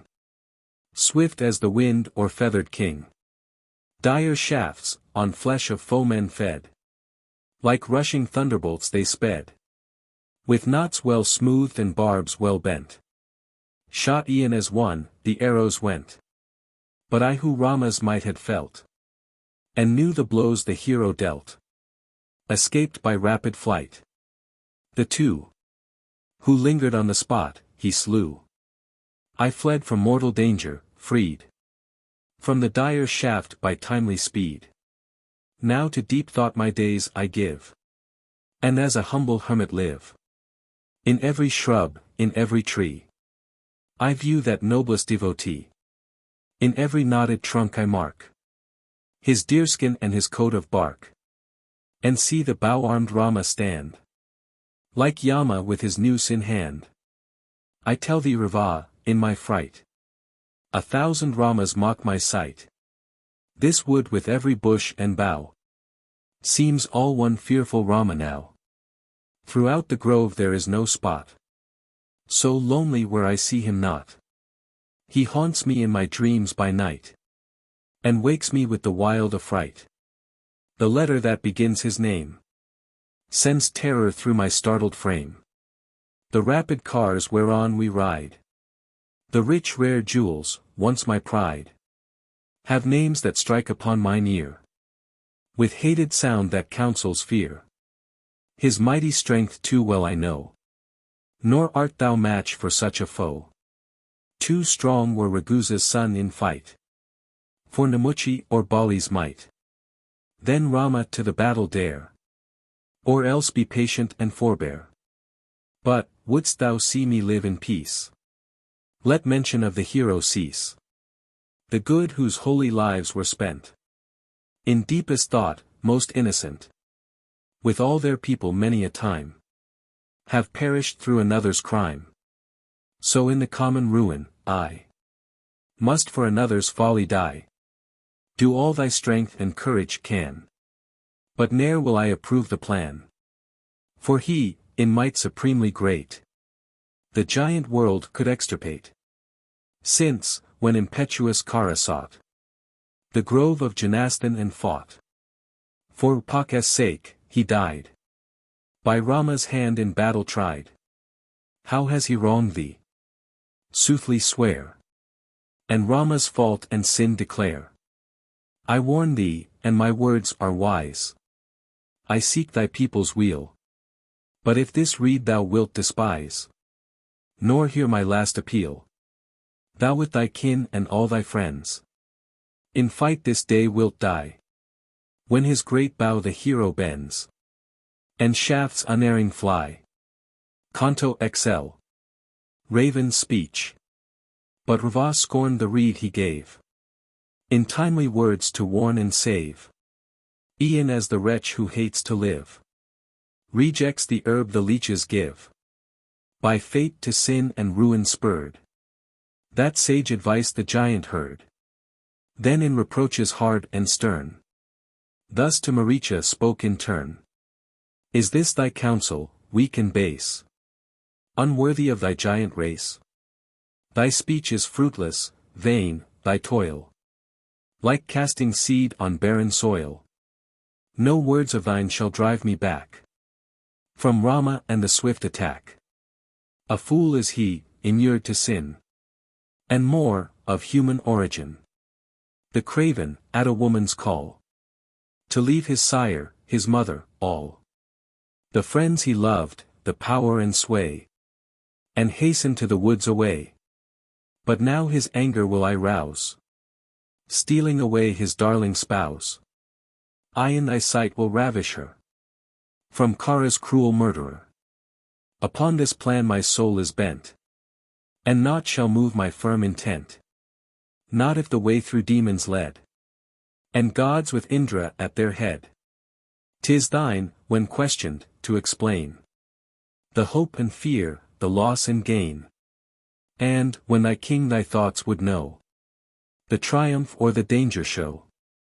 A prudent counselor should wait, and speak when ordered in debate, with hands uplifted, calm and meek, if honor and reward he seek, or, when some prudent course he sees, which, spoken, may his king displease.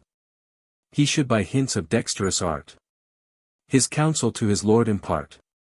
But prudent words are said in vain, when the blunt speech brings grief and pain.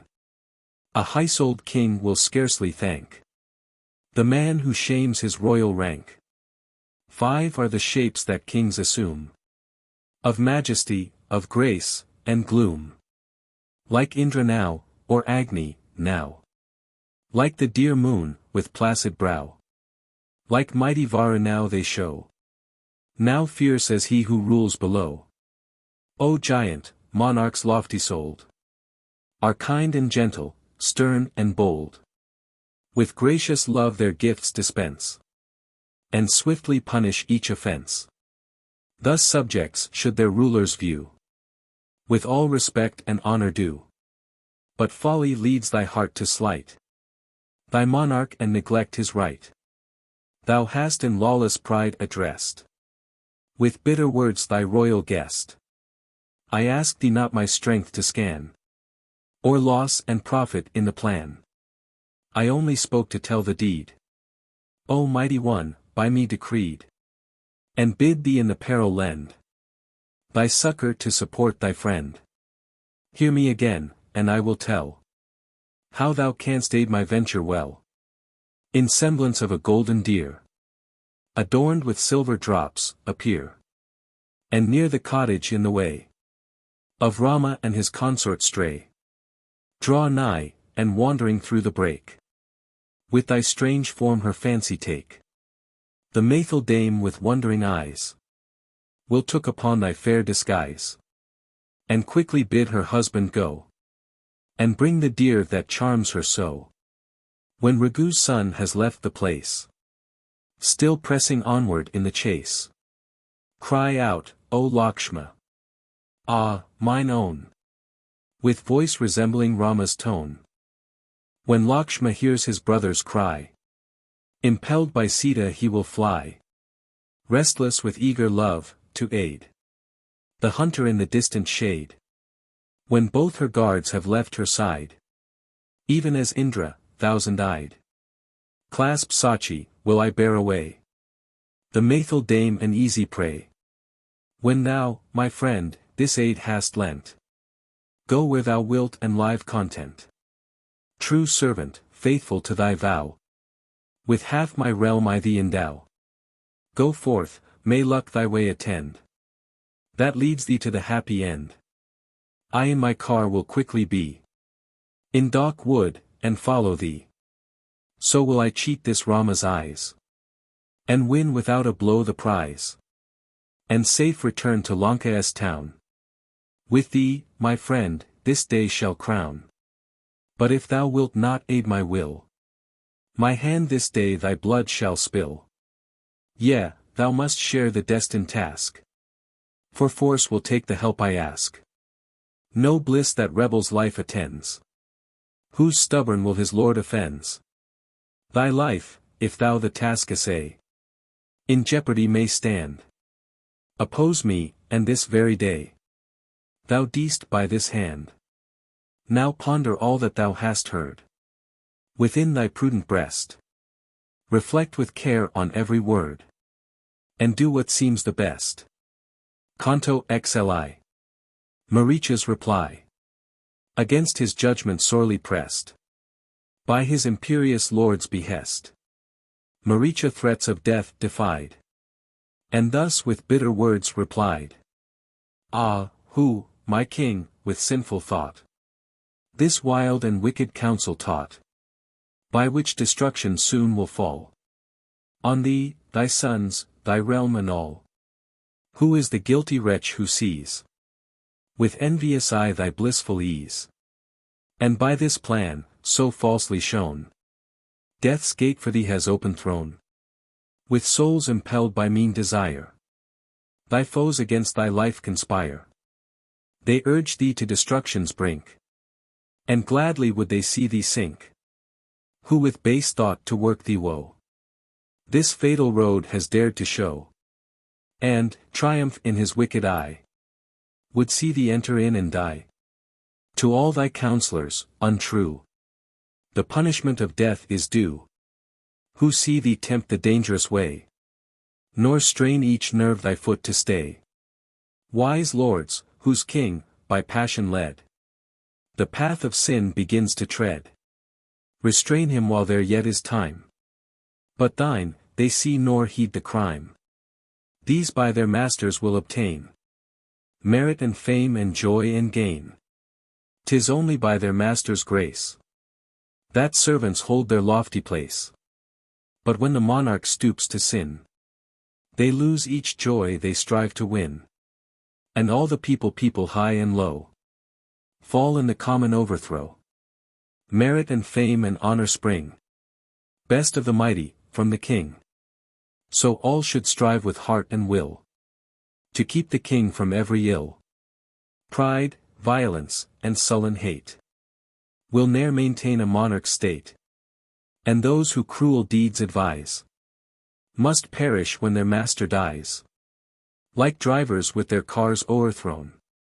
In places rough with root and stone. The good whose holy lives were spent on duty's highest laws intent. With wives and children many a time have perished for another's crime. Hapless are they whose sovereign lord, opposed to all, by all abhorred, is cruel-hearted, harsh, severe. Thus might a jackal tend the deer. Now all the giant race await, destroyed by thee, a speedy fate. Ruled by a king so cruel-souled, foolish in heart and uncontrolled. Think not I fear the sudden blow that threatens now to lay me low. I mourn the ruin that I see impending o'er thy host and thee. Me first perchance will Rama kill, but soon his hand thy blood will spill. I die, and if by Rama slain, and not by thee, I count it gain. Soon as the hero's face I see, his angry eyes will murder me. And if on her thy hands thou lay, thy friends and thou are dead this day. If with my help thou still must dare the lady from her lord to tear. Farewell to all our days are o'er. Lanka and giants are no more. In vain, an earnest friend, I warn thee, king, and pray thou wilt not to my prayers attend, or heed the words I say. So men, when life is fleeting fast, and death's sad hour is nigh, heedless and blinded to the last, reject advice and die. Canto XLI. Maricha transformed. Maricha thus in wild unrest, with bitter words the king addressed. Then to his giant lord in dread, arise, and let us go, he said. Ah, I have met that mighty lord, armed with his shafts and bow and sword. And if again that bow he bend, our lives that very hour will end. For none that warrior can provoke, and think to fly his deadly stroke. Like Yama with his staff is he, and his dread hand will slaughter thee. What can I more? My words can find no passage to thy stubborn mind. I go, great king, thy task to share, and may success attend thee there. With that reply and bold consent, the giant king was well content. He strained Maricha to his breast, and thus with joyful words addressed.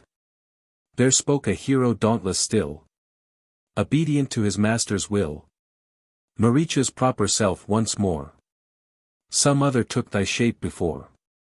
Come, mount my jeweled car that flies, will-governed, through the yielding skies. These asses, goblin-faced, shall bear us quickly through the fields of air. Attract the lady with thy shape, then through the wood, at will, escape. And I, when she has no defense, will seize the dame and bear her thence. Again Maricha made reply, consent and will to signify. With rapid speed the giants too from the calm hermit dwelling flew, borne in that wondrous chariot, meet for some great god celestial seat. They from their airy path looked down on many a wood and many a town, on lake and river, brook and rill, city and realm and towering hill. Soon he whom giant hosts obeyed, Maricha by his side, surveyed the dark expanse of dark wood, where Rama's hermit cottage stood. They left the flying car, whereon the wealth of gold and jewels shone. And thus the giant king addressed Maricha as his hand he pressed. Maricha, look before our eyes, round Rama's home the plantains rise. His hermitage is now in view. Quick to the work we came to do. Thus Rava spoke, Maricha heard, obedient to his master's word, threw off his giant shape and near the cottage strayed a beauteous deer. With magic power, by rapid change, his borrowed form was fair and strange. A sapphire tipped each horn with light. His face was black relieved with white.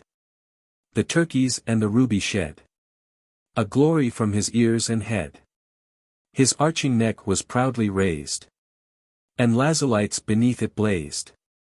With roseate bloom his flanks were dyed, and lotus tints adorned his hide.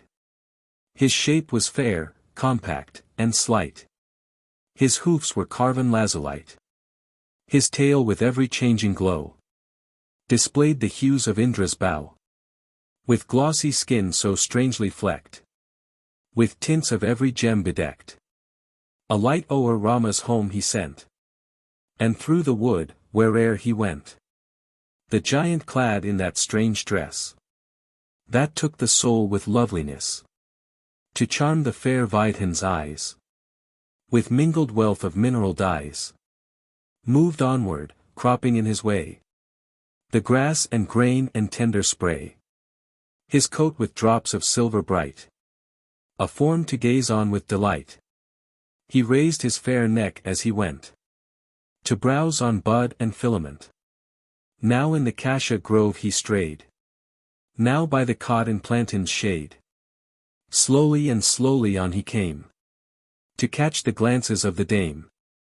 And the tall deer of splendid hue shone full at length in Sita's view.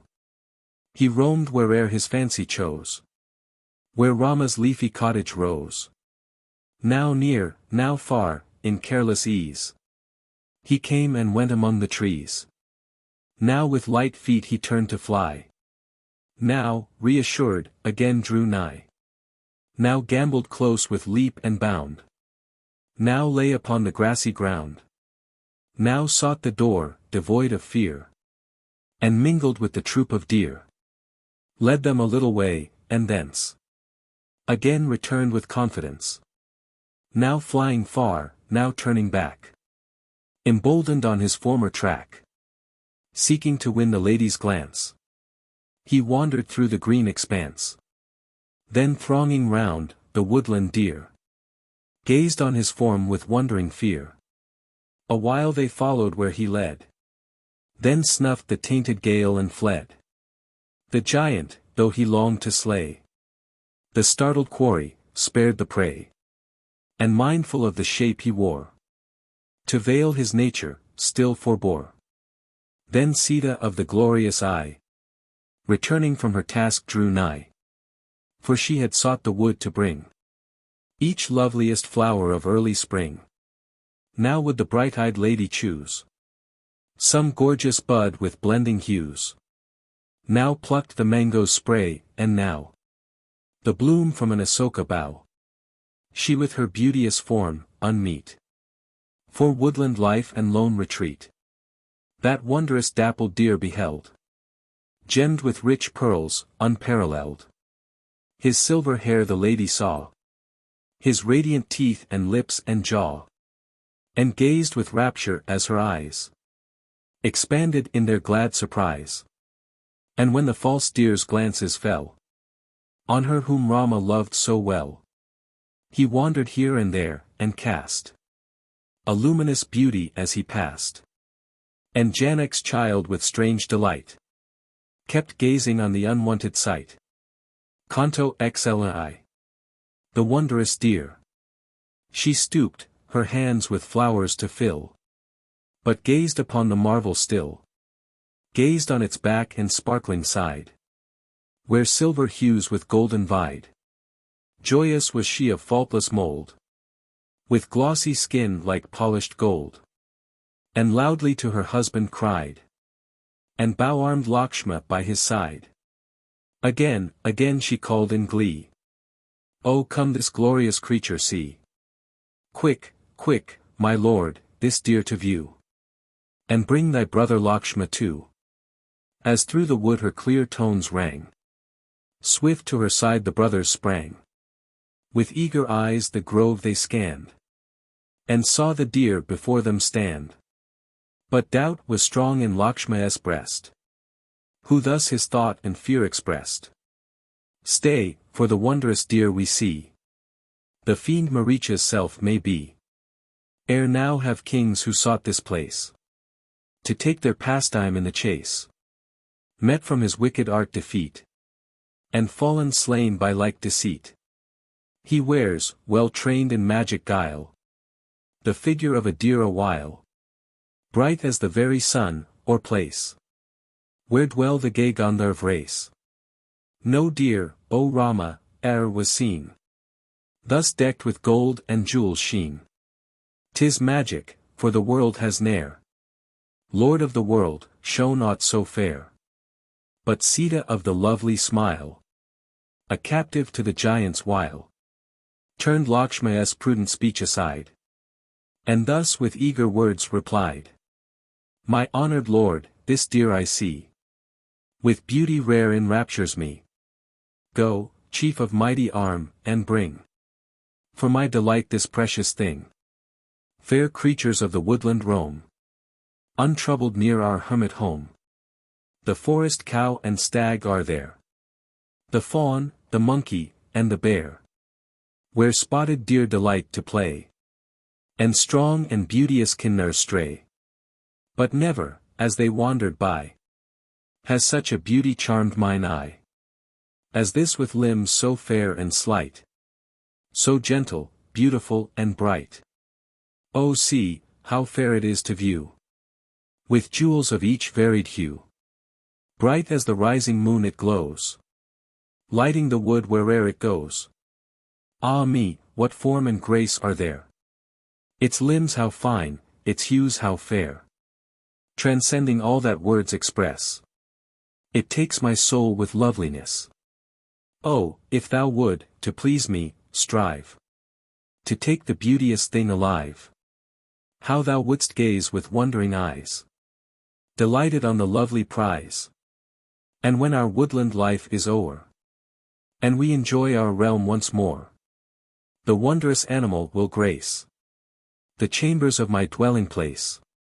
And a dear treasure will it be to Bharat and the queens and me, and all with rapture and amaze upon its heavenly form will gaze. But if the beauteous deer, pursued, thine arts to take it still elude, strike it, O chieftain, and the skin will be a treasure, laid within. Oh, how I long my time to pass, sitting upon the tender grass, with that soft fell beneath me spread, bright with its hair of golden thread. This strong desire, this eager will, befits a gentle lady ill. But when I first beheld its look, my breast with fascination took. See, golden hair its flank adorns, and sapphires tip its branching horns, resplendent as the lunar way, or the first blush of opening day. With graceful form and radiant hue, it charmed thy heart, O chieftain, too. He heard her speech with willing ear. He looked again upon the deer. Its lovely shape his breast beguiled, moved by the prayer of Janak's child, and yielding for her pleasure's sake, to Lakshma Rama turned and spake. Mark, Lakshma, mark how Sita's breast with eager longing is possessed. Today this deer of wondrous breed must for his passing beauty bleed, brighter than e'er in Nandan strayed, or Chitraratha's heavenly shade. How should the groves of earth possess such all-surpassing loveliness? The hair lies smooth and bright and fine, or waves upon each curving line, and drops of living gold bedeck the beauty of his side and neck. Oh look, his crimson tongue between his teeth like flaming fire is seen, flashing, whene'er his lips he parts, as from a cloud the lightning darts. Oh see his sun-like forehead shine, with emerald tints and almandine, while pearly light and roseate glow of shells adorn his neck below. No eye on such a deer can rest, but soft enchantment takes the breast. No man so fair a thing behold, ablaze with light of radiant gold, celestial, bright with jewels sheen, nor marvel when his eyes have seen a king equipped with bow and shaft, delights in gentle forest craft, and as in boundless woods he strays, the quarry for the venison slays. There as he wanders with his train, a store of wealth he oft may gain. He claims by right the precious ore. He claims the jewel's sparkling store. Such gains are dearer in his eyes than wealth that in his chamber lies. The dearest things his spirit knows, dear as the bliss which Sukra chose. But oft the rich expected gain, which heedless men pursue in vain. The sage, who prudent counsels know, explain and in a moment show. This best of dear, this gem of all, to yield his precious spoils must fall. And tender Sita by my side shall sit upon the golden hide. Ne'er could I find so rich a coat on spotted deer or sheep or goat. No buck or antelope has such, so bright to view, so soft to touch. This radiant deer and one on high, that moves in glory through the sky. Alike in heavenly beauty are, one on the earth and one a star. But, brother, if thy fears be true, and this bright creature that we view be fierce Maricha in disguise, then by this hand he surely dies. For that dire fiend who spurns control, with bloody hand and cruel soul, has roamed this forest and dismayed the holiest saints who haunt the shade. Great archers, sprung of royal race, pursuing in the wood the chase, have fallen by his wicked art. And now my shaft shall strike his heart. Vatapi, by his magic power, made heedless saints his flesh devour. Then, from within their frames he rent forth bursting from imprisonment. But once his art in senseless pride upon the mightiest saint he tried, Agastya's self, and caused him taste the baited meal before him placed. Vatapi, when the rite was o'er, would take the giant form he wore. But Saint Agastya knew his wile, and checked the giant with smile. Vatapi, thou with cruel spite hast conquered many an anchorite, the noblest of the Brahmin caste. And now thy ruin comes at last. Now if my power he thus defies, this giant, like Vatapi dies, daring to scorn a man like me, a self-subduing devotee. Yea, as Agastya slew the foe, my hand shall lay Maricha low. Clad in thine arms thy bow in hand, to guard the Maithil lady stand, with watchful eye and thoughtful breast, keeping each word of my behest. I go, and hunting through the brake, this wondrous deer will bring or take. Yes, surely I will bring the spoil, returning from my hunter's toil. See, Lakshma, how my consort's eyes are longing for the lovely prize. This day it falls, that I may win the treasure of so fair a skin. Do thou and Sita watch with care, lest danger seize you unaware. Swift from my bow one shaft will fly, the stricken deer will fall and die. Then quickly will I strip the game, and bring the trophy to my dame. Jayas, guardian good and wise, our old and faithful friend, the best and strongest bird that flies, his willing aid will lend. The Maithil lady well protect, for every chance provide, and in thy tender care suspect a foe on every side. Canto XLIV. Maricha's death. Thus having warned his brother bold, he grasped his sword with haft of gold, and bow with triple flexure bent, his own delight and ornament. Then bound 2 quivers to his side, and hurried forth with eager stride. Soon as the antlered monarch saw the lord of monarchs near him draw, a while with trembling heart he fled, then turned and showed his stately head. With sword and bow the chief pursued, where'er the fleeing deer he viewed, sending from dell and lone recess the splendor of his loveliness. Now full in view the creature stood, now vanished in the depth of wood, now running with a languid flight, Now like a meteor lost to sight. With trembling limbs away he sped. Then like the moon with clouds o'erspread. Gleamed for a moment bright between the trees, and was again unseen. Thus in the magic deer's disguise, Maricha lured him to the prize. And seen a while, then lost to view. Far from his cot the hero drew. Still by the flying game deceived. The hunter's heart was wroth and grieved. And wearied with the fruitless chase, he stayed him in a shady place. Again the rover of the night enraged the chieftain, full in sight. Slow moving in the coppice near, surrounded by the woodland deer. Again the hunter sought the game that seemed a while to court his aim, but seized again with sudden dread. Beyond his sight the creature fled. Again the hero left the shade. Again the deer before him strayed. With surer hope and stronger will, the hunter longed his prey to kill. Then as his soul impatient grew, an arrow from his side he drew, resplendent at the sunbeam's glow. The crusher of the smitten foe, with skillful heed the mighty lord, fixed well shaft and strained the cord. Upon the deer his eyes he bent, and like a fiery serpent went. The arrow Brahma's self had framed, alive with sparks that hissed and flamed, like Indra's flashing levin. True to the false deer the missile flew, cleaving his flesh. That wondrous dart stood quivering in Maricha's heart.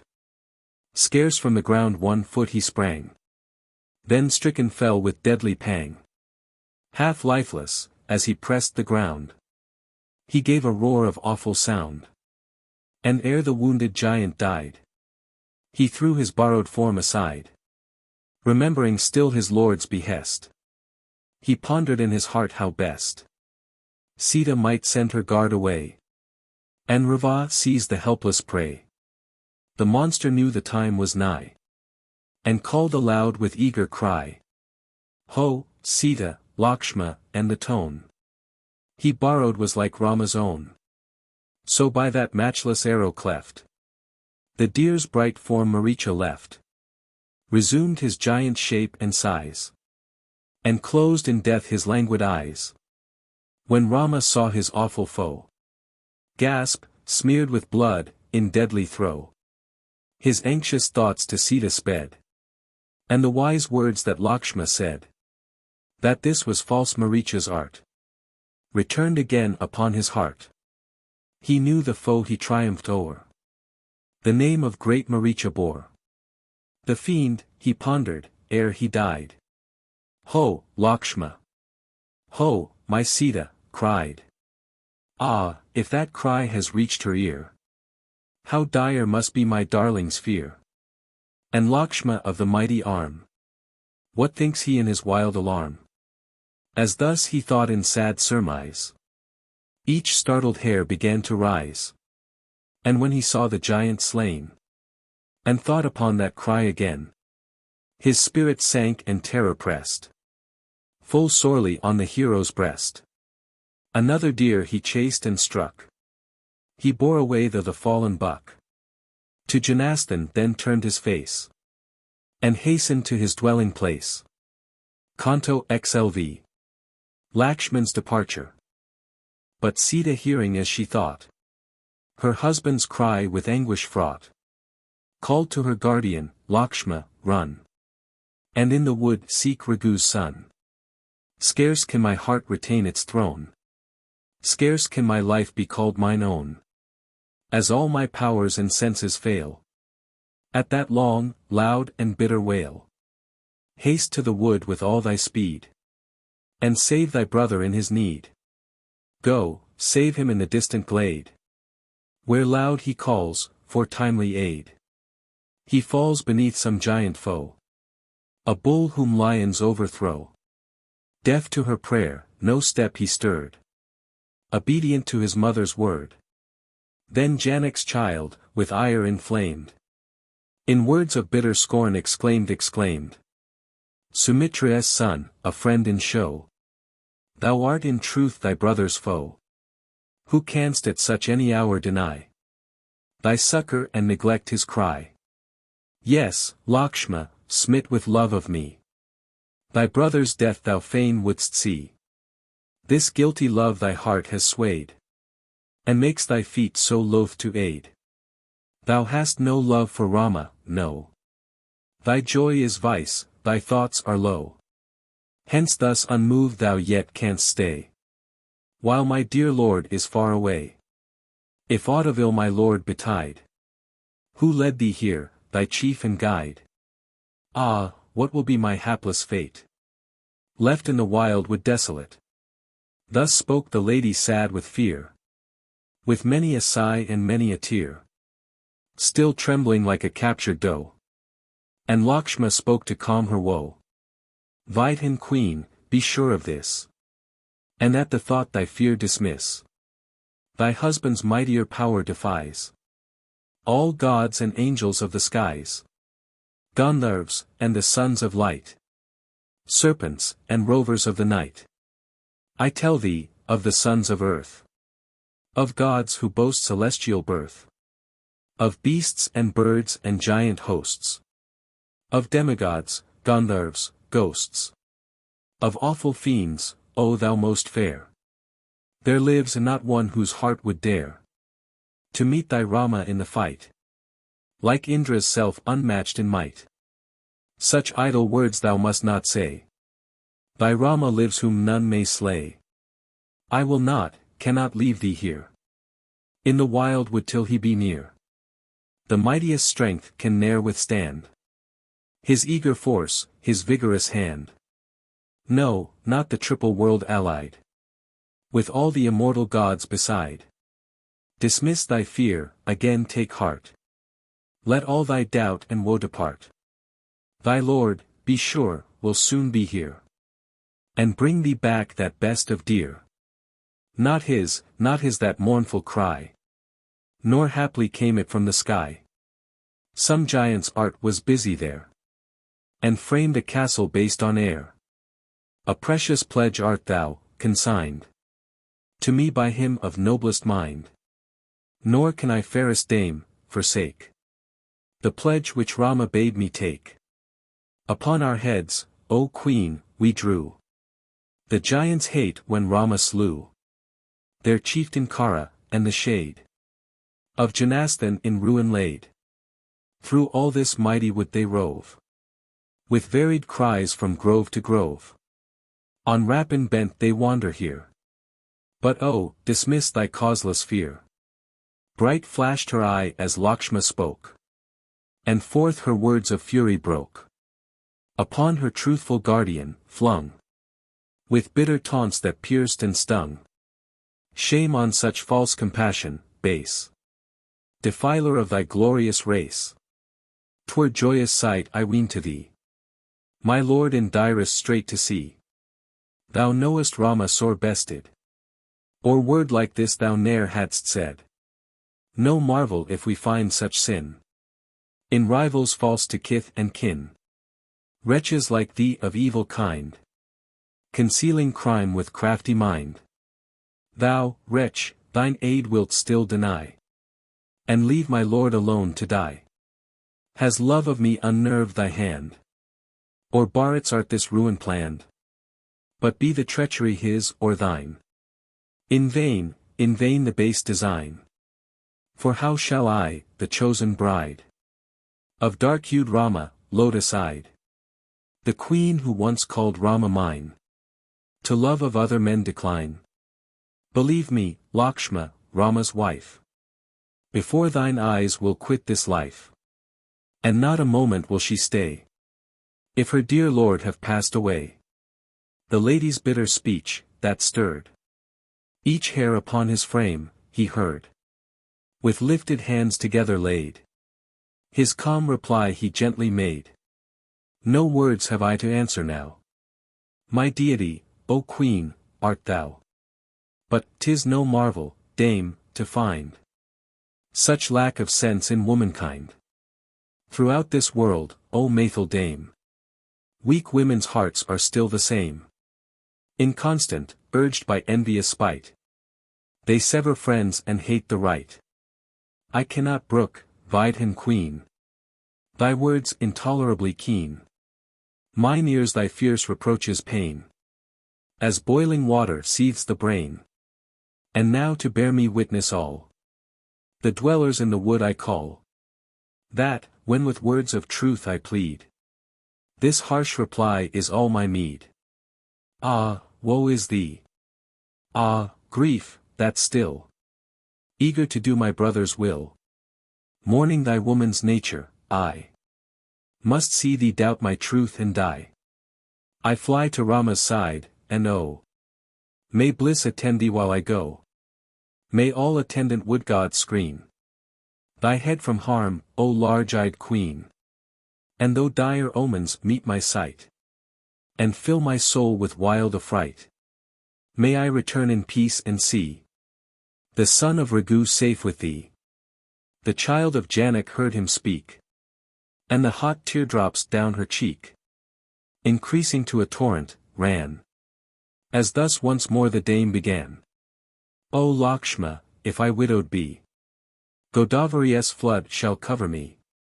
Or I will die by cord, or leap, life weary, from yon rocky steep.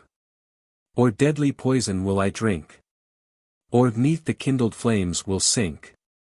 But never, reft of Rama, can consent to touch a meaner man. The Maithil dame with many sighs, and torrents pouring from her eyes, the faithful Lakshma thus addressed, and smote her hands upon her breast.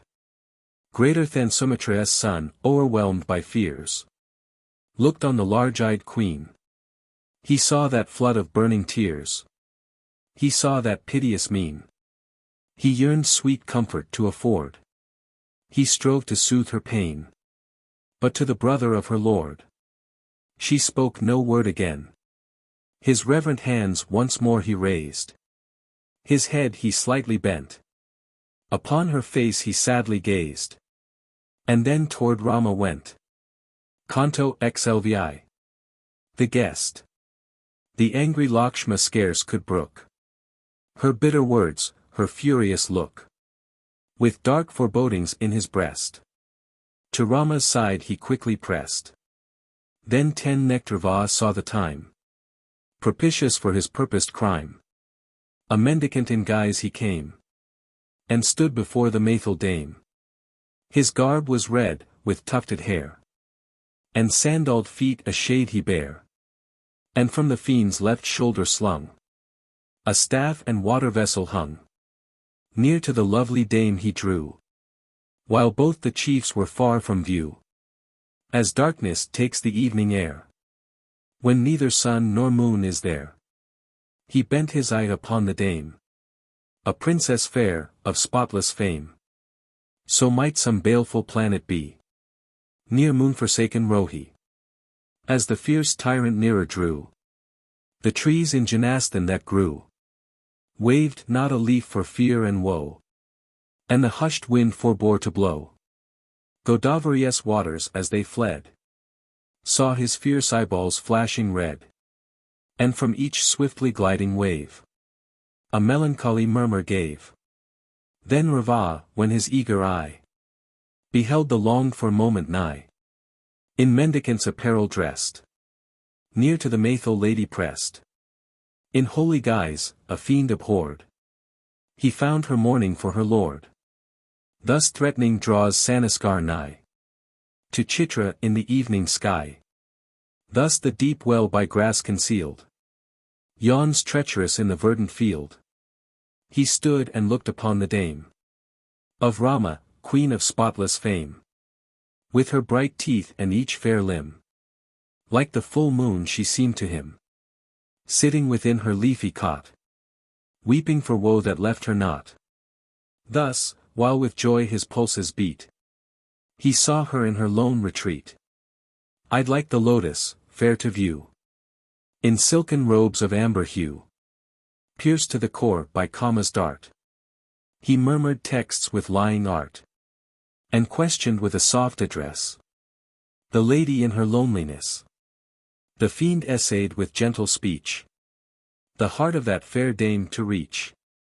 Pride of the worlds, like beauty's queen, without her darling lotus seen. O thou whose silken robes enfold a form more fair than finest gold, with lotus garland on thy head, like a sweet spring with bloom o'erspread. Who art thou, fair one, what thy name? Beauty, or honor, fortune, fame? Spirit, or nymph, or queen of love? Descended from thy home above? Bright as the dazzling jasmine shine thy small square teeth in level line, like two black stars aglow with light.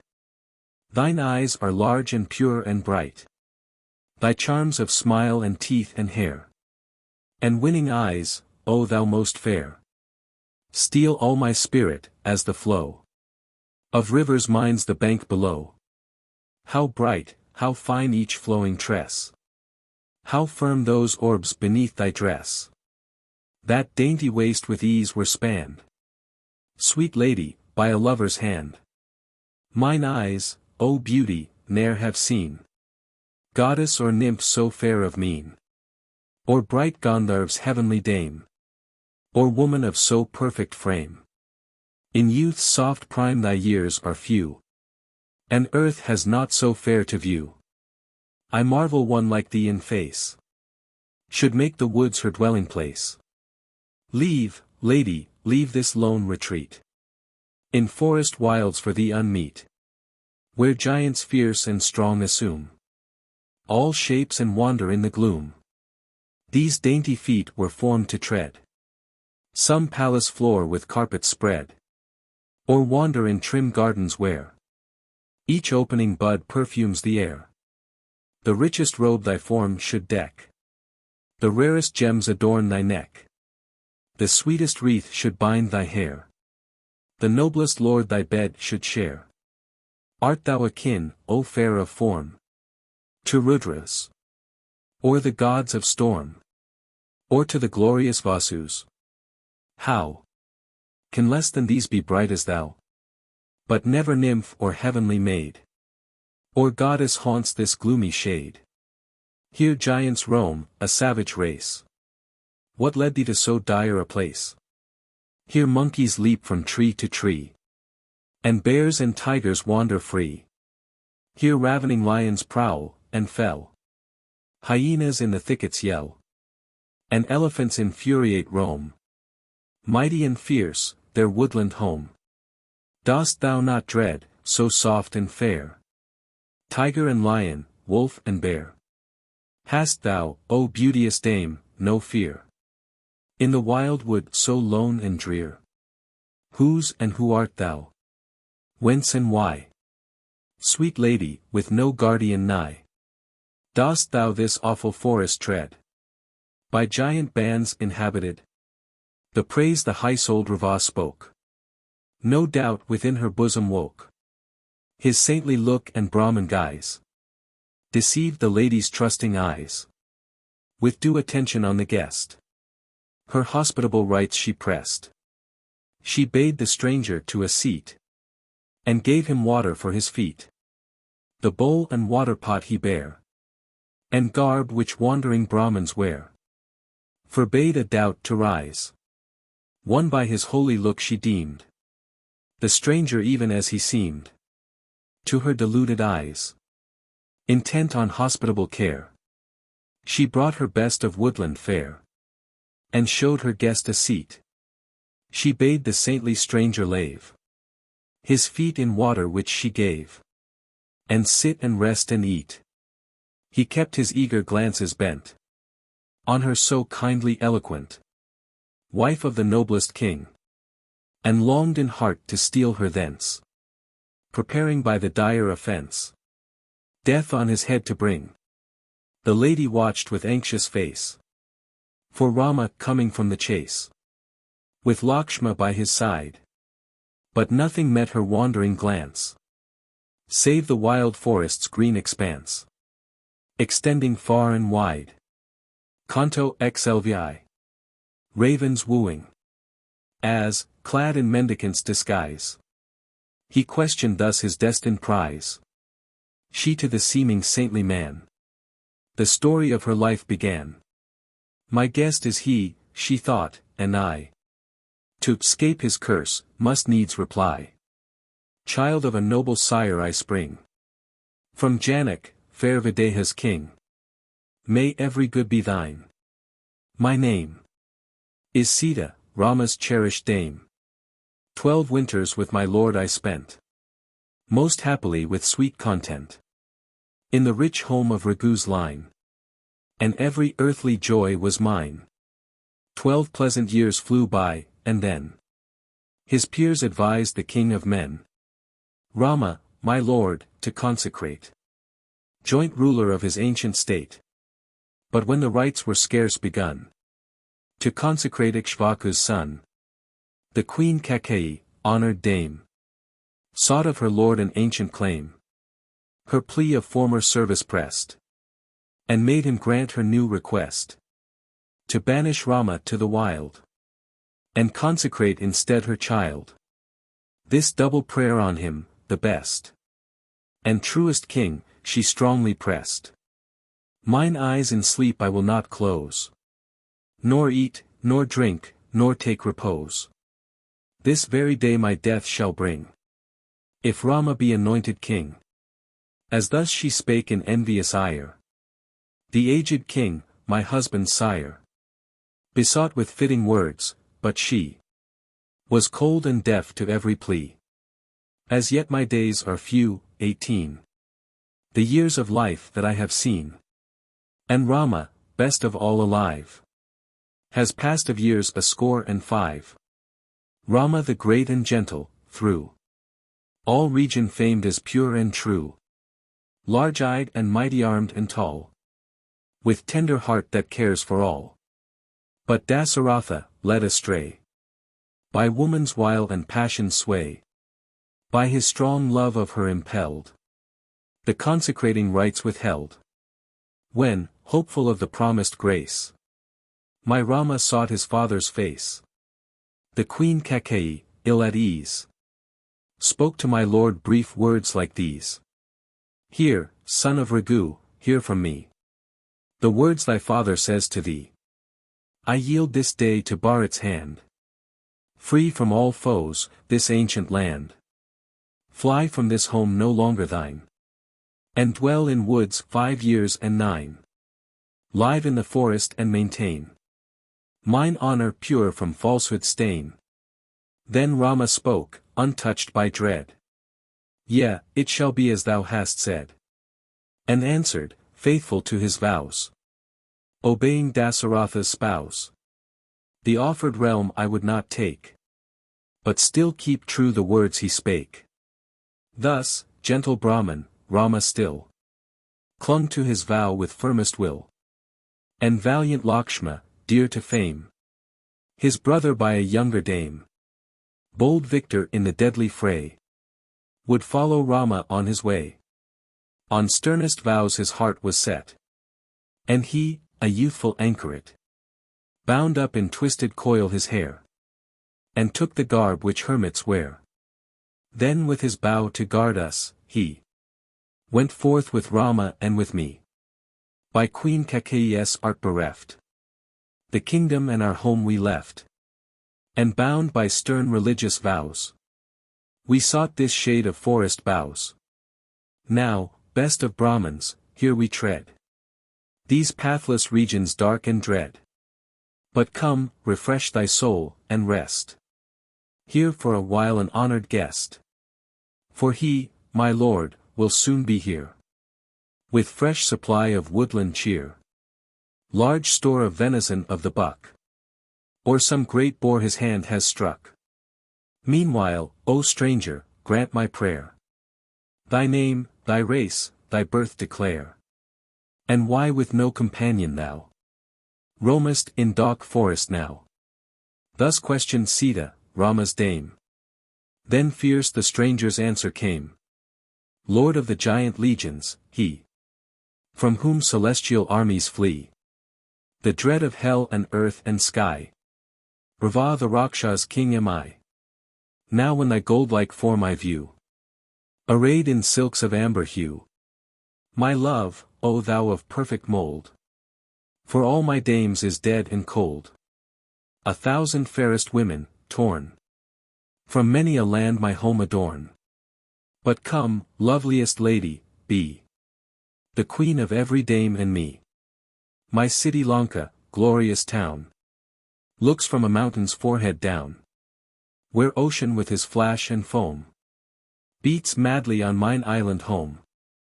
With me, O Sita, shalt thou rove, delighted through each shady grove. Nor shall thy happy breast retain fond memory of this life of pain. In gay attire, a glittering band, 5,000 maids shall round thee stand, and serve thee at thy beck and sign. If thou, fair Sita, wilt be mine. Then forth her noble passion broke, as thus in turn the lady spoke.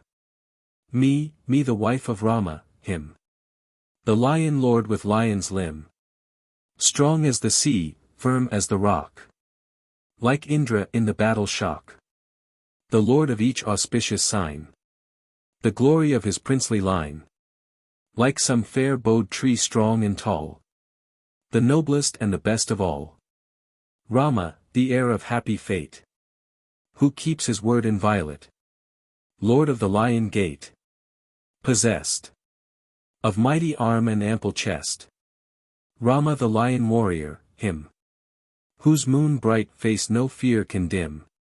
Rama, his bridled passion's lord, the darling whom his sire adored.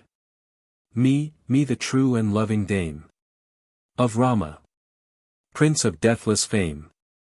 Me wouldst thou vainly woo and press? A jackal woo a lioness, steal from the sun his glory. Such thy hope Lord Rama's wife to touch. Ha! Thou hast seen the trees of gold, the sign which dying eyes behold. Thus seeking, weary of thy life, to win the love of Rama's wife. Fool!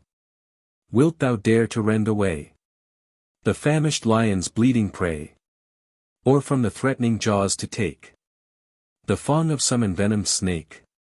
What, wouldst thou shake with puny hand Mount Mundar, towering o'er the land? Put poison to thy lips and think the deadly cup a harmless drink. With pointed needle touch thine eye, a razor to thy tongue apply. Who wouldst pollute with impious touch the wife whom Rama loves so much? Be round thy neck a millstone tied, and swim the sea from side to side. Or raising both thy hands on high, pluck sun and moon from yonder sky. Or let the kindled flame be pressed, wrapped in thy garment, to thy breast. More wild the thought that seeks to win Rama's dear wife who knows not sin. The fool who thinks with idle aim to gain the love of Rama's dame, with dark and desperate footing makes his way o'er points of iron stakes. As ocean to a bubbling spring, the lion to a fox, the king of all the birds that ply the wing, to an ignoble crow. As gold to lead of little price, as to the drainings of the rice, the drink they quaff in paradise, the Amrit's heavenly flow. As sandal dust with perfume sweet is to the mire that soils our feet, a tiger to a cat, as the white swan is to the owl, the peacock to the waterfowl, an eagle to a bat. Such is my Lord compared with thee. And when with bow and arrows he, mighty as Indra's self shall see, his foeman, armed to slay, thou, death doomed like the fly that sips the oil that on the altar drips, shalt cast the morsel from thy lips, and lose thy half-won prey. Thus in high scorn the lady flung the biting arrows of her tongue, in bitter words that pierced and stung the rover of the night. She ceased. Her gentle cheek grew pale, her loosened limbs began to fail, and like a plantain in the gale, she trembled with affright. He terrible as death stood nigh, and watched with fierce exulting eye the fear that shook her frame. To terrify the lady more, he counted all his triumphs o'er, proclaimed the titles that he bore, his pedigree and name. Canto XLVI. Raven's speech. With knitted brow and furious eye, the stranger made his fierce reply. In me, O fairest dame, behold, the brother of the king of gold, the lord of 10 necks, my title, named. Rava, for might and valor famed. Gods and Gandharv hosts I scare. Snakes, spirits, birds that roam the air, fly from my coming, wild with fear, trembling like men when death is near. Vairava once, my brother, wrought to ire, encountered me and fought, but yielding to superior might, fled from his home in sore affright. Lord of the man-drawn chariot, still he dwells on famed Kailasa's hill. I made the vanquished king resign the glorious car which now is mine. Pushpak, the far-renowned, that flies, will guided through the buxom skies. Celestial hosts by Indra led, flee from my face disquieted, and where my dreaded feet appear, the wind is hushed or breathless is fear. Where'er I stand, where'er I go, the troubled waters cease to flow. Each spellbound wave is mute and still, and the fierce sun himself is chill. Beyond the sea my Lanka stands, filled with fierce forms and giant bands, a glorious city fair to see, as Indra's Amaravati, a towering height of solid wall, flashing afar, surrounds it all. Its golden courts enchant the sight, and gates aglow with lazulite. Steeds, elephants, and cars are there, and drums' loud music fills the air. Fair trees in lovely gardens grow, whose boughs with varied fruitage glow. Thou, beauteous queen, with me shalt dwell in halls that suit a princess well. Thy former fellows shall forget, nor think of women with regret. No earthly joy thy soul shall miss, and take its fill of heavenly bliss. Of mortal Rama think no more, whose terms of days will soon be o'er. King Dasaratha looked in scorn on Rama, though the eldest born, sent to the woods the weakling fool, and set his darling son to rule.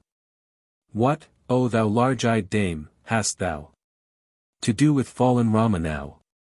From home and kingdom forced to fly, a wretched hermit soon to die. Accept thy lover, nor refuse the giant king who fondly woos.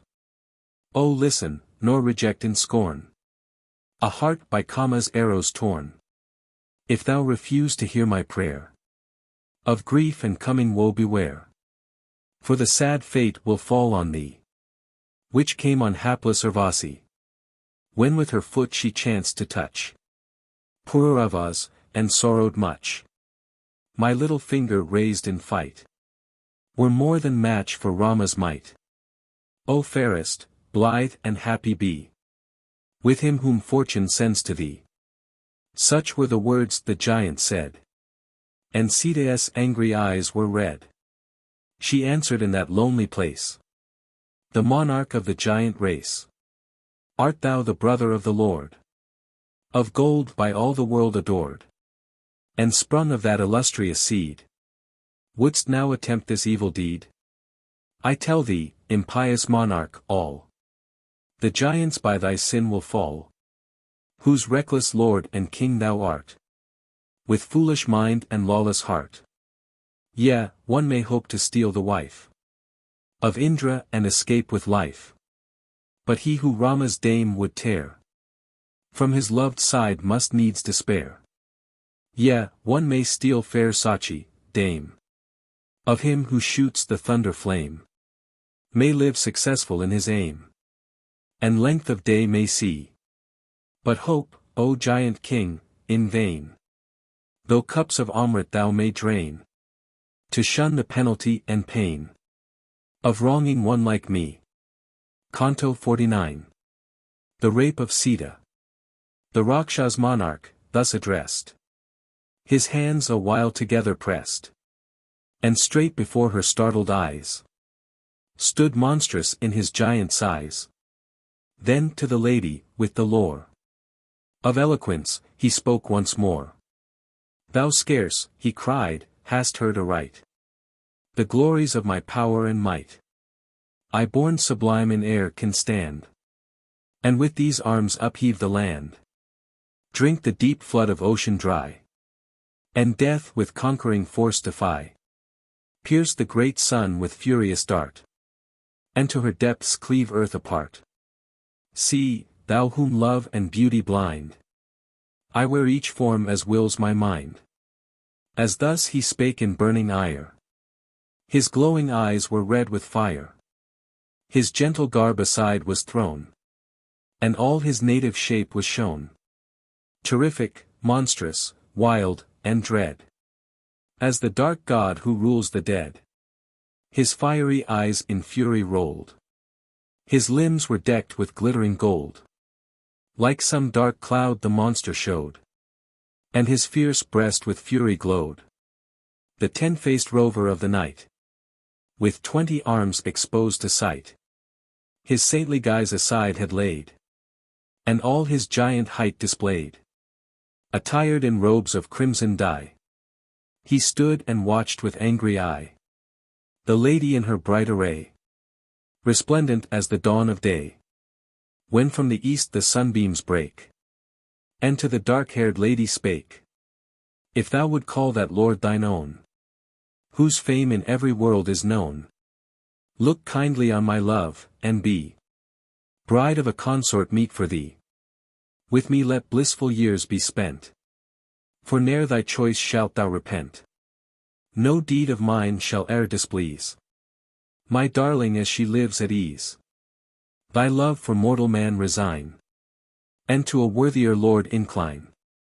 Ah, foolish lady, seeming wise in thine own weak and partial eyes, by what fair graces art thou held to Rama from his realm expelled? Misfortunes all his life attend, and his brief days are near their end. Unworthy prince, infirm of mind, a woman spoke and he resigned his home and kingdom and withdrew from troops of friends and retinue, and sought this forest dark and dread, by savage beasts inhabited. Thus Rava urged the lady meet, for love, whose words were soft and sweet, near and more near the giant pressed, as love's hot fire inflamed his breast. The leader of the giant crew his arm around the lady threw.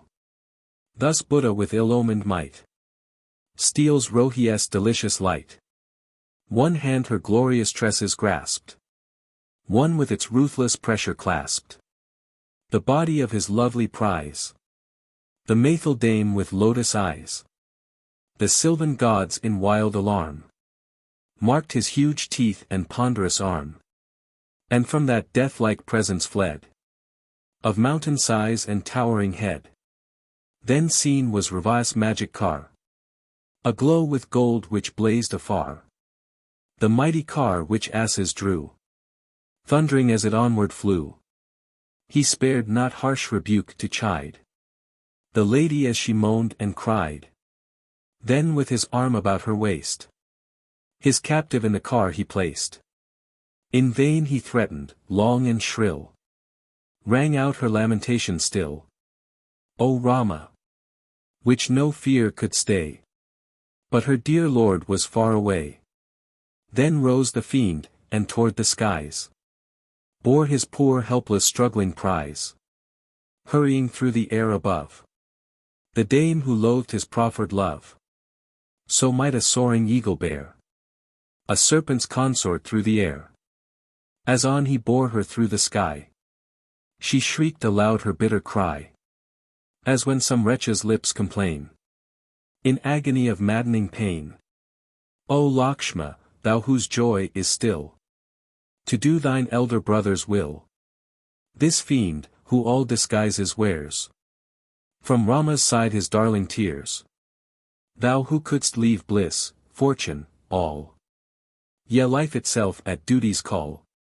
Dost thou not see this outrage done? To hapless me, O Raghu's son. 'Tis thine, O victor of the foe, to bring the haughtiest spirit low.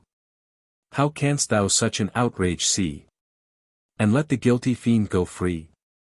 Ah, seldom in a moment's time comes bitter fruit of sin and crime. But in the day of harvest pain comes like the ripening of the grain. So thou whom fate and folly lead to ruin for this guilty deed, shalt die by Rama's arm ere long, a dreadful death for hideous wrong. Ah, too successful in their ends are Queen Kaikeyi and her friends, when virtuous Rama, dear to fame, is mourning for his ravished dame. Ah me, ah me! A long farewell to lawn and glade and forest dell, in Janasthan's wild region, where the cassia trees are bright and fair. With all your tongues to Rama say that Rava bears his wife away. Farewell, a long farewell to thee, O pleasant stream Godavari, whose rippling waves are ever stirred by many a glad wild water bird. All ye to Rama's ear relate the giant's deed and Sita's fate. O, all ye gods who love this ground, where trees of every leaf abound, tell Rama I am stolen hence. I pray you all with reverence, on all the living things beside, that these dark boughs and coverts hide. Ye flocks of birds, ye troops of deer, I call on you my prayer to hear. All ye to Rama's ear proclaim that Rava tears away his dame with forceful arms, his darling wife, dearer to Rama than his life. Oh, if he knew I dwelt in hell, my mighty lord, I know full well, would bring me, conqueror, back today, though Yama's self reclaimed his prey. Thus from the air the lady sent with piteous voice her last lament. And as she wept she chanced to see the vulture on a lofty tree. As Rava bore her swiftly by, on the dear bird she bent her eye, and with a voice which woe made faint, renewed to him her wild complaint. O see, the king who rules the race of giants, cruel, fierce and base. Rava the spoiler bears me hence, the helpless prey of violence. This fiend who roves in midnight shade, by thee, dear bird, can ne'er be stayed. For he is armed and fierce and strong, triumphant in the power to wrong. For thee remains one only task, to do, kind friend, the thing I ask.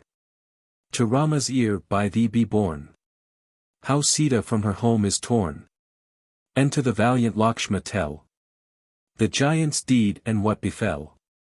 Canto L. Jatius. The vulture from his slumber woke, and heard the words which Sita spoke.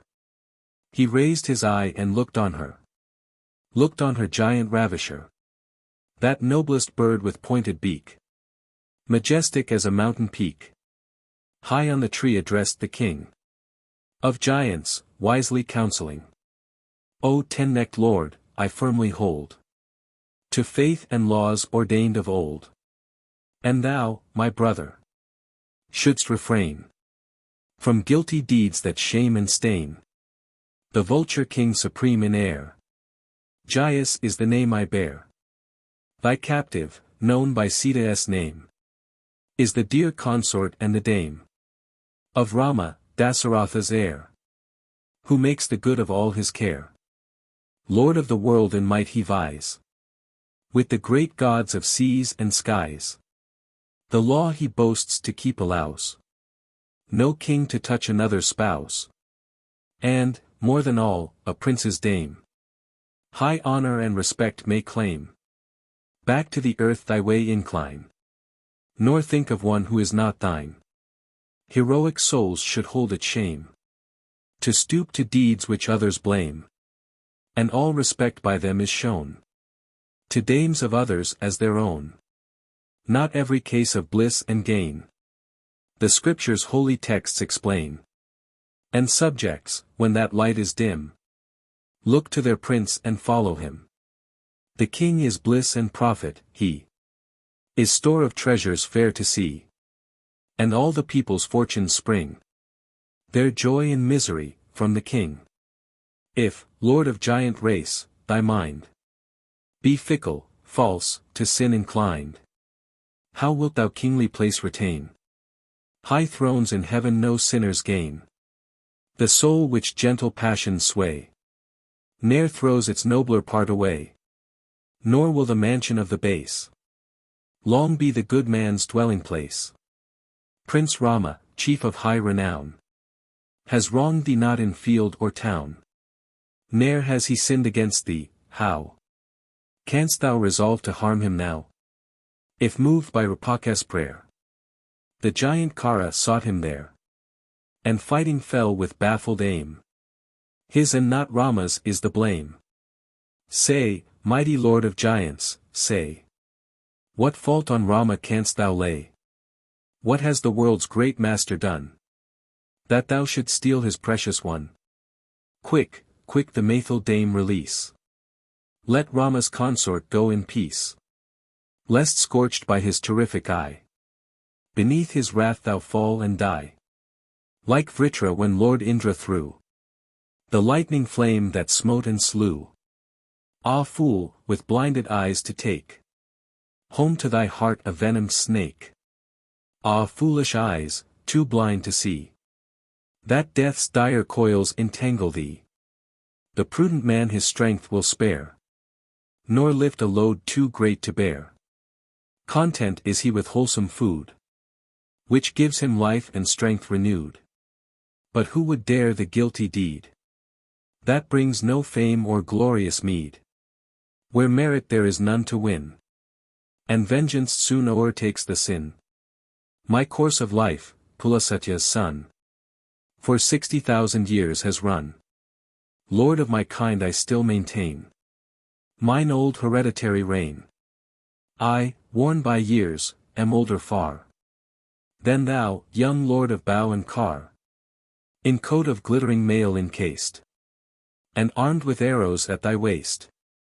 But not unchallenged shalt thou go, or steal the dame without a blow. Thou canst not, king, before mine eyes, bear off unchecked thy lovely prize, safe as the truth of scripture bent by no close logic's argument. Stay if thy courage let thee, stay, and meet me in the battle fray, and thou shalt stain the earth with gore, falling as Kara fell before. Soon Rama, clothed in bark, shall smite thee, his proud foe, in deadly fight. Rama, from whom have oft times fled the Daitya hosts discomfited. No power have I to kill or slay. The princely youths are far away. But soon shalt thou with fearful eye struck down beneath their arrows lie. But while I yet have life and sense, thou shalt not, tyrant, carry hence fair Sita, Rama's honored queen, with lotus eyes and lovely mien. Whatever the pain, whatever the cost, though in the struggle life be lost, the will of Raghu's noblest son and Dasaratha must be done. Stay for a while, O Urva, stay. 1 hour thy flying car delay, and from that glorious chariot thou shalt fall like fruit from shaken bough. For I to thee, while yet I live, the welcome of a foe will give. Canto Li. The combat. Rava's red eyes in fury rolled, bright with his armlets flashing gold. In high disdain, by passion stirred, he rushed against the sovereign bird. With clash and din and furious blows of murderous battle met the foes. Thus urged by winds 2 clouds on high meet warring in the stormy sky. Then fierce the dreadful combat raged, as fiend and bird in war engaged. As if 2 winged mountains sped to dire encounter overhead.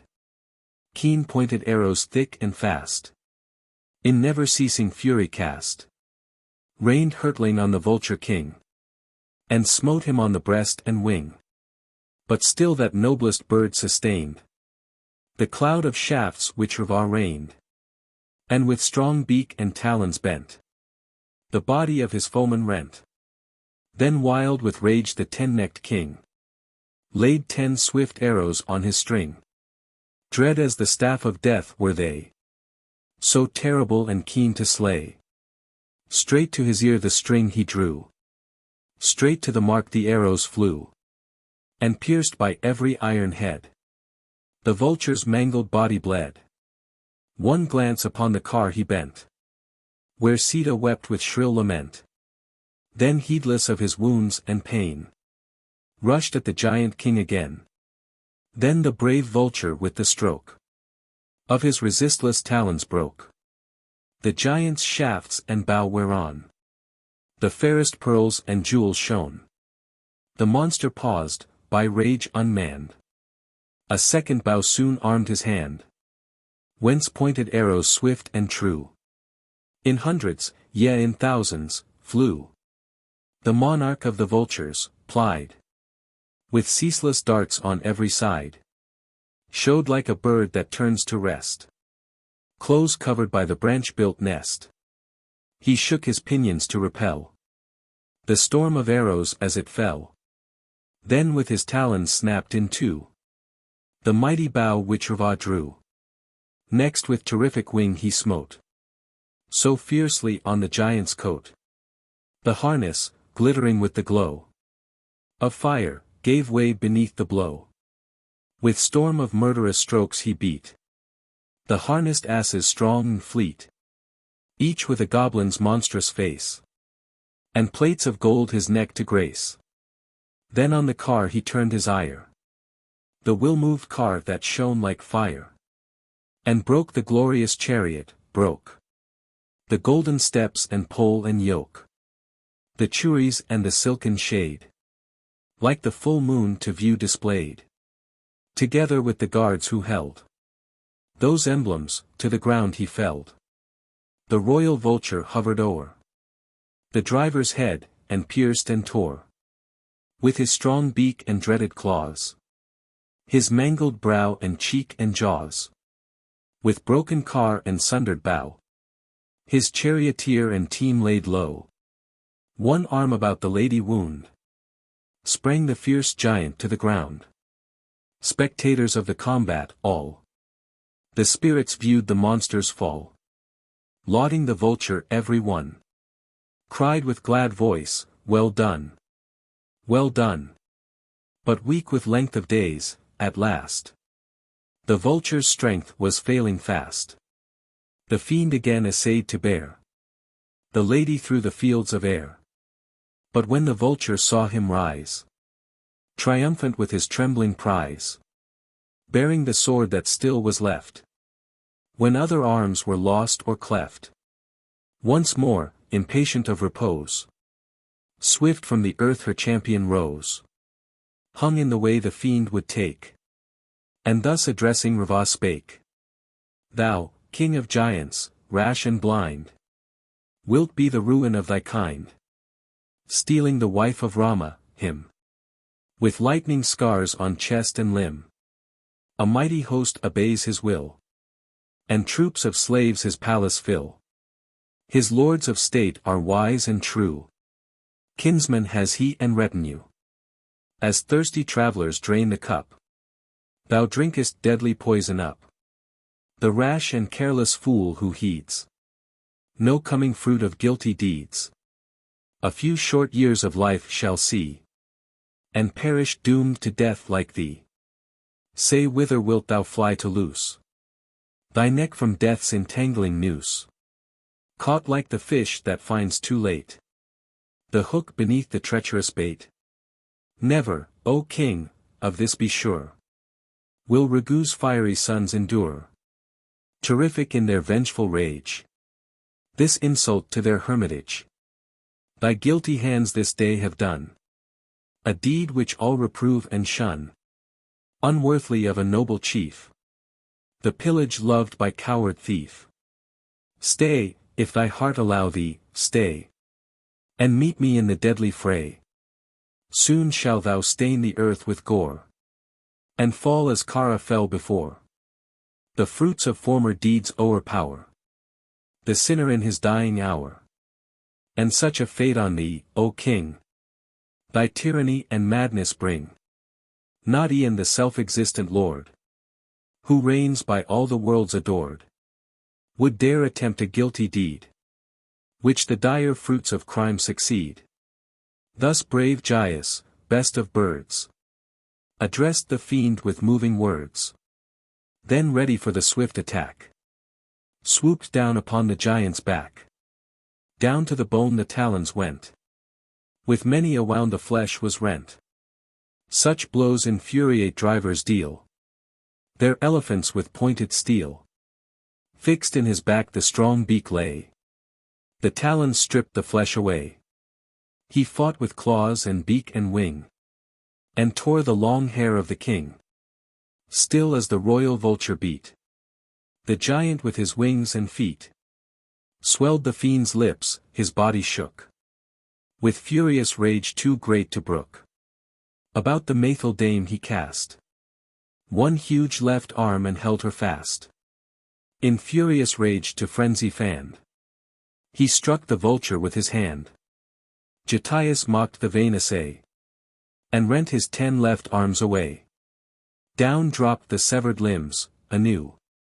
10 others from his body grew. Thus bright with pearly radiance glide dread serpents from the hillock side. Again in wrath the giant pressed the lady closer to his breast, and foot and fist sent blow on blow, in ceaseless fury at the foe. So fierce and dire the battle, waged between those mighty champions, raged. Here was the lord of giants, there the noblest of the birds of air. Thus, as his love of Rama taught, the faithful vulture strove and fought. But Rava seized his sword and smote his wings and side and feet and throat. At mangled side and wing he bled. He fell, and life was almost fled. The lady saw her champion lie, his plumes distained with gory dye, and hastened to the vulture's side, grieving as though a kinsman died.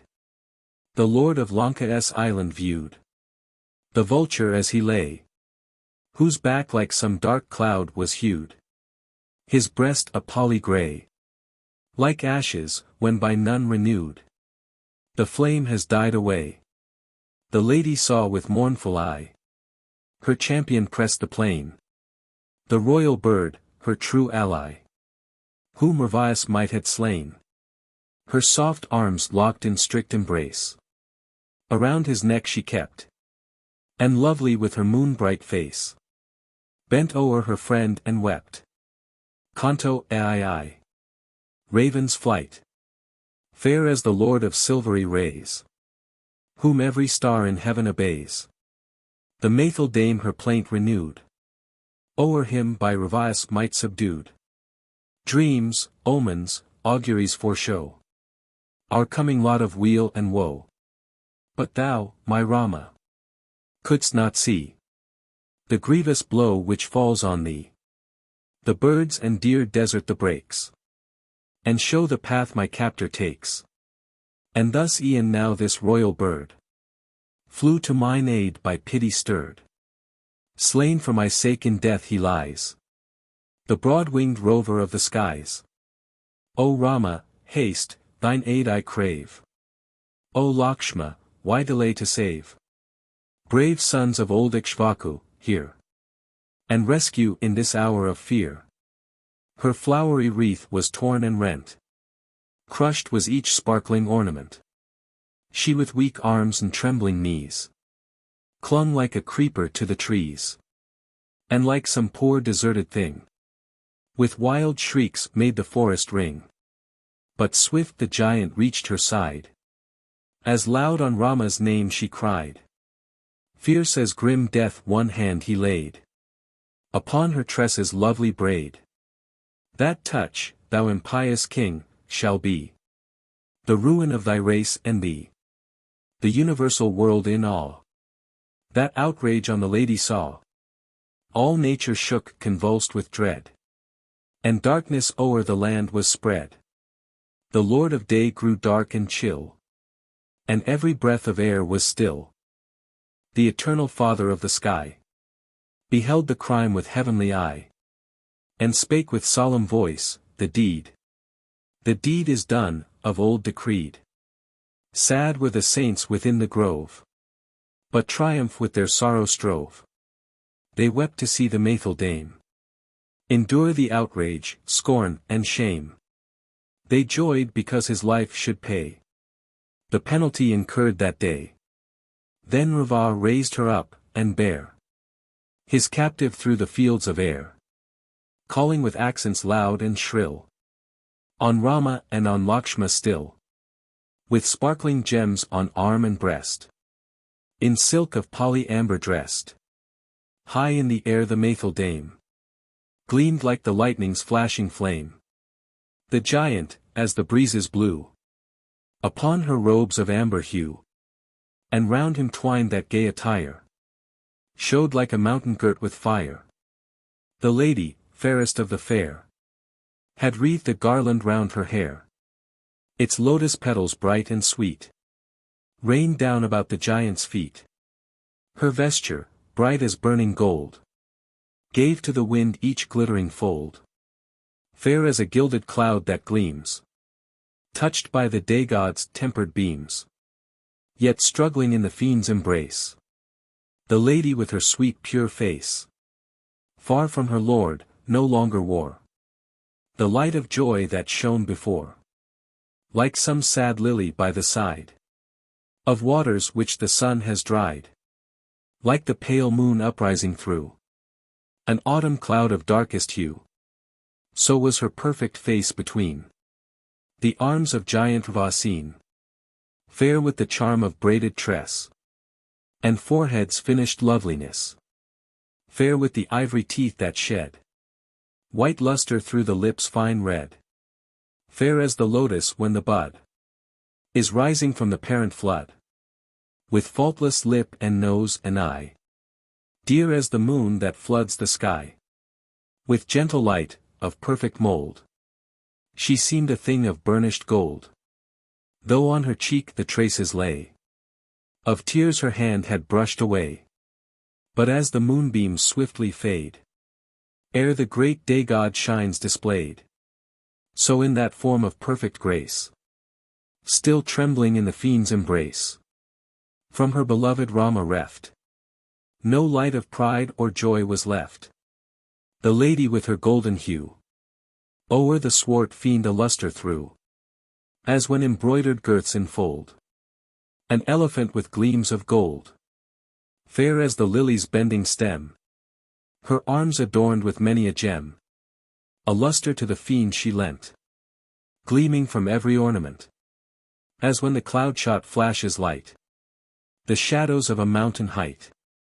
Whene'er the breezes earthward bore the tinkling of the zone she wore, he seemed a cloud of darkness hue, sending forth murmurs as it flew.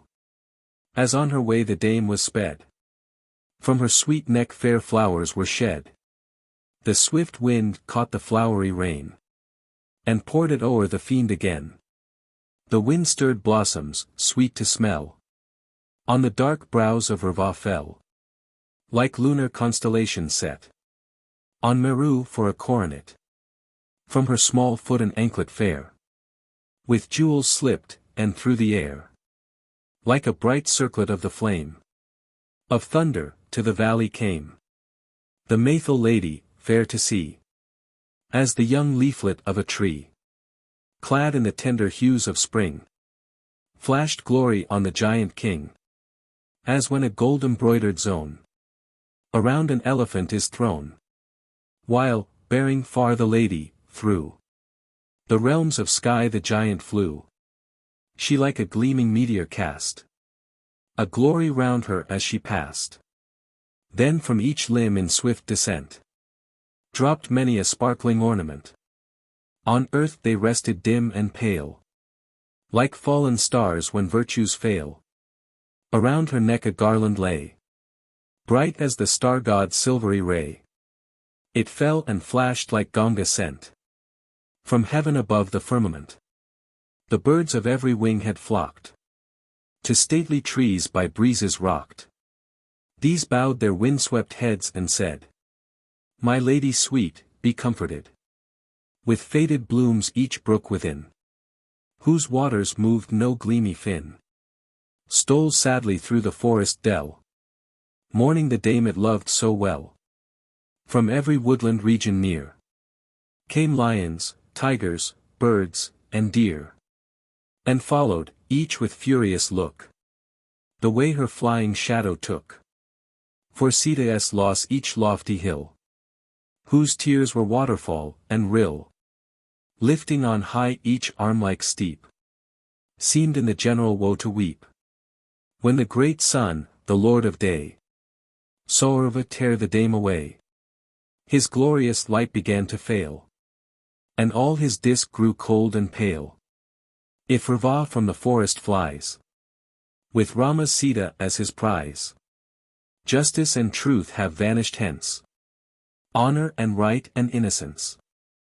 Thus rose the cry of wild despair from spirits as they gathered there, in trembling troops in open lawns.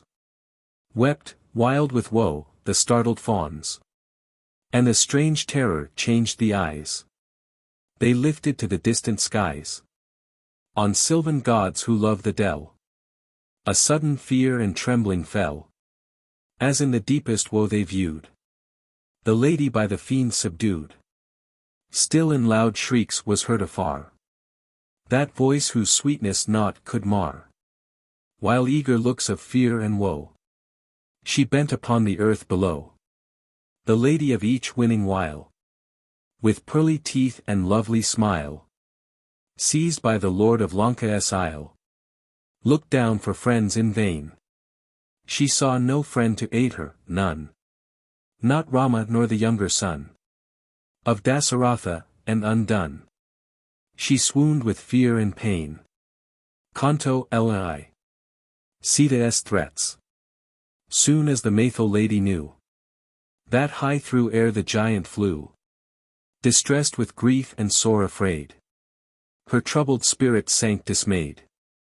Then, as anew the waters welled from those red eyes which sorrow swelled, forth in keen words her passion broke, and to the fierce-eyed fiend she spoke. Canst thou attempt a deed so base, untroubled by the deep disgrace, to steal me from my home and fly, when friend or guardian none was nigh? Thy craven soul that longed to steal, fearing the blows that warriors deal, upon a magic deer relied, to lure my husband from my side. Friend of his sire, the vulture king, lies low on earth with mangled wing, who gave his aged life for me, and died for her he sought to free. Ah, glorious strength indeed is thine, thou meanest of thy giant line, whose courage dared to tell thy name, and conquer in the fight a dame. Does the vile deed that thou hast done cause thee no shame, thou wicked one? A woman from her home to rend, when none was near his aid to lend. Through all the worlds, O giant king, the tidings of this deed will ring. This deed in law and honor spite, by one who claims a hero's might. Shame on thy boasted valor, shame. Thy prowess is an empty name. Shame, giant, on this cursed deed, for which thy race is doomed to bleed. Thou fliest swifter than the gale, for what can strength like thine avail? Stay for 1 hour, O Urva, stay. Thou shalt not flee with life away. Soon as the royal chieftain's sight falls on the thief who roams by night, thou wilt not, tyrant, live 1 hour. Though backed by all thy legions' power, ne'er can thy puny strength sustain the tempest of their arrowy rain. Have e'er the trembling birds withstood the wild flames raging in the wood? Hear me, O Urva, let me go. and save thy soul from coming woe. Or if thou wilt not set me free, wroth for this insult done to me, with his brave brothers aid my lord. Against thy life will raise his sword. A guilty hope inflames thy breast, his wife from Rama's home to wrest. Ah fool, the hope thou hast is vain. Thy dreams of bliss shall end in pain, if torn from all I love by thee. My godlike Lord no more I see. Soon will I die and end my woes, nor live the captive of my foes. Ah fool, with blinded eyes to choose the evil and the good refuse. So the sick wretch with stubborn will turns fondly to the cates that kill, and madly draws his lips away from medicine that would check decay. About thy neck securely wound, the deadly coil of fate is bound. And thou, O Rava, dost not fear, although the hour of death is near. With death-doomed sight thine eyes behold the gleaming of the trees of gold. See dread Vaitarai, the flood that rolls a stream of foamy blood. See the dark wood by all abhorred, its every leaf a threatening sword. The tangled thickets thou shalt tread, where thorns with iron points are spread. For never can thy days be long, base plotter of this shame and wrong. To Rama of the lofty soul, he dies who drinks the poisoned bowl. The coils of death around thee lie, they hold thee and thou canst not fly. Ah whither, tyrant, wouldst thou run, the vengeance of my lord to shun? By his unaided arm alone were twice 7,000 fiends o'erthrown. Yes, in the twinkling of an eye, he forced thy mightiest fiends to die.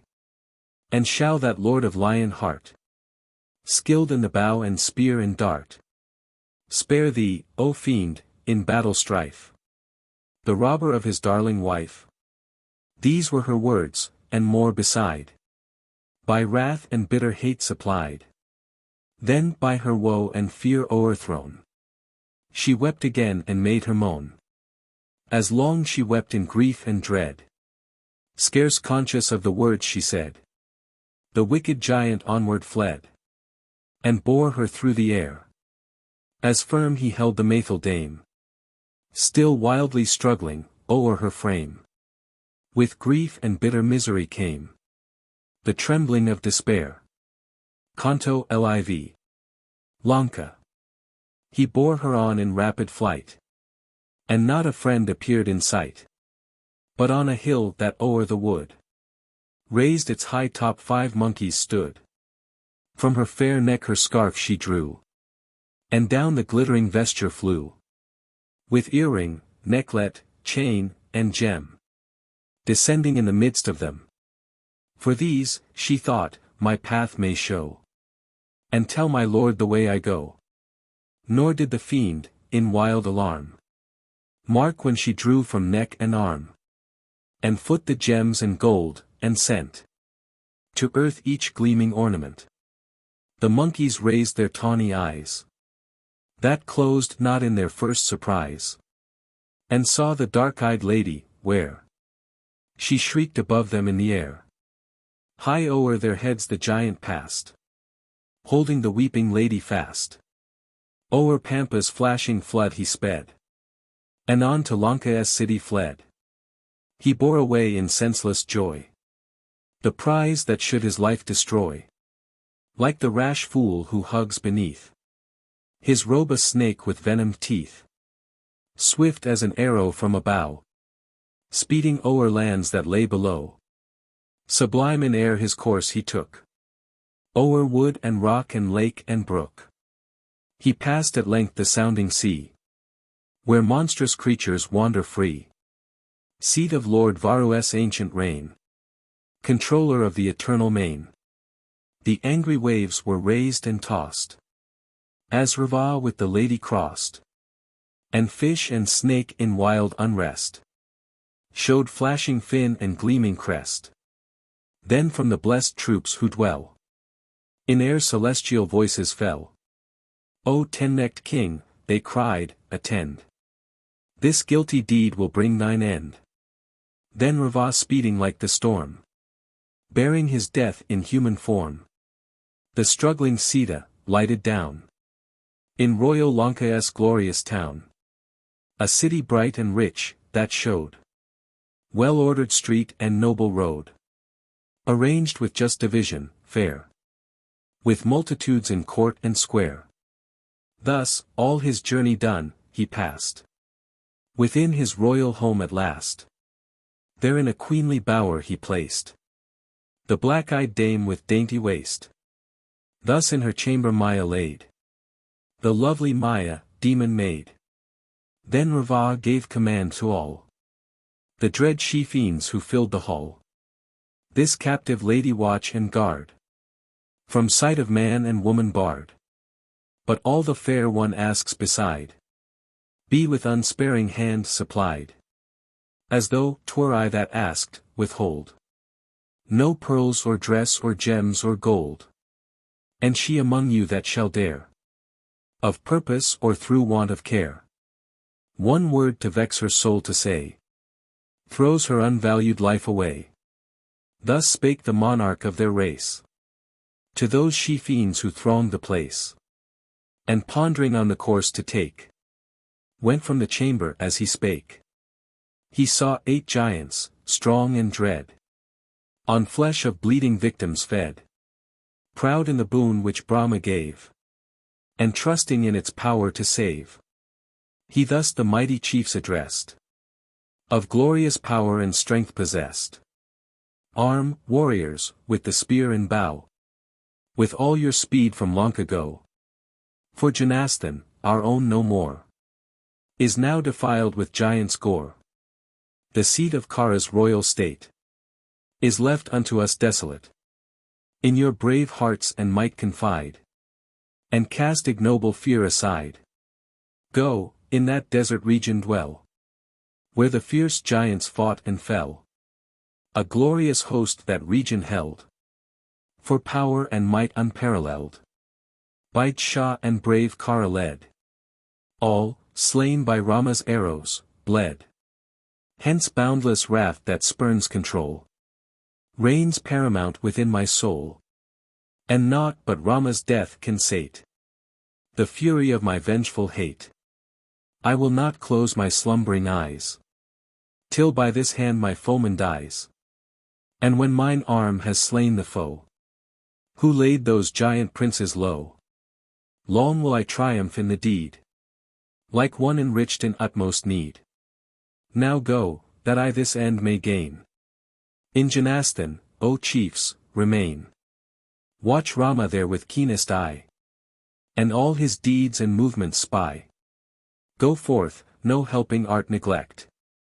Be brave and prompt and circumspect. And be your one endeavor still, to aid mine arm this foe to kill. Oft have I seen your warrior might, proved in the forehead of the fight, and sure of strength I know so well. Send you in Janastan to dwell. The giants heard with prompt assent the pleasant words he said, and each before his master bent, for meet salute, his head. Then as he bade, without delay, from Lanka's gate they passed, and hurried forward on their way, invisible and fast. Canto LV Sita in prison. Thus Rava his commandment gave to those 8 giants strong and brave, so thinking in his foolish pride, against all dangers to provide. Then with his wounded heart aflame, with love he thought upon the dame, and took with hasty steps the way to the fair chamber where she lay. He saw the gentle lady there, weighed down by woe too great to bear, amid the throng of fiends who kept their watch around her as she wept. A pinnace sinking neath the wave, when mighty winds around her rave. A lonely herd forsaken deer, when hungry dogs are pressing near. Within the bower the giant passed, her mournful looks were downward cast, as there she lay with streaming eyes. The giant bade the lady rise, and to the shrinking captive showed The glories of his rich abode, where 1,000 women spent their days.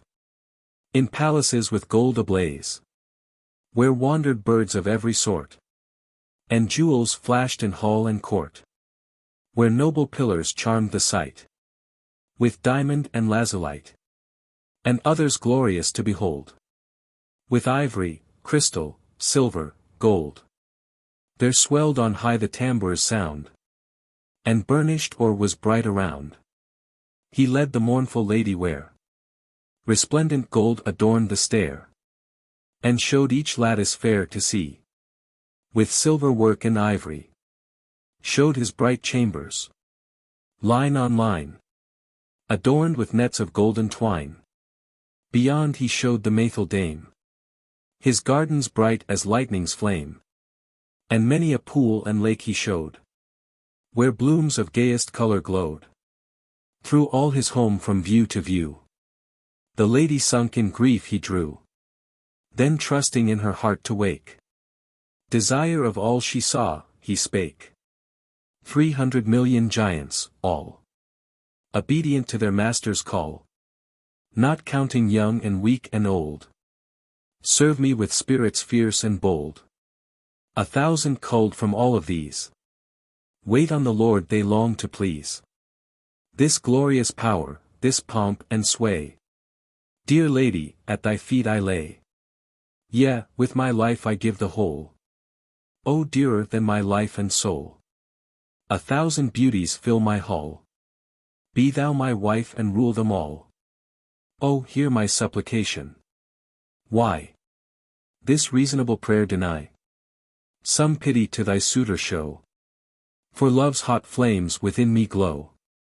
This isle 100 leagues in length, encompassed by the ocean's strength, would all the gods and fiends defy, though led by him who rules the sky.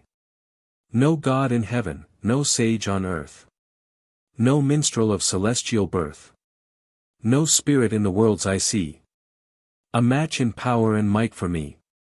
What wilt thou do with Rama, him whose days are short, whose light is dim, expelled from home and royal sway, who treads on foot his weary way?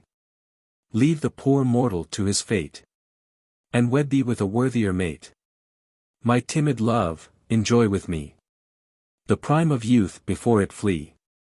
Do not 1 hour the hope retain, to look on Rama's face again. For whom would wildest thought beguile, to seek thee in the giant's isle? Say who is he has power to bind in toils of net the rushing wind? Whose is the mighty hand will tame, and hold the glory of the flame? In all the worlds above, below, not one, O fair of form, I know, who from this isle in fight could rend the lady whom these arms defend. Fair queen, o'er Lanka's island reign, sole mistress of the wide domain.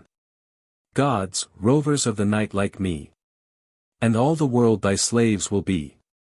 O'er thy fair brows and queenly head, let consecrating balm be shed, and sorrow banished from thy breast. Enjoy my love and take thy rest.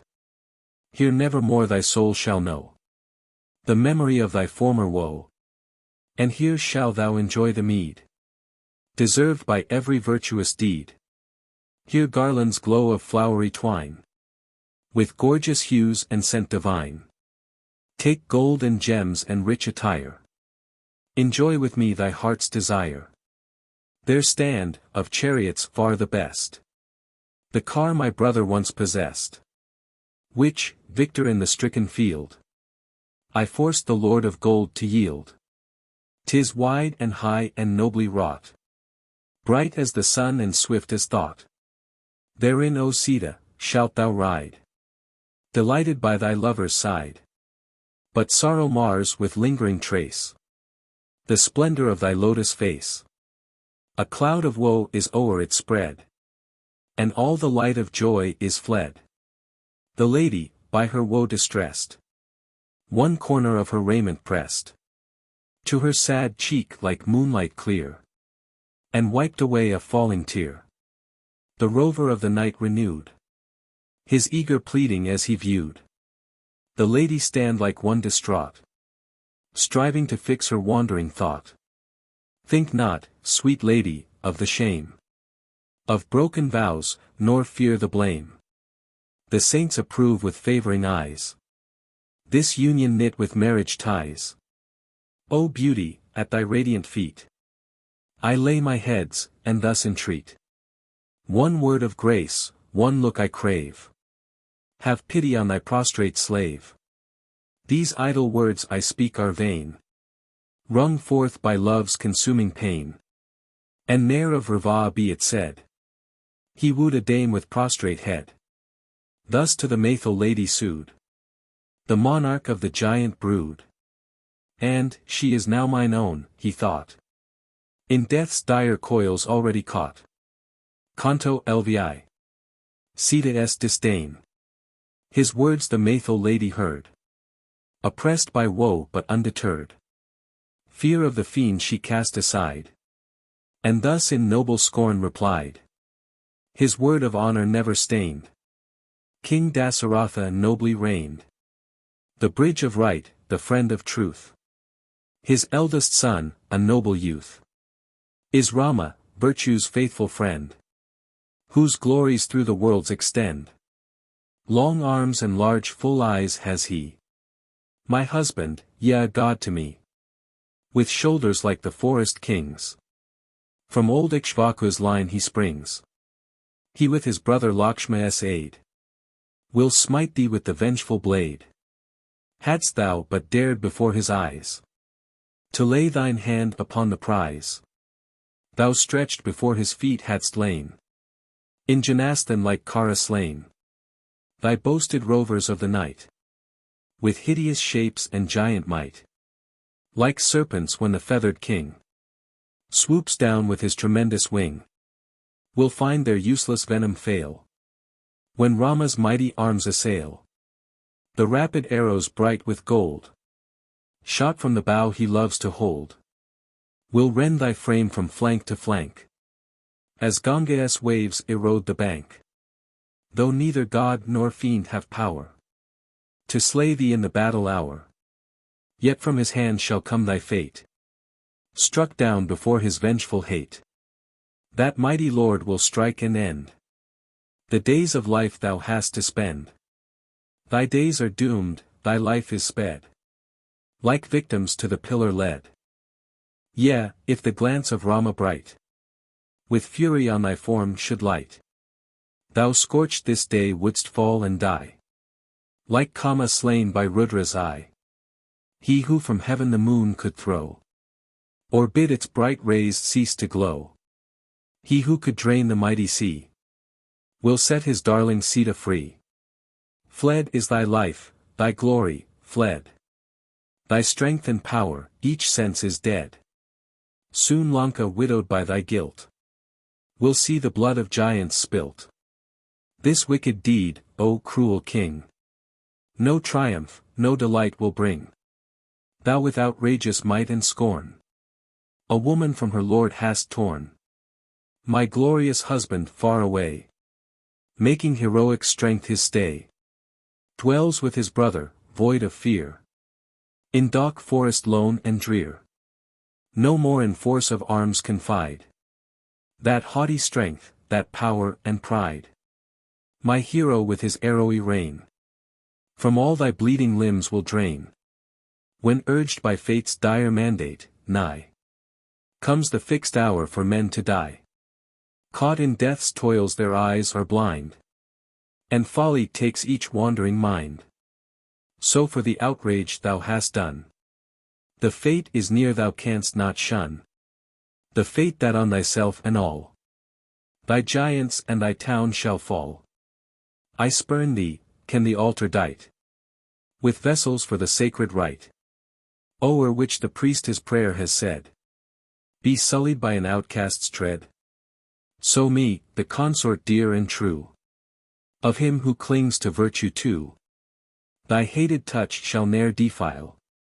Base tyrant lord of Lanka's isle, can the white swan who floats in pride through lilies by her consort's side, Look for one moment, as they pass.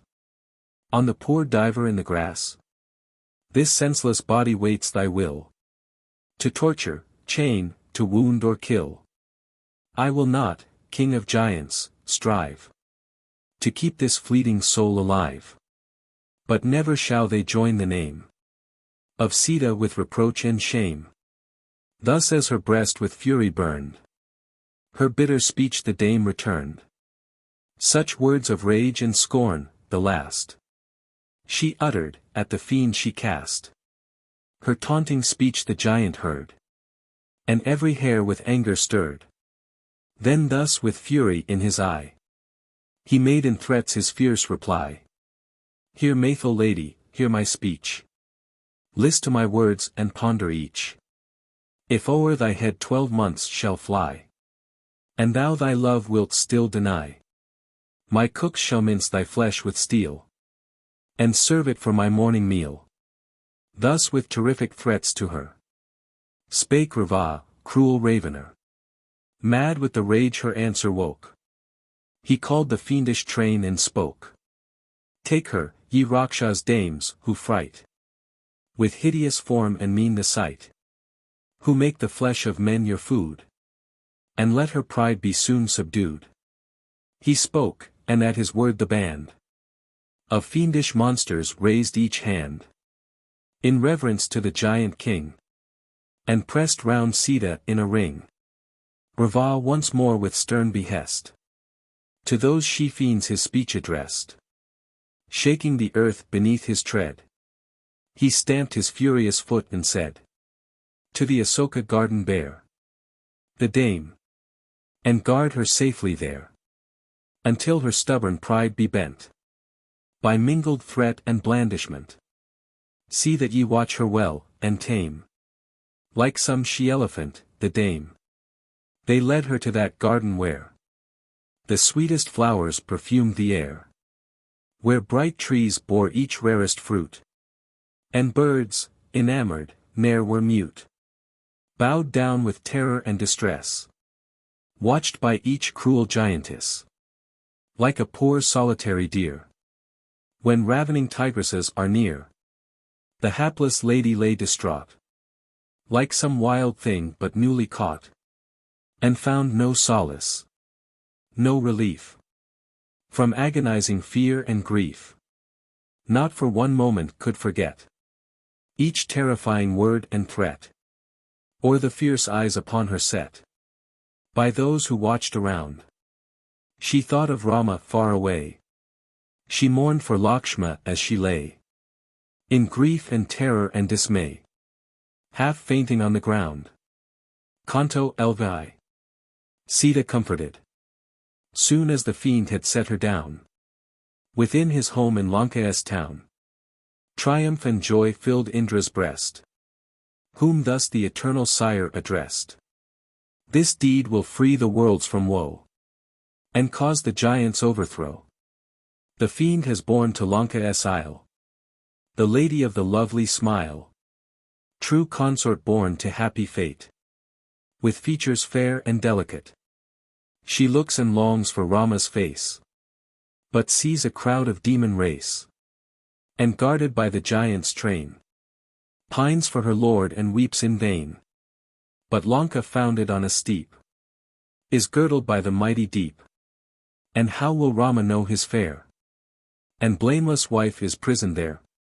She on her woe will sadly brood, and pine away in solitude, and heedless of herself, will cease to live, despairing of release. Yes, pondering on her fate, I see her gentle life in jeopardy. Go, Indra, swiftly seek the place, and look upon her lovely face. Within the city make thy way. Let heavenly food her spirit stay. Thus Brahma spake, and he who slew the cruel demon Paka, flew where Lanka's royal city lay, and sleep went with him on his way.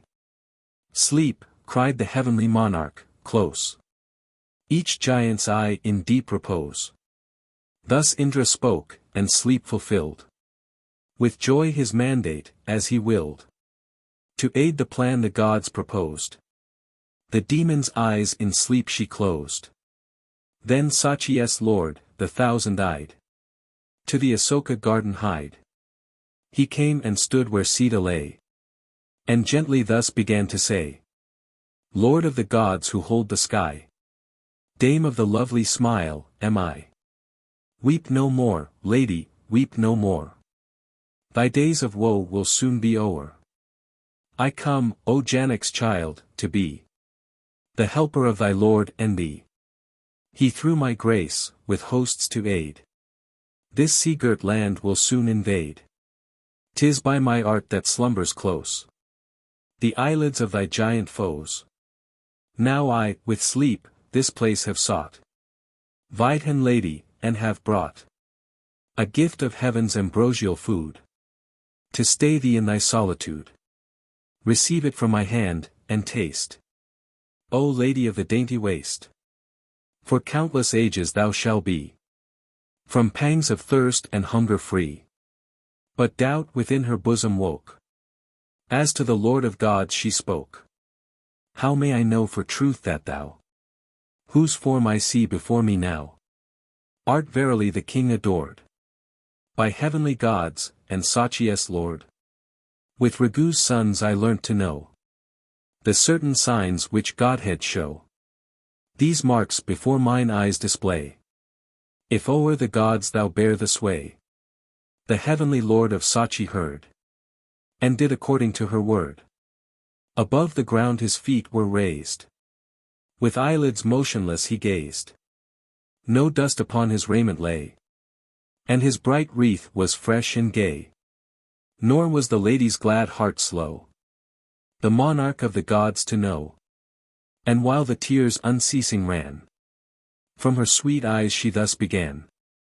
My Lord has gained a friend in thee, and I this day thy presence see, shone clearly to mine eyes, as when Rama and Lakshma, lords of men, beheld it, and their sire the king, and Janak too from whom I spring. Now I, O monarch of the blessed, will eat this food at thy behest, which thou hast brought me, of thy grace, to aid and strengthen Ragu's race. She spoke, and by his words relieved, the food from Indra's hand received. Yet ere she ate the balm he brought, on Lakshma and her lord she thought. If my brave lord be still alive, if valiant Lakshma yet survive, may this my taste of heavenly food bring health to them and bliss renewed.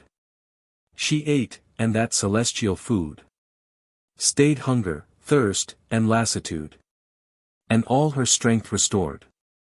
Great joy her hopeful spirit stirred at the glad tidings newly heard of Lakshma and her lord. And Indra's heart was joyful too. He bade the Maithil dame adieu, his saving errand done. With sleep beside him parting thence, he sought his heavenly residence, to prosper Ragu's son. Canto LVI. The brothers meeting.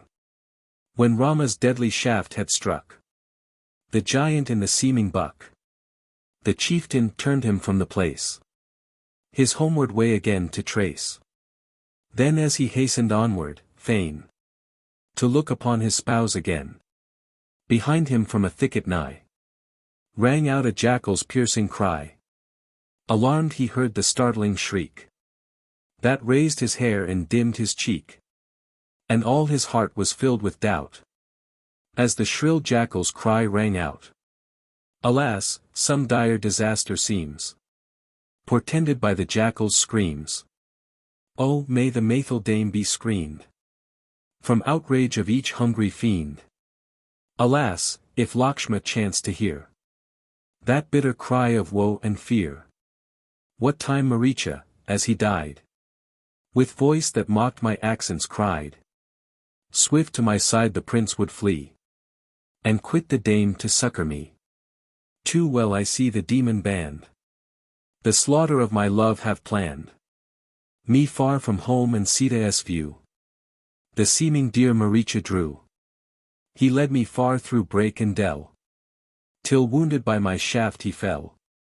And as he sank rang out his cry. Oh save me, Lakshma, or I die.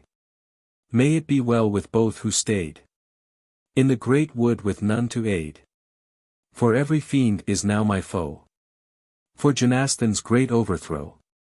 And many an omen seen today has filled my heart with sore dismay.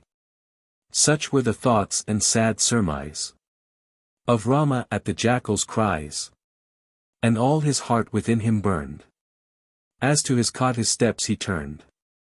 He pondered on the deer that led his feet to follow where it fled. And sad with many a bitter thought, his home in Janasthana he sought. His soul was dark with woe and fear, when flocks of birds and troops of deer move round him from the left, and raised discordant voices as they gazed. The omens which the chieftain viewed, the terror of his soul renewed. When lo, to meet him Lakshma sped, with brows whence all the light had fled. Near and more near the princes came, each brother's heart and look the same. Alike on each sad visage lay the signs of misery and dismay. Then Rama by his terror moved, his brother for his fault reproved, in leaving Sita far from aid, in the wild wood where giants strayed. Lakshma's left hand he took, and then in gentle tones the prince of men, though sharp and fierce their tenor ran, thus to his brother chief began. O Lakshma, thou art much to blame, leaving alone the Maithil dame, and flying hither to my side. Oh, may no ill my spouse betide. But ah, I know my wife is dead, and giants on her limbs have fed. So strange, so terrible are all the omens which my heart appall. O Lakshma, may we yet return, the safety of my love to learn, to find the child of Janak still alive and free from scathe and ill. Each bird with notes of warning screams, though the hot sun still darts his beams. The moan of deer, the jackal's yell, of some o'erwhelming misery tell. O mighty brother, still may she, my princess, live from danger free. That semblance of a golden deer allured me far away. I followed nearer and more near, and longed to take the prey. I followed where the quarry fled. My deadly arrow flew, and as the dying creature bled, the giant met my view. Great fear and pain oppress my heart, that dreads the coming blow, and through my left eye keenly dart the throbs that herald woe. Ah Lakshma, all these signs dismay my soul that sinks with dread. I know my love is torn away, or, haply, she is dead. Canto LAX. Rama's return. When Rama saw his brother stand, with none beside him, all unmanned, eager he questioned why he came so far without the Maithil dame. Where is my wife, my darling, she who to the wild wood followed me? Where hast thou left my lady, where the dame who chose my lot to share? Where is my love who balms my woe, as through the forest wilds I go, unkinged and banished and disgraced? My darling of the dainty waist, she nerves my spirit for the strife. She, only she gives zest to life. Dear as my breath is she who vies in charms with daughters of the skies. If Janak's child be mine no more, in splendor fair as virgin ore, the lordship of the skies and earth to me were prize of little worth. Ah, lives she yet, the Maithil dame, dear as the soul within this frame? Oh, let not all my toil be vain, the banishment, the woe and pain. Oh, let not dark Kakeyi win the guerdon of her treacherous sin. If, Sita lost, my days I end, and thou without me homeward wend. Oh, let not good Kausalya shed her bitter tears to mourn me dead, nor her proud rivals Hest obey, Strong in her son and queenly sway. Back to my cot will I repair. If Sita live to greet me there.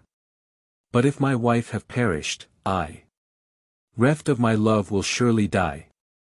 O Lakshma, if I seek my cot, look for my love and find her not. Sweet welcome with her smile to give. I tell thee, I will cease to live. O answer, let thy words be plain. Live Sita yet, or is she slain? Didst thou thy sacred trust betray? Till ravening giants seized the prey. Ah me, so young, so soft and fair. Lapped in all bliss, untried by care. Rent from her own dear husband, how will she support her misery now? That voice, O Lakshma, smote thine ear. And filled, I ween, thy heart with fear. When on thy name for succor cried the treacherous giant ere he died. That voice too, like mine own, I ween, was heard by the Vidhan queen. She bade thee seek my side to aid. And quickly was the hest obeyed. But ah, thy fault I needs must blame, to leave alone the helpless dame, and let the cruel giants sate the fury of their murderous hate. Those blood-devouring demons all grieve in their souls for Kara's fall. And Sita, none to guard her side, torn by their cruel hands has died. I sink, O tamer of thy foes, deep in the sea of whelming woes. What can I now? I must endure the mighty grief that mocks at cure. Thus, all his thoughts on Sita bent. To Janastan the chieftain went, hastening on with eager stride. And Lakshma hurried by his side, with toil and thirst and hunger worn, his breast with doubt and anguish torn. He sought the well-known spot. Again, again he turned to chide, with quivering lips which terror dried. He looked, and found her not. Within his leafy home he sped. Each pleasant spot he visited, where oft his darling strayed. "'Tis as I feared," he cried, and there, yielding to pangs too great to bear, he sank by grief dismayed. Canto LX. Lakshman reproved, but Rama ceased not to upbraid his brother for untimely aid. And thus, while anguish wrung his breast, the chief with eager question pressed. "Why, Lakshma, didst thou hurry hence, and leave my wife without defense? I left her in the wood with thee, and deemed her safe from jeopardy. When first thy form appeared in view, I marked that Sita came not too. With woe my troubled soul was rent, prophetic of the dire event. Thy coming steps afar I spied. I saw no Sita by thy side, and felt a sudden throbbing dart through my left eye, and arm, and heart." Lakshma, with fortune's marks impressed, his brother mournfully addressed. "Not by my heart's free impulse led, leaving thy wife to thee I sped, but by her keen reproaches sent. O Rama, to thine aid I went. She heard afar a mournful cry. O save me, Lakshma, or I die. The voice that spoke in moving tone smote on her ear and seemed thine own. Soon as those accents reached her ear, she yielded to her woe and fear. She wept o'ercome by grief, and cried, 'Fly, Lakshma, fly to Rama's side.' Though many a time she bade me speed, her urgent prayer I would not heed. I bade her in thy strength confide, and thus with tender words replied. No giant roams the forest shade, from whom thy lord need shrink dismayed. No human voice, believe me, spoke those words thy causeless fear that woke. Can he whose might can save in woe, the heavenly gods e'er stoop so low, and with those piteous accents call for succor like a caitiff thrall? And why should wandering giants choose the accents of thy lord to use, in alien tones my help to crave, and cry aloud, O Lakshma, save? Now let my words thy spirit cheer. Compose thy thoughts and banish fear. In hell, in earth, or in the skies, there is not, and there cannot rise, a champion whose strong arm can slay. By Rama in the battle fray, to heavenly hosts he ne'er would yield, though Indra led them to the field. To soothe her thus I vainly sought. Her heart with woe was still distraught, while from her eyes the waters ran. Her bitter speech she thus began. Too well I see thy dark intent. Thy lawless thoughts on me are bent. Thou hopest, but thy hope is vain, to win my love, thy brother slain. Not love, but Bharat's dark decree, to share his exile counselled thee. Or hearing now his bitter cry, thou surely to his aid wouldst fly. For love of me, a stealthy foe, thou choosest by his side to go. And now thou longest that my lord should die, and wilt no help afford. Such were the words the lady said. With angry fire my eyes were red, with pale lips quivering in my rage, I hastened from the hermitage. He ceased, and frenzied by his pain, the son of Raghu spoke again. O brother, for thy fault I grieve, the Maithil dame alone to leave. Thou knowest that my arm is strong, to save me from the giant throng. And yet couldst leave the cottage, spurred to folly by her angry word. For this thy deed I praise thee not, to leave her helpless in the cot, and thus thy sacred charge forsake. For the wild words a woman spake. Yea, thou art all to blame herein, and very grievous is thy sin. That anger swayed thy faithless breast, and made thee false to my behest. An arrow speeding from my bow has laid the treacherous giant low, who lured me eager for the chase, far from my hermit dwelling place. The string with easy hand I drew, the arrow as in pastime flew. The wounded quarry bled, the borrowed form was cast away. Before mine eye a giant lay, with bright gold bracelet. My arrow smote him in the chest. The giant by the pain distressed, raised his loud voice on high. Far rang the mournful sound, mine own. It seemed, were accent, voice, and tone. They made thee leave my spouse alone, and to my rescue fly. Canto LXI. Rama's Lament. As Rama sought his leafy cot, through his left eye keen throbbings shot. His wonted strength his frame forsook, and all his body reeled and shook. Still on those dreadful signs he thought, sad omens with disaster fraught. And from his troubled heart he cried, Oh, may no ill my spouse betide. Longing to gaze on Sita's face, he hastened to his dwelling place. Then sinking neath his misery's weight, he looked and found it desolate. Tossing his mighty arms on high, he sought her with an eager cry. From spot to spot he wildly ran, each corner of his home to scan. He looked, but Sita was not there. His cot was desolate and bare, like streamlet in the winter frost. The glory of her lilies lost. With leafy tears the sad trees wept, as a wild wind their branches swept. Mourned bird and deer, and every flower drooped fainting round the lonely bower. The sylvan deities had fled, the spot where all the light was dead, where hermit coats of skin displayed, and piles of sacred grass were laid. He saw, and maddened by his pain, cried in lament again, again. Where is she, dead or torn away? Lost, or some hungry giant's prey?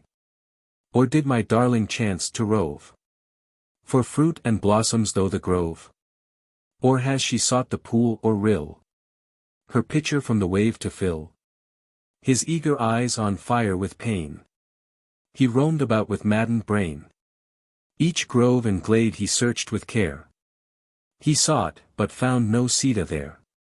He wildly rushed from hill to hill, From tree to tree, from rill to rill. As bitter woe his bosom rent. Still Rama roamed with fond lament. O sweet Kadamba, say has she, who loved thy bloom, been seen by thee? If thou have seen her face most fair, say, gentle tree, I pray thee, where? O bell tree with thy golden fruit, round as her breast, no more be mute. Where is my radiant darling, gay, in silk that mocks thy glossy spray? O Arjun, say, where is she now, who loved to touch thy scented bough? Do not thy graceful friend forget, but tell me, is she living yet? Speak, Basil, thou must surely know, for like her limbs thy branches show, most lovely in thy fair array, of twining plant and tender spray. Sweet Tila, fairest of the trees, melodious with the hum of bees. Where is my darling Sita, tell, the dame who loved thy flowers so well? Asoka, act thy gentle part. Named Heartsease, give me what thou art. To these sad eyes my darling show, and free me from this load of woe. O palm, in rich ripe fruitage dressed, round as the beauties of her breast.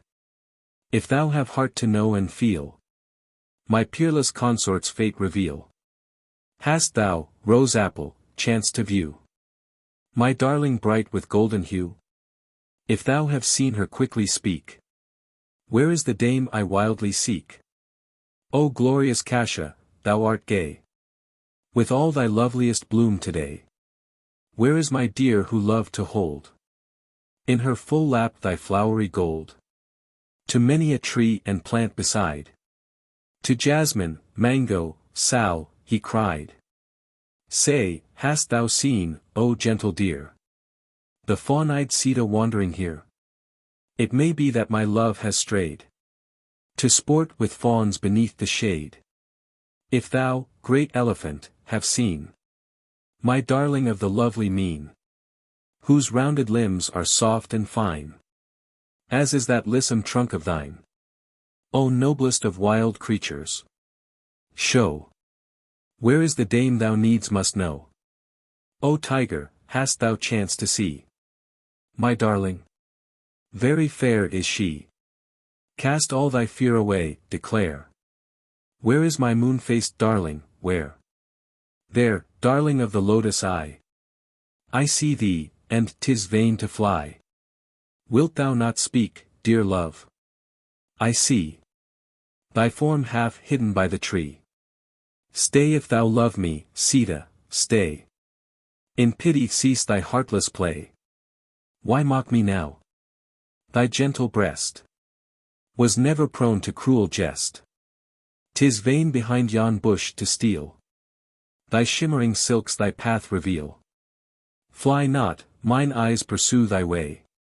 For pity's sake, dear Sita, stay.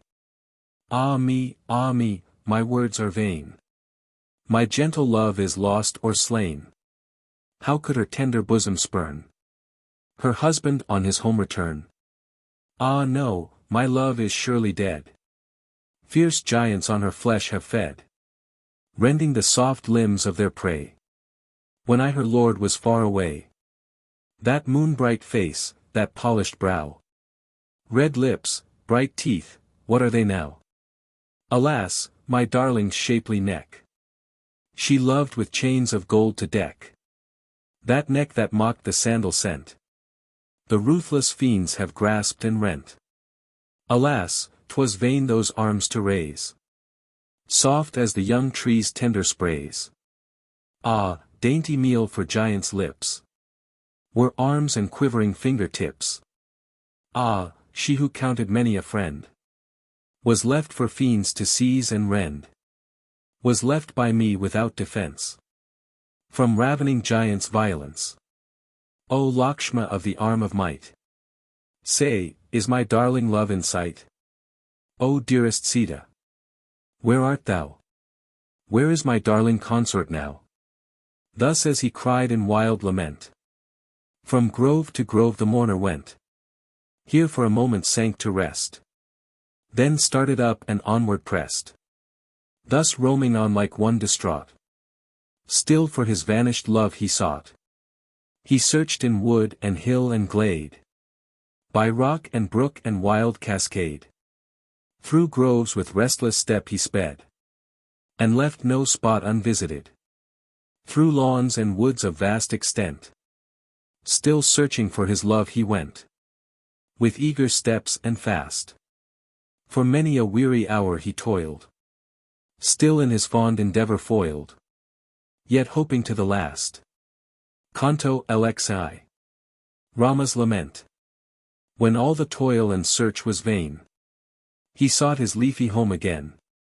'Twas empty still, all scattered lay. The seats of grass in disarray. He raised his shapely arms on high. And spoke aloud with bitter cry. Where is the Maythil dame? He said. Oh, whither has my darling fled? Who can have borne away my dame? Or feasted on her tender frame? If, Sita hidden by some tree, thou joyest still to mock at me. Cease, cease thy cruel sport, and take compassion, or my heart will break. Bethink thee, love, the gentle fawns, with whom thou playest on the lawns. Impatient for thy coming wait. With streaming eyes disconsolate. Reft of my love, I needs must go. Hence to the shades weighed down by woe. The king our sire will see me there. And cry, O perjured Rama, where? Where is thy faith, that thou canst speed from exile ere the time decreed? Ah Sita, whither hast thou fled? And left me here disquieted. A hapless mourner, reft of hope. Too feeble with my woe to cope. E'en thus indignant glory flies. The wretch who stains his soul with lies. If thou, my love, art lost to view, I in my woe must perish too. Thus Rama by his grief distraught. Wept for the wife he vainly sought. And Lakshma whose fraternal breast longed for his weal, the chief addressed. Whose soul gave way beneath the pain. When all his eager search was vain. Like some great elephant who stands sinking upon the treacherous sands. Not yet, O wisest chief, despair. Renew thy toil with utmost care.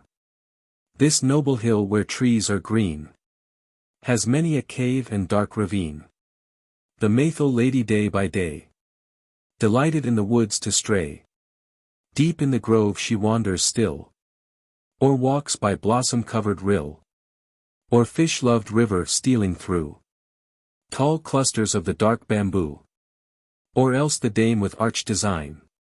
To prove thy mood, O prince, and mine. Far in some sheltering thicket lies. To frighten ere she meet our eyes. Then come, renew thy labor, trace the lady to her lurking place. And search the wood from side to side. To know where Sita loves to bide. Collect thy thoughts, O royal chief. Nor yield to unavailing grief. Thus Lakshma, by attention stirred. To fresh attempts his brother spurred. And Rama, as he ceased, began. With Lakshma's aid each spot to scan. In eager search their way they took. Through wood, o'er hill, by pool and brook. They roamed each mount, nor spared to seek. On ridge and crag and towering peak. They sought the dame in every spot. But all in vain, they found her not. Above, below, on every side. They ranged the hill, and Rama cried. O Lakshma, O my brother still. No trace of Sita on the hill. Then Lakshma as he roamed the wood. Beside his glorious brother stood. And while fierce grief his bosom burned. This answer to the chief returned. Thou, Rama, after toil and pain. Wilt meet the Maythil dame again. As Vishu, Bali's might subdued. His empire of the earth renewed. Then Rama cried in mournful tone. His spirit by his woe o'erthrown. The wood is searched from side to side. No distant spot remains untried. No lilied pool, no streamlet where the lotus buds are fresh and fair. Our eyes have searched the hill with all his caves and every waterfall. But ah, not yet I find my wife, more precious than the breath of life. As thus he mourned his vanished dame, a mighty trembling seized his frame, and by o'erpowering grief assailed, his troubled senses reeled and failed. Too great to bear his misery grew, and many a long hot sigh he drew. Then as he wept and sobbed and sighed, "O Sita, O my love," he cried. Then Lakshma, joining palm to palm, tried every art his woe to calm. But Rama in his anguish heard, or heeded not one soothing word. Still for his spouse he mourned, and shrill rang out his lamentation still. Canto LXI. Rama's Lament. Thus for his wife in vain he sought. Then, his sad soul with pain distraught, the hero of the lotus eyes filled all the air with frantic cries. O'erpowered by love's strong influence, he his absent wife still seemed to see, and thus with accents weak and faint renewed with tears his wild complaint. "Thou, fairer than their bloom, my spouse, art hidden by Asoka boughs. Those blooms have power to banish care, but now they drive me to despair. Thine arms are like the plantain's stem. Why let the plantain cover them? Thou art not hidden, love, thy feet betray thee in thy dark retreat. Thou runnest in thy girlish sport to flowery trees, thy dear resort. But cease, oh cease, my love, I pray, to vex me with thy cruel play. Such mockery in a holy spot, where hermits dwell, beseems thee not. Ah, now I see thy fickle mind, to scornful mood too much inclined. Come, large-eyed beauty, I implore. Lone is the cot so dear before. No, she is slain by giants. They have stolen or devoured their prey. Or surely at my mournful cry, my darling to her lord would fly. O Lakshma, see those troops of deer. In each sad eye there gleams a tear. Those looks of woe too clearly say, my consort is the giant's prey. O noblest, fairest of the fair, where art thou, best of women, where this day will dark Kaikeyi find fresh triumph for her evil mind? When I, who with my Sita came, return alone, without my dame. But ne'er can I return to see those chambers where my queen should be, and hear the scornful people speak of Rama as a coward weak. For mine will be the coward's shame, who let the foeman steal his dame. How can I seek my home, or brook upon Videha's king to look? How listen, when he bids me tell my wanderings o'er, that all is well? He, when I meet his eager view, will mark that Sita comes not too. And when he hears the mournful tale, his wildered sense will reel and fail. O Dasaratha, will he cry, blessed in thy mansion in the sky. Ne'er to that town my steps shall bend, that town which Bharat's arms defend. For e'en the blessed homes above would seem a waste without my love. Leave me, my brother, here, I pray, to fair Ayodhya bend thy way. Without my love I cannot bear to live 1 hour in blank despair. Round Bharat's neck thy fond arms twine, and greet him with these words of mine. Dear brother, still the power retain, and o'er the land as monarch reign. With salutation next incline before thy mother, his, and mine. Still, brother, to my words attend, and with all care each dame befriend. To my dear mother's ear relate my mournful tale and Sita's fate. Thus Rama gave his sorrow vent, and from a heart which anguish rent, mourned for his wife in loud lament. her of the glorious hair. From Lakshma's cheek the color fled. And o'er his heart came sudden dread. Sick, faint, and sore disquieted by woe too great to bear. Canto LXIV. Rama's Lament. Reft of his love, the royal chief, weighed down beneath his whelming grief, desponding made his brother share his grievous burden of despair. Over his sinking bosom rolled the flood of sorrow uncontrolled. And as he wept and sighed, in mournful accents faint and slow, with words congenial to his woe, to Lakshma thus he cried: Brother, I ween, beneath the sun of all mankind their lives not one so full of sin, whose hand has done such cursed deeds as mine. For my sad heart with misery bleeds, as, guerdon of those evil deeds, still greater woe to woe succeeds. In never-ending line, a life of sin I freely chose, and from my past transgression flows a ceaseless flood of bitter woes. My folly to repay, the fruit of sin has ripened fast. Through many a sorrow have I passed, and now the crowning grief at last falls on my head today. From all my faithful friends I fled. My sire is numbered with the dead. My royal rank is forfeited. My mother far away. These woes on which I sadly think fill, till it raves above the brink, the stream of grief in which I sink, the flood which naught can stay. Ne'er, brother, ne'er have I complained, though long by toil and trouble pained. Without a murmur I sustained the woes of woodland life, but fiercer than the flames that rise when crackling wood the food supplies, flashing a glow through evening skies.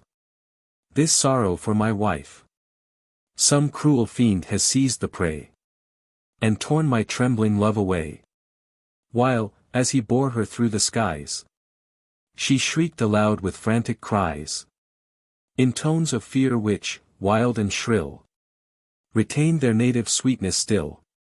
Ah me, that breast so soft and sweet, for sandals precious perfume meet, now all detained with dust and gore, shall meet my fond caress no more. That face, whose lips with tones so clear made pleasant music, sweet to hear, with soft locks plaited o'er the brow, some giant's hand is on it now. It smiles not, as the dear light fails, when Rahu's jaw the moon assails. Ah, my true love! That shapely neck she loved with fairest chains to deck. The cruel demons rend, and drain the lifeblood from each mangled vein. Ah, when the savage monsters came, and dragged away the helpless dame, the lady of the long soft eye, called like a lamb with piteous cry. Beneath this rock, O Lakshma, see, my peerless consort sat with me, and gently talked to thee the while, her sweet lips opening with a smile. Here is that fairest stream which she loved ever, bright Godavari. Ne'er can the dame have passed this way, so far alone she would not stray. Nor has my darling, lotus-eyed, sought lilies by the river's side. For without me she ne'er would go to streamlets where the wild flowers grow. Tell me not, brother, she has strayed to the dark forest's distant shade, where blooming boughs are gay and sweet, and bright birds love the cool retreat. Alone my love would never dare, my timid love, to wander there. O Lord of Day whose eye sees all, we act and plan, on thee I call. For naught is hidden from thy sight. Great witness thou of wrong and right. Where is she, lost or torn away? Dispel my torturing doubt and say. And O thou wind who blowest free, the worlds have not concealed from thee. List to my prayer, reveal one trace of her, the glory of her race. Say, is she stolen hence, or dead? Or do her feet the forest tread? Thus with disordered senses, faint, with woe he poured his sad complaint. And then, a better way to teach, wise Lakshma spoke in seemly speech. Up, brother dear, thy grief subdue. With heart and soul thy search renew. When woes oppress and dangers threat, brave effort ne'er was fruitless yet. He spoke, but Rama gave no heed to valiant Lakshma's prudent rede. With double force the flood of pain rushed o'er his yielding soul again. Canto LXV. Rama's wrath. With piteous voice, by woe subdued, thus Raghu's son his speech renewed. Thy steps, my brother, quickly turn to bright Godavari and learn, if Sita to the stream have hied, to cull the lilies on its side. Obedient to the words he said, his brother to the river sped. The shelving banks he searched in vain, and then to Rama turned again. I searched, but found her not, he cried. I called aloud, but none replied. Where can the Maithil lady stray, whose sight would chase our cares away? I know not where, her steps untraced, roams Sita of the dainty waist. When Rama heard the words he spoke, again he sank beneath the stroke, and with a bosom anguish fraught, himself the lovely river sought. There standing on the shelving side, O Sita, where art thou? He cried. No spirit voice an answer gave, no murmur from the trembling wave of sweet Godavari declared the outrage which the fiend had dared. O speak! The pitying spirits cried, but yet the stream their prayer denied. Nor dared she, coldly mute, relate to the sad chief his darling's fate. Of Ravaya's awful form she thought, and the dire deed his arm had wrought, and still withheld by fear dismayed the tale for which the mourner prayed. When hope was none, his heart to cheer, that the bright stream his cry would hear, while sorrow for his darling tore his longing soul, he spake once more.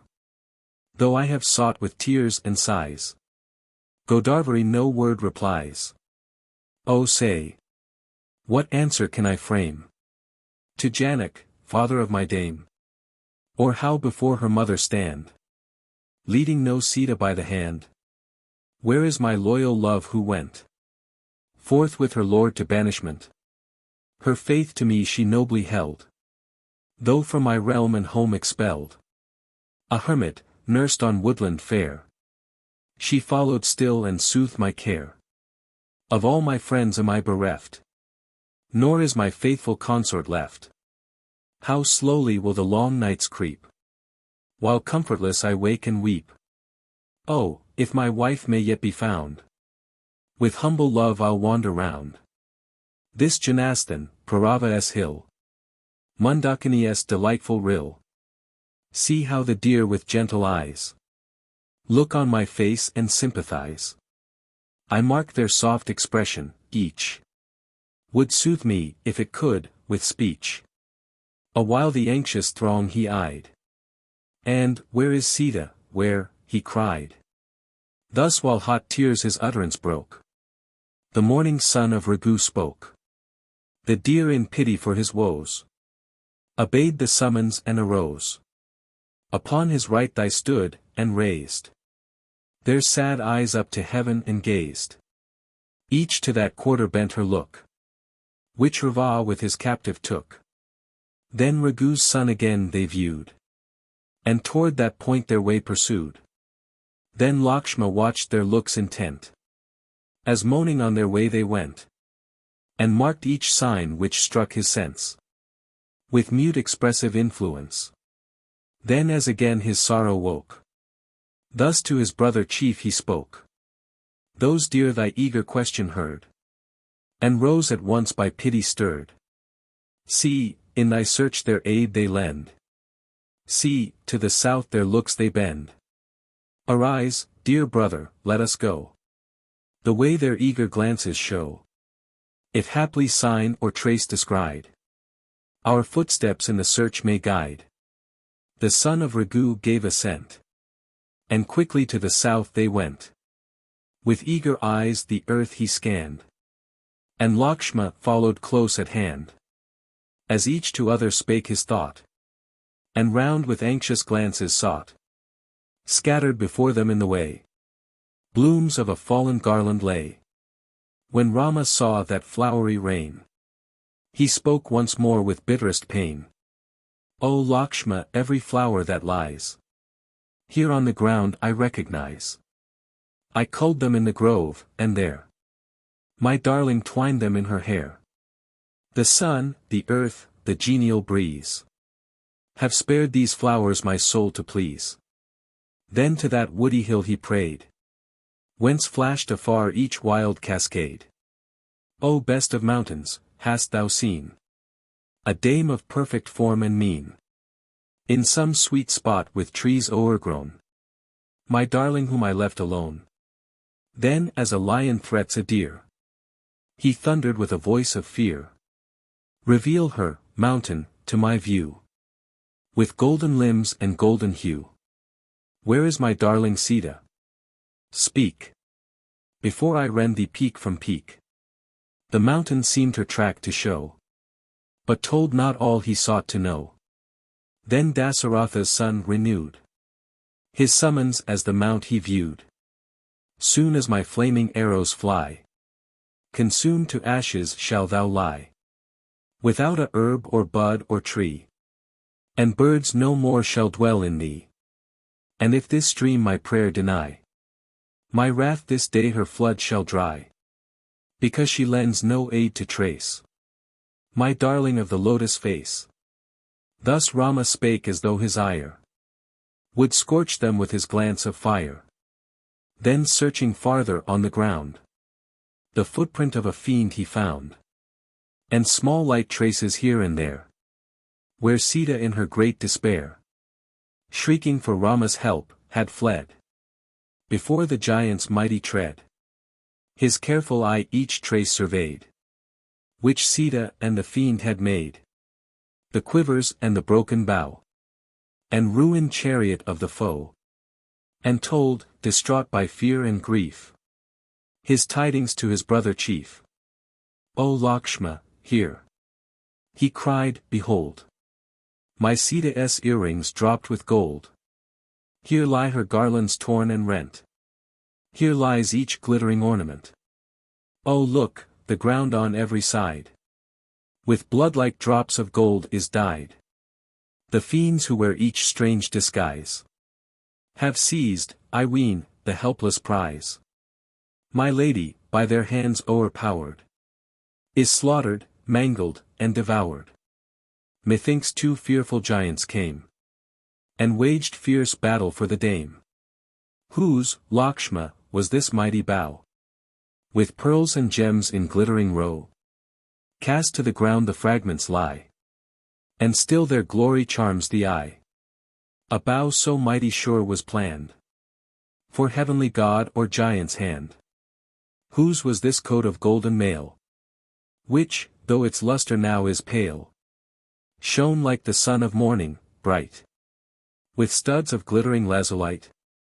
Whose, Lakshma, was this bloom-wreathed shade, with all its 100 ribs displayed?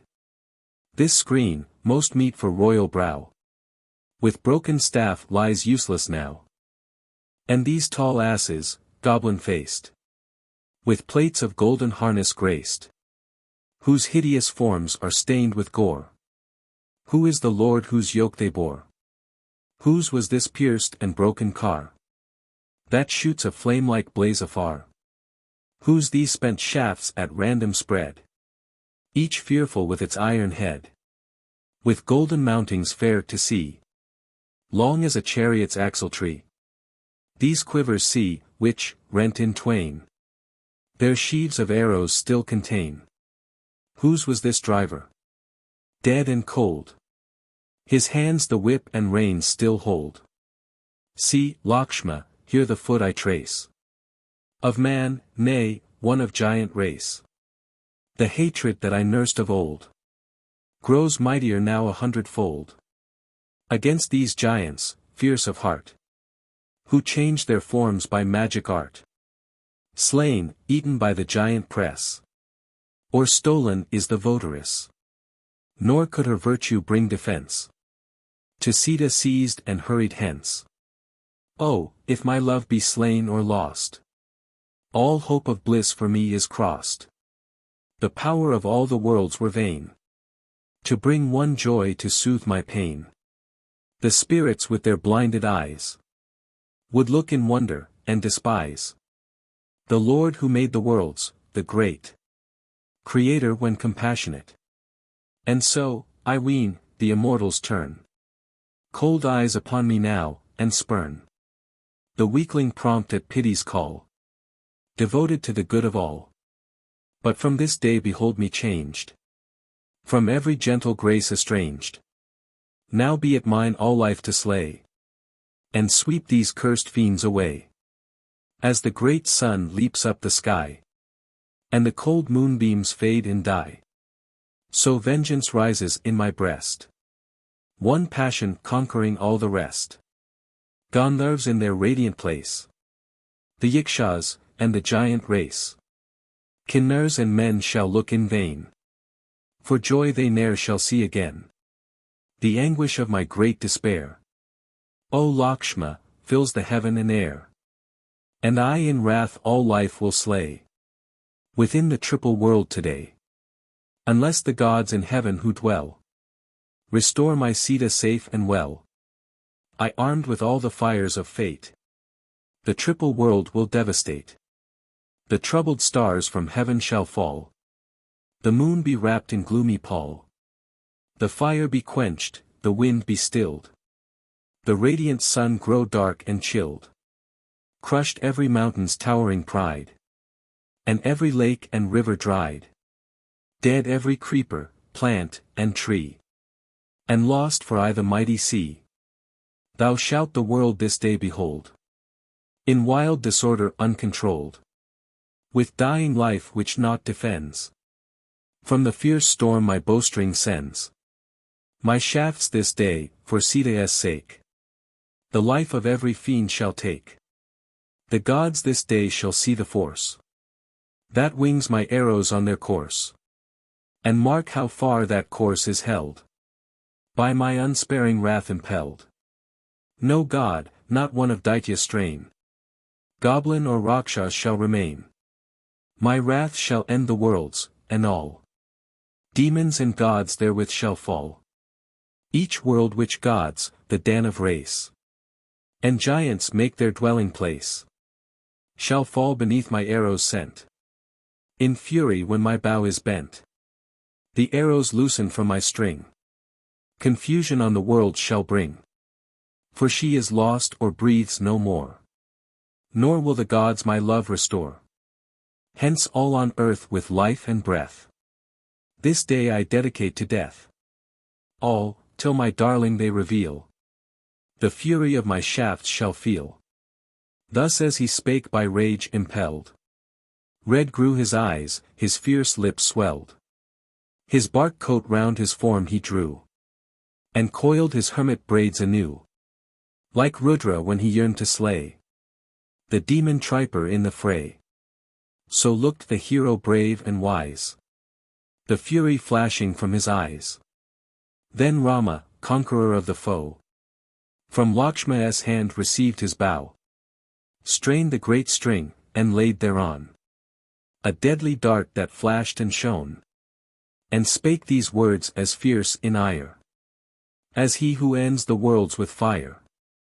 As age and time and death and fate all life with checkless power await, so Lakshma in my wrath today my vengeful might shall brook no stay, unless this day I see my dame, in whose sweet form is naught to blame.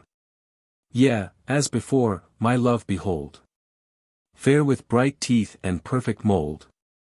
This world shall feel a deadly blow, destroyed with ruthless overthrow, and serpent lords and gods of air, Gandharvs, men, the doom shall share. Canto LXVI. Lakshman's speech. He stood incensed with eyes of flame, still mourning for his ravished dame. Determined, like the fire of fate, to leave the wide world desolate. His ready bow the hero eyed, and as again he sighed, the triple world would fain consume, like Hara in the day of doom. Then Lakshma moved with sorrow viewed his brother in unwonted mood, and reverent palm to palm applied. Thus spoke with lips which terror dried. Thy heart was ever soft and kind, to every creature's good inclined. Cast not thy tender mood away, nor yield to anger's mastering sway. The moon for gentle grace is known, the sun has splendor all his own. The restless wind is free and fast, and earth in patience unsurpassed. So glory with her noble fruit is thine eternal attribute. Oh, let not, for the sin of one, the triple world be all undone. I know not whose this car that lies in fragments here before our eyes, nor who the chiefs who met and fought, nor what the prize the foemen sought, who marked the ground with hoof and wheel, or whose the hand that plied the steel, which left this spot, the battle o'er.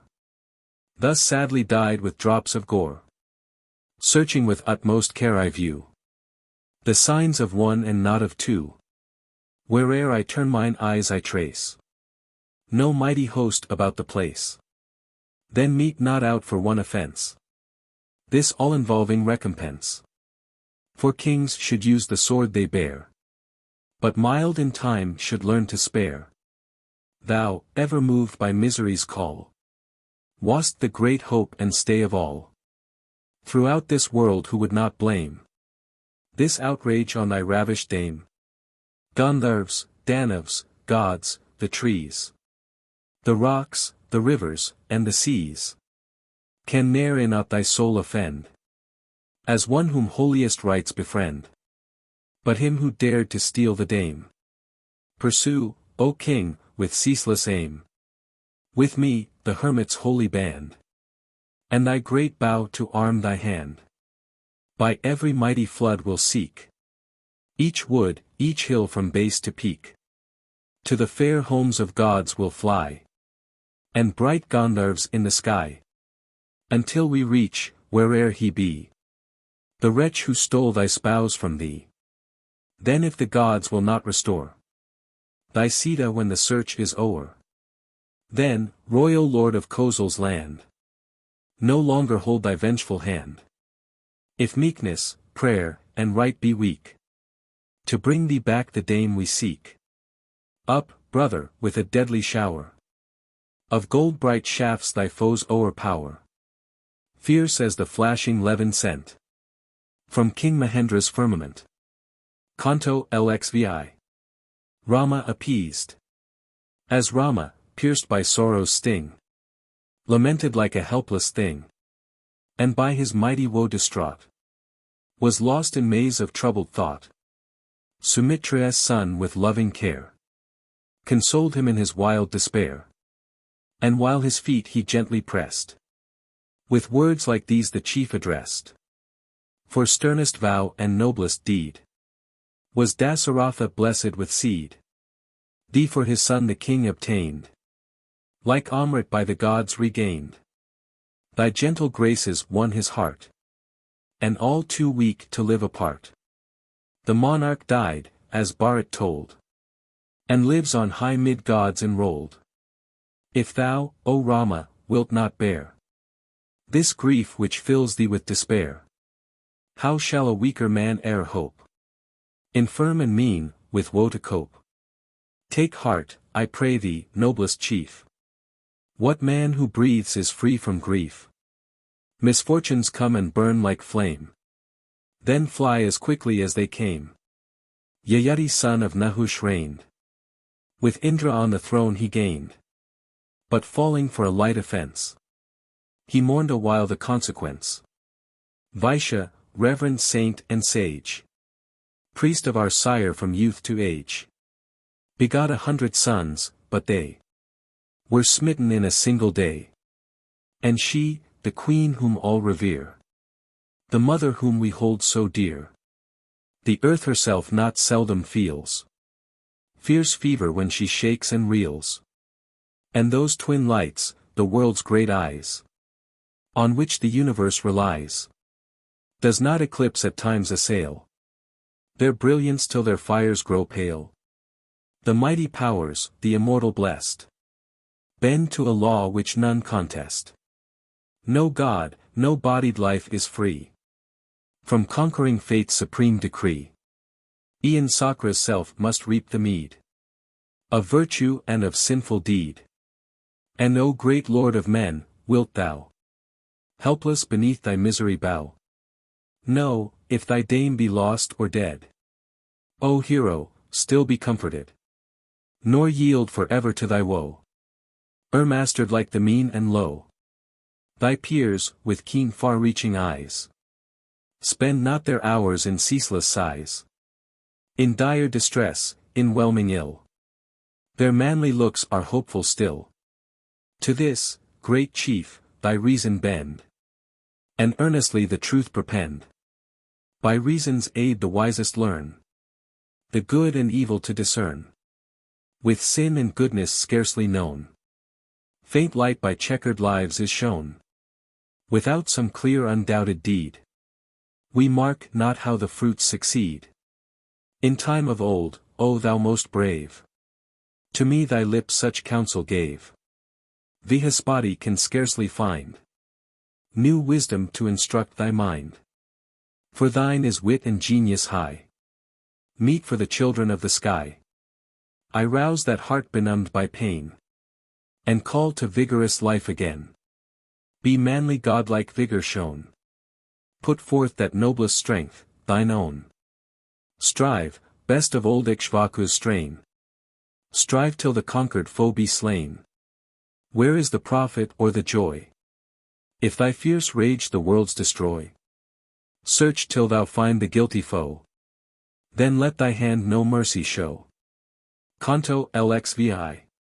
Jatius.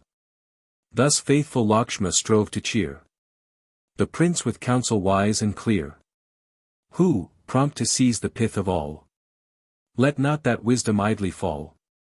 With vigorous effort he restrained the passion in his breast that reigned, and leaning on his bow for rest, his brother Lakshma thus addressed. How shall we labor now, reflect?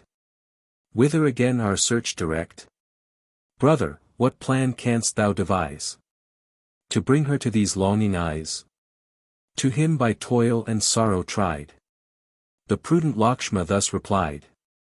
Come, though our labor yet be vain, and search through Janastan again, a realm where giant foes abound, and trees and creepers hide the ground. For there are caverns deep and dread, by deer and wild birds tenanted, and hills with many a dark abyss, grotto and rock and precipice. There bright Gandharvs love to dwell, and Kinnars in each bosky dell. With me thy eager search to aid, be every hill and cave surveyed. Great chiefs like thee, the best of men, endowed with sense and piercing ken, though tried by trouble never fail, like rooted hills that mock the gale. Then Rama, pierced by anger's sting, laid a keen arrow on his string, and by the faithful Lakshma's side, roamed through the forest far and wide. Jayas there with blood drops died. Lying upon the ground he spied, huge as a mountain's shattered crest, mid all the birds of air the best. In wrath the mighty bird he eyed, and thus the chief to Lakshma cried. Ah me, these signs the truth betray. My darling was the vulture's prey. Some demon in the bird's disguise roams through the wood that round us lies. On large-eyed Sita he has fed, and rests him now with wings outspread. But my keen shafts whose flight is true, shall pierce the ravenous monster through. An arrow on the string he laid, and rushing near the bird surveyed, while earth to ocean's distant side trembled beneath his furious stride. With blood and froth on neck and beak, the dying bird essayed to speak. And with a piteous voice, distressed, thus Dasaratha's son addressed. She whom like some sweet herb of grace thou seekest in this lonely place, fair lady, is fierce Rava's prey, who took, beside, my life away. Lakshma and thou had parted hence, and left the dame without defense. I saw her swiftly borne away by Rava's might which none could stay. I hurried to the lady's aid. I crushed his car and royal shade, and putting forth my warlike might, hurled Rava to the earth in fight. Here, Rama, lies his broken bow. Here lie the arrows of the foe. There on the ground before thee are the fragments of his battle car. There bleeds the driver whom my wings beat down with ceaseless buffetings. When toil my aged strength subdued, his sword my weary pinions hewed. Then lifting up the dame he bare his captive through the fields of air. Thy vengeful blows from me restrain, already by the giant slain. When Rama heard the vulture tell the tale that proved his love so well, his bow upon the ground he placed, and tenderly the bird embraced. Then to the earth he fell o'erpowered, and burning tears both brothers showered. For double pain and anguish pressed upon the patient hero's breast. The solitary bird he eyed, who in the lone wood gasped and sighed. And as again his anguish woke, thus Rama to his brother spoke. Expelled from power the woods I tread. My spouse is lost, the bird is dead. A fate so sad, I ween, would tame the vigor of the glorious flame, if I to cool my fever tried, to cross the deep from side to side. The sea, so hard my fate, would dry his waters as my feet came nigh. In all this world there lives not one so cursed as I beneath the sun. So strong a net of misery cast around me holds the captive fast. Best of all birds that play the wing, loved, honored by our sire the king. The vulture, in my fate enwound, lies bleeding, dying on the ground. Then Rama and his brother stirred, by pity mourned the royal bird. And, as their hands his limbs caressed, affection for a sire expressed. And Rama to his bosom strained the bird with mangled wings disdained. With crimson blood drops dyed, he fell, and shedding many a tear. Where is my spouse than life more dear? Where is my love, he cried. Canto LXAX. The death of Jatius. As Rama viewed with heartfelt pain the vulture whom the fiend had slain, in words with tender love impressed, his brother chief he thus addressed. This royal bird with faithful thought for my advantage strove and fought. Slain by the fiend in mortal strife, for me he yields his noble life. See, Lakshma, how his wounds have bled. His struggling breath will soon have fled. Faint is his voice, and near to die. He scarce can lift his trembling eye. Jayus, if thou still can speak, give the answer that I seek. The fate of ravished Sita tell, and how thy mournful chance befell. Say why the giant stole my dame. What have I done that he could blame? What fault in me has Rava seen, that he should rob me of my queen? How looked the lady's moonbright cheek? What were the words she found to speak?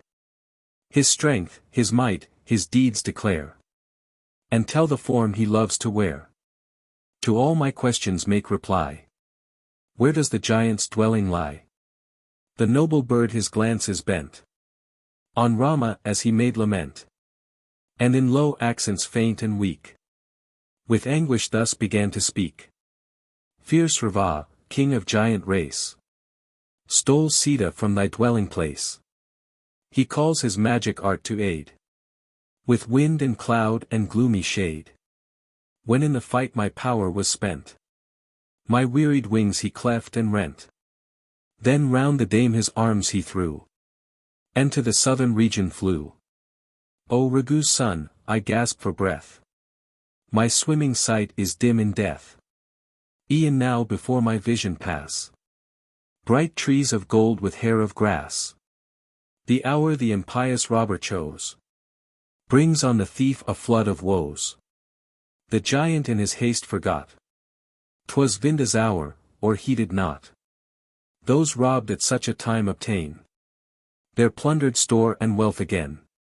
He, like a fish that takes the bait, in briefest time shall meet his fate. Now be thy troubled heart controlled, and for thy lady's loss consoled.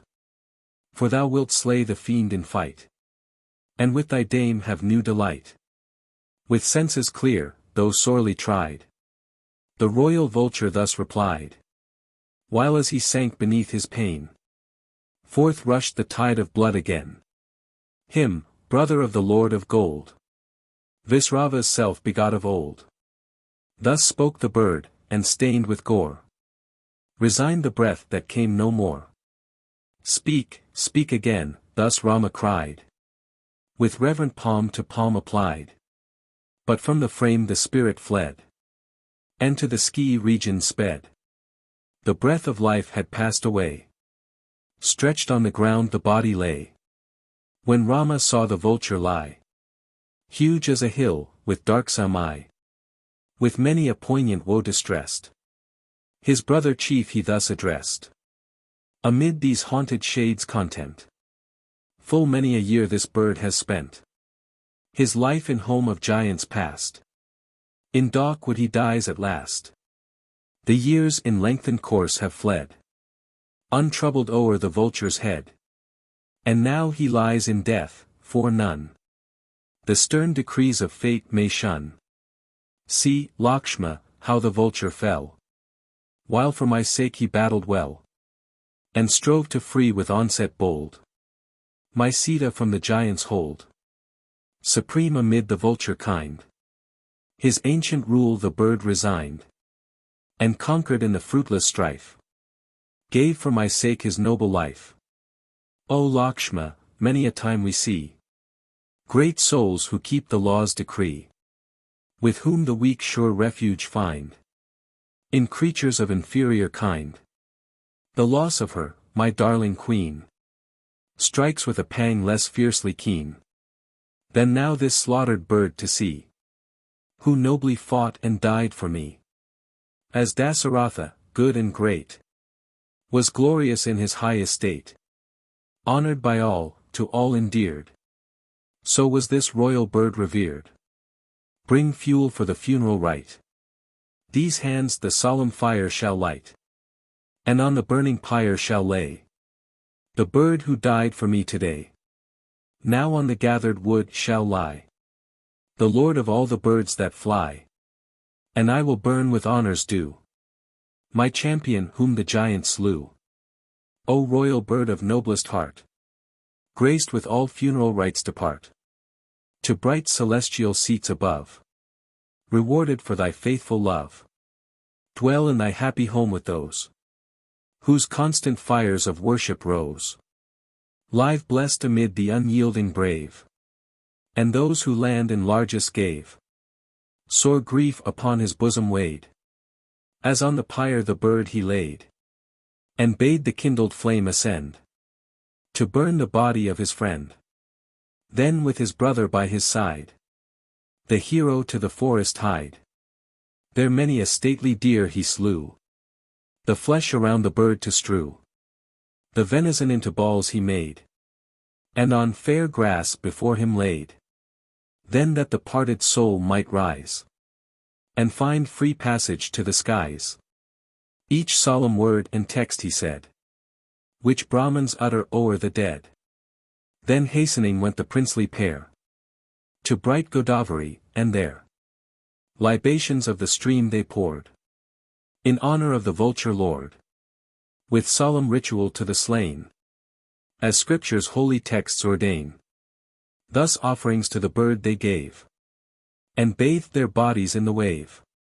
The vulture monarch having wrought a hard and glorious feat, honored by Rama sage in thought, soared to his blissful seat. The brothers, when each rite was paid to him of birds supreme, their hearts with new-found comfort stayed, and turned them from the stream. Like sovereigns of celestial race, within the wood they came, each pondering the means to trace the captor of the dame. Canto LXX. Kabanda. When every rite was duly paid, the princely brothers onward strayed, and eager in the lady's quest, they turned their footsteps to the west. Through lonely woods that round them lay, Ikshvaku's children made their way, and armed with bow and shaft and brand, pressed onward to the southern land. Thick trees and shrubs and creepers grew. In the wild grove they hurried through. 'Twas dark and drear and hard to pass, for tangled thorns and matted grass. Still onward with a southern course, they made their way with vigorous force, and passing through the mazes stood beyond that vast and fearful wood.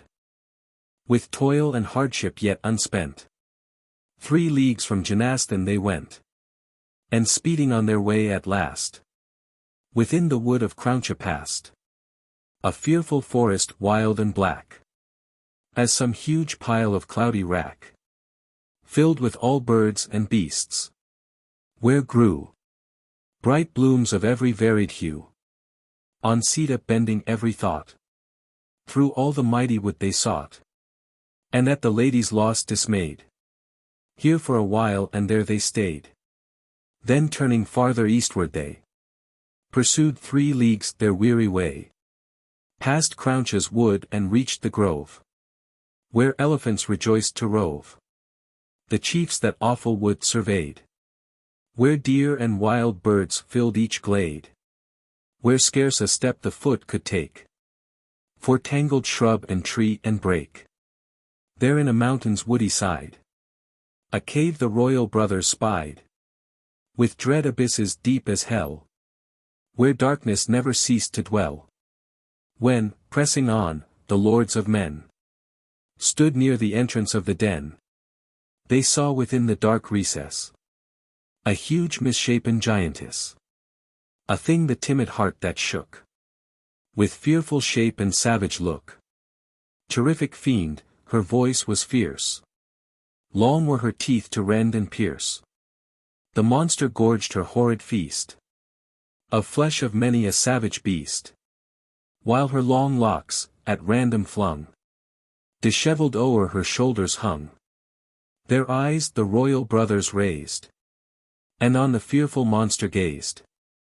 Forth from her den she came and glanced at Lakshma as he first advanced, her eager arms to hold him spread, and, "Come and be my love," she said.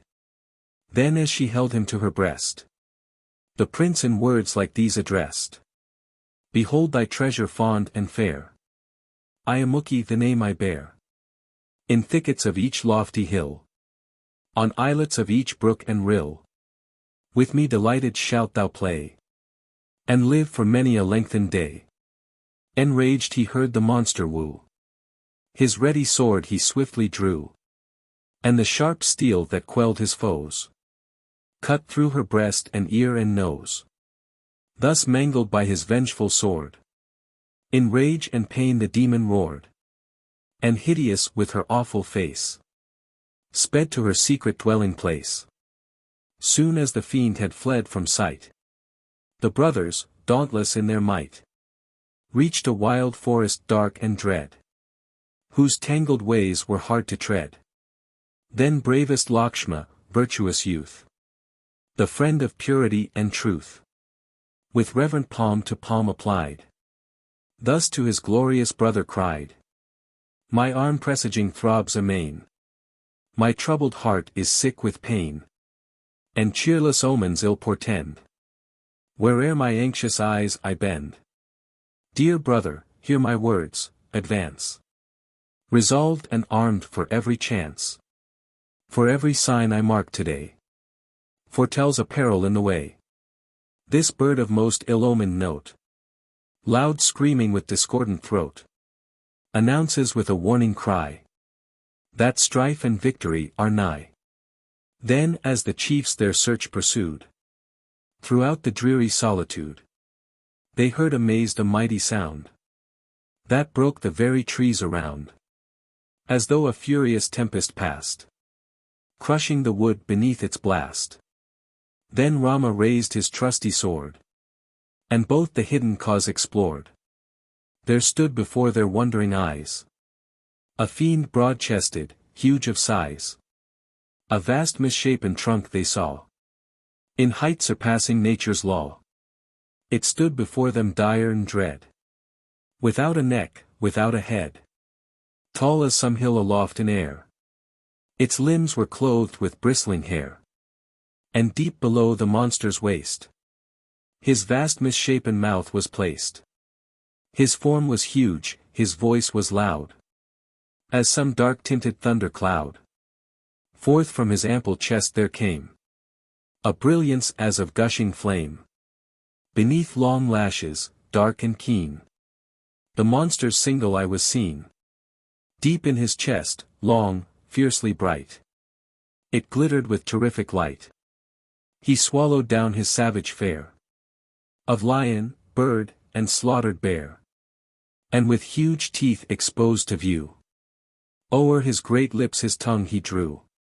His arms unshapely, vast and dread, a league in length, he raised and spread. He seized with monstrous hands a herd of deer and many a bear and bird. Among them all he picked and chose, drew forward these, rejected those. Before the princely pair he stood, barring their passage through the wood. A league of shade the chiefs had passed, when on the fiend their eyes they cast. A monstrous shape without a head, with mighty arms before him spread. They saw that hideous trunk appear, that struck the trembling eye with fear. Then, stretching to their full extent, his awful arms with fingers bent, round Raghu's princely sons he cast, each grasping limb and held them fast. Though strong of arm and fierce in fight, each armed with bow and sword to smite. The royal brothers, brave and bold, were helpless in the giant's hold. Then Raghu's son, heroic still, felt not a pang his bosom thrill. But young, with no protection near, his brother's heart was sad with fear. And thus with trembling tongue he said to Rama, sore disquieted, ah me, my days are told. Oh, see me in the giant's hold. Fly, son of Raghu, swiftly flee, and thy dear self from danger free. Me to the fiend an offering give. Fly at thine ease thyself and live. Thou, great Kakutsta's son, I ween, wilt find ere long thy Maithil queen. And when thou holdest, throned again, thine old hereditary reign, with servants prompt to do thy will, oh, think upon thy brother still. As thus the trembling Lakshma cried, the dauntless Rama thus replied, brother, from causeless dread forbear. A chief like thee should scorn despair. He spoke to soothe his wild alarm. Then fierce Kabanda long of arm, among the Danavs, first and best, the sons of Raghu thus addressed. What men are you, whose shoulders show broad as a bull's, with sword and bow? Who roam this dark and horrid place, brought by your fate before my face? Declare by what occasion led these solitary wilds you tread, with swords and bows and shafts to pierce, like bulls whose horns are strong and fierce. Why have you sought this forest land, where wild with hunger's pangs I stand? Now as your steps my path have crossed, esteem your lives already lost. The royal brothers heard with dread the words which fierce Kabanda said. And Rama to his brother cried, whose cheek by blanching fear was dried, alas, we fall, O valiant chief. From sorrow into direr grief. Still mourning her I hold so dear. We see our own destruction near. Mark, brother, mark what power has time. O'er all that live, in every clime. Now, Lord of men, thyself and me, involved in fatal danger see. 'Tis not, be sure, the might of fate that crushes all with deadly weight. Ne'er can the brave and strong, who know the use of spear and sword and bow, the force of conquering time withstand, but fall like barriers built of sand. Thus in calm strength which naught could shake, the son of Dasaratha spake. With glory yet unstained, upon Sumitra's son he bent his eyes, and firm in his intent, his dauntless heart maintained. Canto LXXI. Kabanda's speech.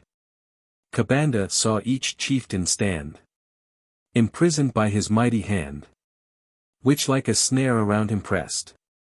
And thus the royal pair addressed. Why, warriors, are your glances bent on me whom hungry pangs torment? Why stand with wildered senses? Fate has brought you now my maw to sate. When Lakshma heard, a while appalled, his ancient courage he recalled, and to his brother by his side, with seasonable counsel cried. This vilest of the giant race will draw us to his side apace. Come, rouse thee, let the vengeful sword smite off his arms, my honored lord. This awful giant, vast of size, on his huge strength of arm relies, and o'er the world victorious, thus with mighty force would slaughter us. But in cold blood to slay, O king, discredit on the brave would bring, as when some victim in the right shuns not the hand upraised to smite. The monstrous fiend, to anger stirred, the converse of the brothers heard. His horrid mouth he opened wide, and drew the princes to his side. They, skilled due time and place to note, unsheathed their glittering swords and smote, till from the giant's shoulders they had hewn the mighty arms away. His trenchant falchion Rama plied, and smote him on the better side, while valiant Lakshma on the left the arm that held him prison cleft. Then to the earth dismembered fell the monster with a hideous yell, and like a cloud's his deep roar went through earth and air and firmament. Then as the giant's blood flowed fast, on his cleft limbs his eye he cast, and called upon the princely pair, their names and lineage to declare. Him then the noble Lakshma, blessed with fortune's favoring marks, addressed, and told the fiend his brother's name, and the high blood of which he came. Ikshvaku's heir here Rama stands, illustrious through 100 lands. I, younger brother of the heir. O fiend, the name of Lakshma bear. His mother stole his realm away, and drove him forth in woods to stray. Thus through the mighty forest he roamed with his royal wife and me, while glorious as a god he made his dwelling in the greenwood shade. Some giant stole away his dame, and seeking her we hither came. But tell me who thou art, and why, with headless trunk that towered so high, with flaming face beneath thy chest, thou least crushed in wild unrest. He heard the words that Lakshma spoke, and memory in his breast awoke. Recalling Indra's words to mind, he spoke in gentle tones and kind. O welcome best of men, are ye, whom, blessed by fate, this day I see. A blessing on each trenchant blade, that low on earth these arms has laid. Thou, Lord of men, incline thine ear, the story of my woe to hear, while I the rebel pride declare, which doomed me to the form I wear. Canto LXXI. Kabanda's tale. Lord of the mighty arm, of yore, a shape transcending thought I wore, And through the triple world's extent, my fame for might and valor went. Scarce might the sun and moon on high, scarce Sakra, with my beauty vie. Then for a time this form I took, and the great world with trembling shook. The saints in forest shades who dwelt, the terror of my presence felt. But once I stirred to furious rage. Great Stulasiras, glorious sage, culling in woods his hermit food, my hideous shape with fear he viewed. Then forth his words of anger burst, that bade me live a thing accursed. Thou, whose delight is others' pain, this grisly form shalt still retain. Then when I prayed him to relent, and fix some term of punishment, prayed that the curse at length might cease, he bade me thus expect release. Let Rama cleave thine arms away, and on the pyre thy body lay. And then shalt thou, set free from doom, thine own fair shape once more assume. O Lakshma, hear my words, in me the world illustrious Danu see. By Indra's curse, subdued in fight, I wear this form which scares the sight. By sternest penance long maintained, the mighty Father's grace I gained. When length of days the God bestowed, with foolish pride my bosom glowed. My life, of lengthened years assured, I deemed from Sakra's might secured. Let by my senseless pride astray, I challenged Indra to the fray.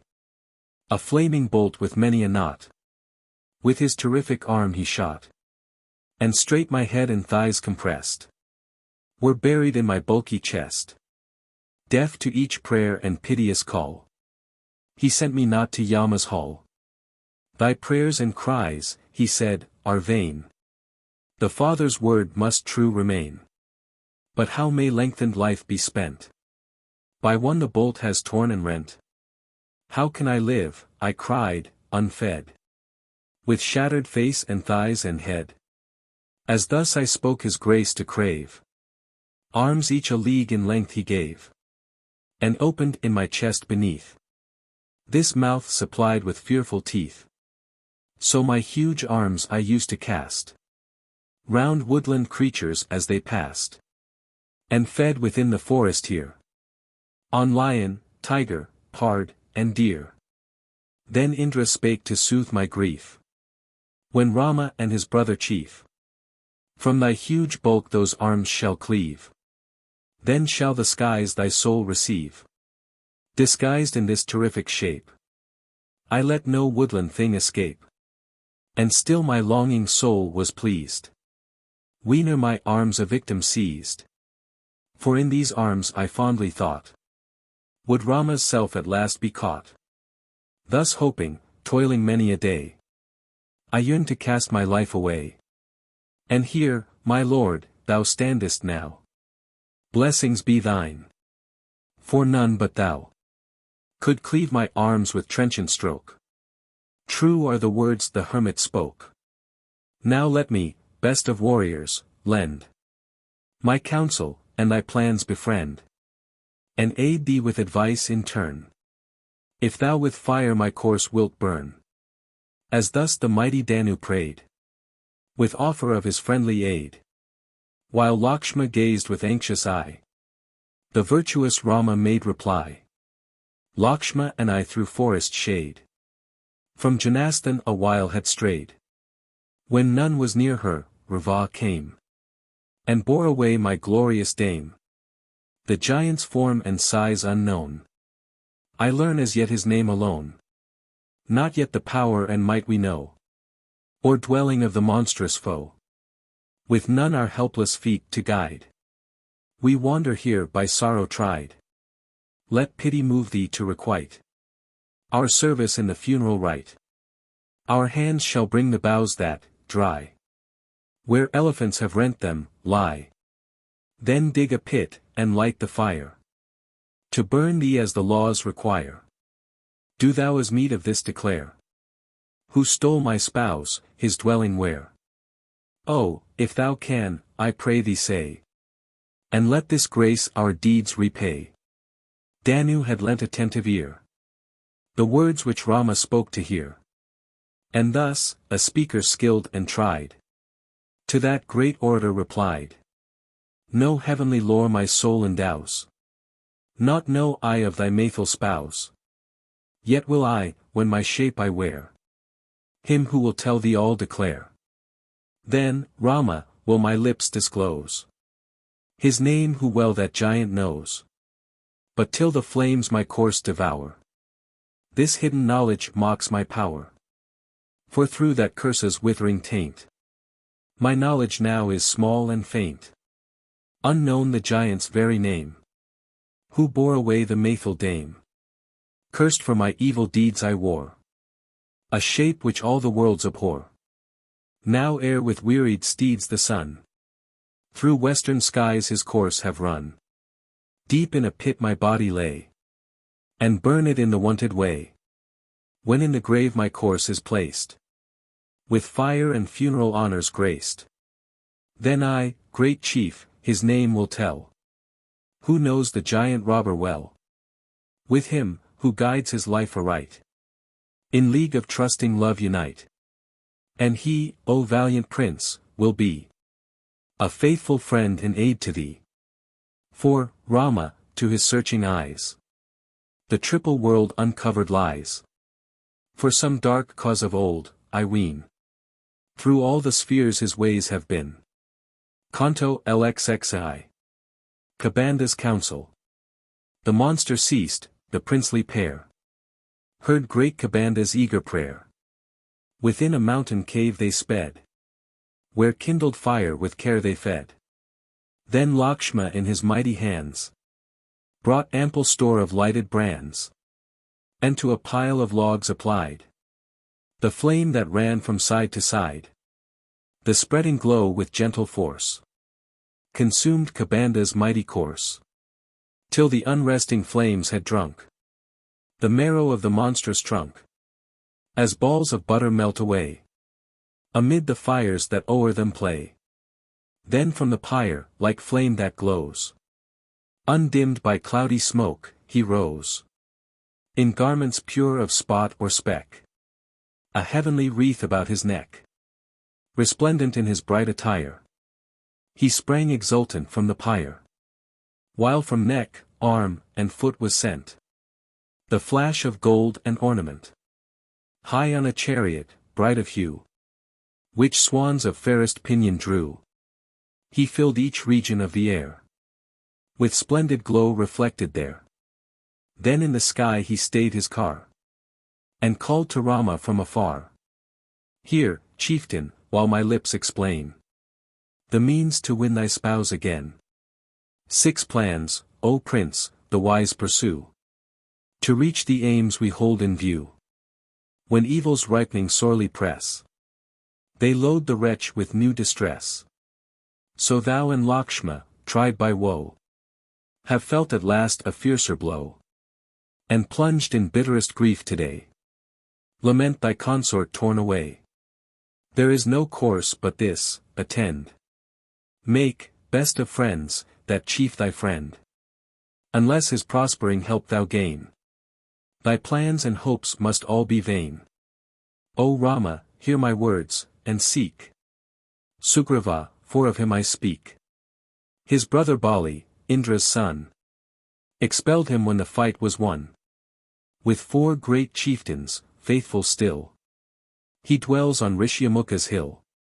Fair mountain, lovely with the flow of Pampa's waves that glide below. Lord of the Vanners, just and true, strong, very glorious, bright to view, unmatched in counsel, firm and meek, bound by each word his lips may speak. Good, splendid, mighty, bold and brave, wise in each plan to guide and save. His brother, fired by lust of sway, drove forth the prince in woods to stray. In all thy search for Sita he, thy ready friend and help will be, with him to aid thee in thy quest. Dismiss all sorrow from thy breast. Time is a mighty power, and none his fixed decree can change or shun. so rich reward thy toil shall bless. And naught can stay thy sure success. Speed hence, O chief, without delay. To strong Sugriva take thy way.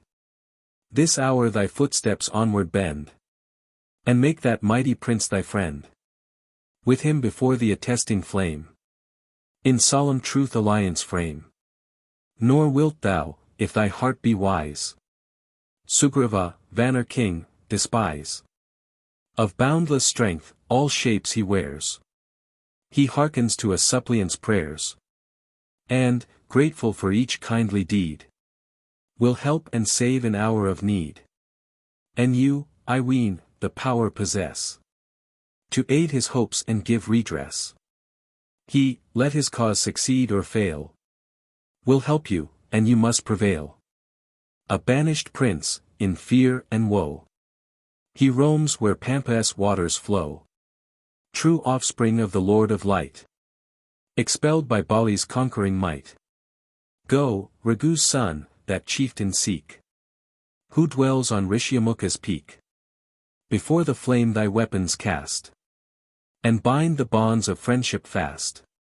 For, prince of all the Vanna race, he in his wisdom knows each place, where dwell the fierce gigantic brood, who make the flesh of man their food. To him, O Ragu's son, to him, naught in the world is dark or dim. Where'er the mighty day god gleams, resplendent with 1,000 beams, he over rocky height and hill, through gloomy cave, by lake and rill, will with his vanners seek the prize, and tell thee where thy lady lies. And he will send great chieftains forth, to east and west and south and north, to seek the distant spot where she, all desolate laments for thee. He even in Ravias halls would find thy Sita, gem of womankind. Yea, if the blameless lady lay on Meru's loftiest steep, or, far removed from light of day, where hell is dark and deep, that chief of all the Vanna race his way would still explore, meet the cowed giants face to face, and thy dear spouse restore. Canto LXXIV. Kabanda's death. When wise Kabanda thus had taught the means to find the dame they sought, and urged them onward in the quest, he thus again the prince addressed. This path, O Ragu's son, pursue, where those fair trees which charm the view, extending westward far away, the glory of their bloom display, where their bright leaves rose apples show, and the tall jack and mango grow. Whene'er you will, those trees ascend, or the long branches shake and bend, their savory fruit like amrit eat, then onward speed with willing feet. Beyond this shady forest, decked with flowering trees, your course direct. Another grove you then will find, with every joy to take the mind, like Nandan with its charms displayed, or northern Kuru's blissful shade, where trees distill their balmy juice, and fruit through all the year produce, where shades with seasons ever fair, with Chitraratha may compare, where trees whose sprays with fruit are bowed, rise like a mountain or a cloud. There, when you list, from time to time, the loaded trees may Lakshma climb, or from the shaken boughs supply sweet fruit that may with Amrit vie, the onward path pursuing still. From wood to wood, from hill to hill, your happy eyes at length will rest on Pampa's lotus-covered breast. Her banks with gentle slope descend, nor stones nor weed the eyes offend, and o'er smooth beds of silver sand, lotus and lily blooms expand. There swans and ducks and curlews play, and keen-eyed ospreys watch their prey. And from the limpid waves are heard glad notes of many a waterbird, untaught a deadly foe to fear. They fly not when a man is near, and fat as balls of butter they will, when you list, your hunger stay. Then Lakshma with his shafts will take the fish that swim the brook and lake. Remove each bone and scale and fin, or strip away the speckled skin. And then on iron skewers broil. For thy repast the savory spoil. Thou on a heap of flowers shalt rest, and eat the meal his hands have dressed. There shalt thou lie on Pampa's brink, and Lakshma's hand shall give thee drink, filling a lotus leaf with cool, pure water from the crystal pool, to which the opening blooms have lent the riches of divinest scent. Beside thee at the close of day will Lakshma through the woodland stray, and show thee where the monkeys sleep, in caves beneath the mountain steep. Loud-voiced as bulls they forth will burst, and seek the flood, oppressed by thirst. Then rest a while, their want supplied, their well-fed bands on Pampa's side. Thou roving there at eve shalt see rich clusters hang on shrub and tree, and Pampa flushed with roseate glow. And at the view forget thy woe. There shalt thou mark with strange delight each loveliest flower that blooms by night, while lily buds that shrink from day their tender loveliness display. In that far wild no hand but thine those peerless flowers in wreaths shall twine, immortal in their changeless pride. Ne'er fade those blooms and ne'er are dried. Their erst on holy thoughts intent, their days Mithunga's pupils spent. Once for their master food they sought, and store of fruit and berries brought. Then as they labored through the dell, from limb and brow the heat drops fell. Then sprang and bloomed those wondrous trees. Such holy power have devotees. Thus, from the hermit's heat drops sprung, their growth is ever fresh and young. Their Savari is dwelling yet, who served each vanished anchoret beneath the shade of holy boughs. That ancient votaress keeps her vows. Her happy eyes on thee will fall, O godlike prince, adored by all. And she, whose life is pure from sin, a blissful seat in heaven will win. But cross, O son of Raghu, o'er, and stand on Pampa's western shore. A tranquil hermitage that lies deep in the woods will meet thine eyes. No wandering elephants invade the stillness of that holy shade, but checked by Saint Mithunga's power, they spare each consecrated bower. Through many an age those trees have stood, world famous as Mithunga's wood. Still, Raghu's son, pursue thy way through shades where birds are vocal stray, fair as the blessed would where rove immortal gods, or Nandan's grove. Near Pampa eastward, full in sight, stands Rishyamukha's wood-crowned height. 'Tis hard to climb that towering steep, where serpents unmolested sleep. The free and bounteous, formed of old by Brahma of superior mold, who sink when day is done to rest, reclining on that mountain crest. What wealth or joy in dreams they view, awaking find the vision true.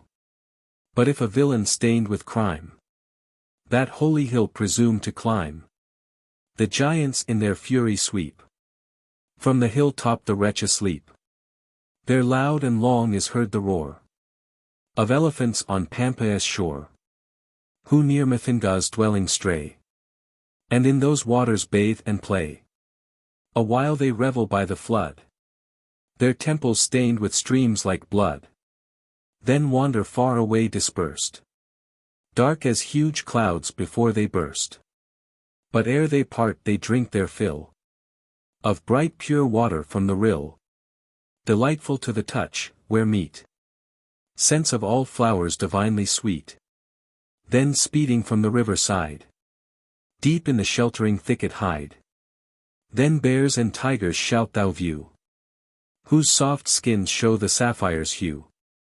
And sylvan deer that wander nigh shall harmless from thy presence fly. High in that mountain's wooded side is a fair cavern deep and wide, yet hard to enter, piles of rock. The portals of the cavern block. Fast by the eastern door a pool gleams with broad waters fresh and cool, where stores of roots and fruit abound, and thick trees shade the grassy ground. This mountain cave the virtuous-souled Sugriva and his vanners hold, and oft the mighty chieftain seeks the summits of those towering peaks. Thus spake Kabanda high in air, his counsel to the royal pair. Still on his neck that wreath he bore, and radiance like the sun's he wore. Their eyes the princely brothers raised, and on that blissful being gazed. Behold, we go, no more delay. Begin, they cried, thy heavenward way. Depart, Kabanda's voice replied. Pursue your search, and bliss betide. Thus to the happy chiefs he said. Then on his heavenward journey sped. Thus once again Kabanda won a shape that glittered like the sun, without a spot or stain. Thus bade he Rama from the air to great Sugriva's side repair, his friendly love to gain. Canto LXXV. Savari. Thus counseled by their friendly guide, on through the wood the princes hied, pursuing still the eastern road, to Pampa which Kabanda showed, where trees that on the mountains grew, with fruit like honey charmed the view. They rested weary for the night, upon a mountain's wooded height. Then onward with the dawn they hied, and stood on Pampa's western side, where Savari's fair home they viewed. Deep in that shady solitude, the princes reached the holy ground, where noble trees stood thick around, enjoying in the lovely view. Near to the aged votaress drew, to meet the sons of Raghu came. With hands upraised, the pious dame, and bending low with reverence meet, welcomed them both and pressed their feet. Then water, as beseems, she gave, their lips to cool, their feet to lave, to that pure saint who never broke one law of duty. Rama spoke. I trust no cares invade thy peace, while holy works and zeal increase, that thou content with scanty food, all touch of ire hast long subdued, that all thy vows are well maintained, while peace of mind is surely gained, that reverence of the saints who taught thy faithful heart due fruit has brought. The aged votaress pure of taint, revered by every perfect saint, rose to her feet by Rama's side, and thus in gentle tones replied. My penance meed this day I see, complete, my Lord, in meeting thee. This day the fruit of birth I gain, nor have I served the saints in vain. I reap rich fruits of toil and vow, and heaven itself awaits me now. When I, O chief of men, have done honor to thee the godlike one, I feel, great Lord, thy gentle eye my earthly spirit purify. And I, brave tamer of thy foes, shall through thy grace in bliss repose. Thy feet by Chitraka strayed, when those great saints whom I obeyed, in dazzling chariots bright of hue, hence to their heavenly mansions flew. As the high saints were borne away, I heard their holy voices say, in this pure grove, O devotee, Prince Rama soon will visit thee. When he and Lakshma seek this shade, be to thy guests all honor paid. Him shalt thou see, and pass away to those blessed worlds which ne'er decay. To me, O mighty chief, the best of lofty saints these words addressed. Laid up within my dwelling lie fruits of each sort which would supply food culled for thee in endless store, from every tree on Pampa's shore. Thus to her virtuous guest she sued, and he, with heavenly lore endued, words such as these in turn addressed, to her with equal knowledge blessed. Danu himself the power has told, of thy great master's lofty souled. Now if thou will, mine eyes would fain assurance of their glories gain. She heard the prince his wish declare. Then rose she, and the royal pair of brothers through the wood she led, that round her holy dwelling spread. Behold Mthnga's wood, she cried, a grove made famous far and wide, dark as thick clouds and filled with herds of wandering deer, and joyous birds. In this pure spot each reverend sire with offerings fed the holy fire. See here the western altar stands, where daily with their trembling hands the aged saints, so long obeyed by me, their gifts of blossoms laid. The holy power, O Ragu's son, by their ascetic virtue won, still keeps their well-loved altar bright, filling the air with beams of light. And those 7 neighboring lakes behold, which, when the saints infirm and old, worn out by fasts, no longer sought, moved hither drawn by power of thought. Look, Rama, where the devotees hung their bark mantles on the trees. Fresh from the bath, those garments wet through many a day are dripping yet. See, through those aged hermits' power, the tender spray, this bright-hued flower, with which the saints their worship paid, fresh to this hour nor change nor fade. Here thou hast seen each lawn and dell, and heard the tale I had to tell. Permit thy servant, Lord, I pray, to cast this mortal shell away. For I would dwell, this life resigned, with those great saints of lofty mind, whom I within this holy shade with reverential care obeyed. When Rama and his brother heard the pious prayer the dame preferred, filled full of transport and amazed, they marveled as her words they praised. Then Rama to the votaress said, whose holy vows were perfected, go, lady, where thou fain wouldst be. O thou who well hast honored me. Her locks in hermit fashion tied, clad in bark coat and black deer hide. When Rama gave consent, the dame resigned her body to the flame. Then like the fire that burns and glows, to heaven the sainted lady rose, in all her heavenly garments dressed, immortal wreaths on neck and breast. Bright with celestial gems she shone, most beautiful to look upon, and like the flame of lightning sent a glory through the firmament.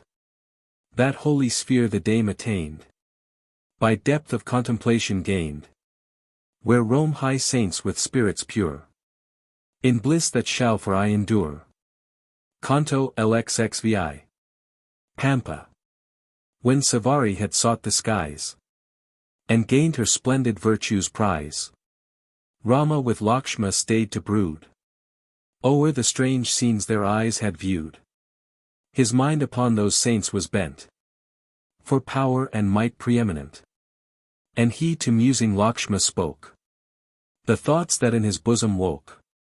Mine eyes this wondrous home have viewed, of those great saints with souls subdued, where peaceful tigers dwell and birds, and deer abound in heedless herds. Our feet upon the banks have stood of those 7 lakes within the wood, where we have duly dipped, and paid libations to each royal shade. Forgotten now are thoughts of ill, and joyful hopes my bosom fill. Again my heart is light and gay, and grief and care have passed away. Come, brother, let us hasten where bright Pampa's flood is fresh and fair, and towering in their beauty near Mount Rishyamukha's heights appear, which, offspring of the Lord of Light, still fearing Bali's conquering might, with 4 brave chiefs of Vanar race, Sugriva makes his dwelling place. I long with eager heart to find that leader of the Vanar kind, for on that chief my hopes depend, that this our quest have prosperous end. Thus Rama spoke, in battle tried, and thus Sumitra's son replied. Come, brother, come, and speed away. My spirit brooks no more delay. Thus spake Sumitra's son, and then forth from the grove the king of men, with his dear brother by his side, to Pampa's lucid waters hied. He gazed upon the woods where grew trees rich in flowers of every hue, from brake and dell on every side. The curlew and the peacock cried, and flocks of screaming parrots made shrill music in the bloomy shade. His eager eyes, as on he went, on many a pool and tree were bent. Inflamed with love he journeyed on, till a fair flood before him shone. He stood upon the water's side, which streams from distant hills supplied. Mthinga's name that water bore. There bathed he from the shelving shore. Then, each on earnest thoughts intent, still farther on their way they went. But Rama's heart once more gave way beneath his grief and wild dismay. Before him lay the noble flood, adorned with many a lotus bud. On its fair banks Asoka glowed, and all bright trees their blossoms showed. Green banks that silver waves confined, with lovely groves were fringed and lined. The crystal waters in their flow showed level sands that gleamed below. There glittering fish and tortoise played, and bending trees gave pleasant shade. Their creepers on the branches hung, with lover-like embraces clung. There gay Gandharvs loved to meet, and Kinnars sought the calm retreat. There wandering Yakshas found delight, snake gods and rovers of the night. Cool were the pleasant waters, gay, each tree with creeper, flower, and spray. There flushed the lotus darkly red, here their white glory lilies spread. Here sweet buds showed their tints of blue, so carpets gleam with many a hue. A grove of mangoes blossomed nigh, echoing with the peacock's cry. When Rama by his brother's side the lovely flood of Pampa eyed, decked like a beauty, fair to see, with every charm of flower and tree. His mighty heart with woe was rent, and thus he spoke in wild lament. Here, Lakshma, on this beauteous shore, stands, dyed with tints of many an ore. The mountain Rishyamukha bright, with flowery trees that crown each height, sprung from the chief who, famed of yore, the name of Riksharajas bore. Sugriva, chieftain strong and dread, dwells on that mountain's towering head. Go to him, best of men, and seek that prince of Vanars on the peak. I cannot longer brook my pain, or, Sita lost, my life retain. Thus by the pangs of love distressed, his thoughts on Sita bent. His faithful brother he addressed, and cried in wild lament. He reached the lovely ground that lay on Pampa's wooded side, and told in anguish and dismay the grief he could not hide. With listless footsteps faint and slow, his way the chief pursued, till Pampa with her glorious show of flowering woods he viewed. Through shades where every bird was found, the prince with Lakshma passed, and Pampa with her groves around burst on his eyes at last. Book 4. Canto I. Rama's Lament. The princes stood by Pampa's side, which blooming lilies glorified. With troubled heart and sense o'erthrown, there Rama made his piteous moan.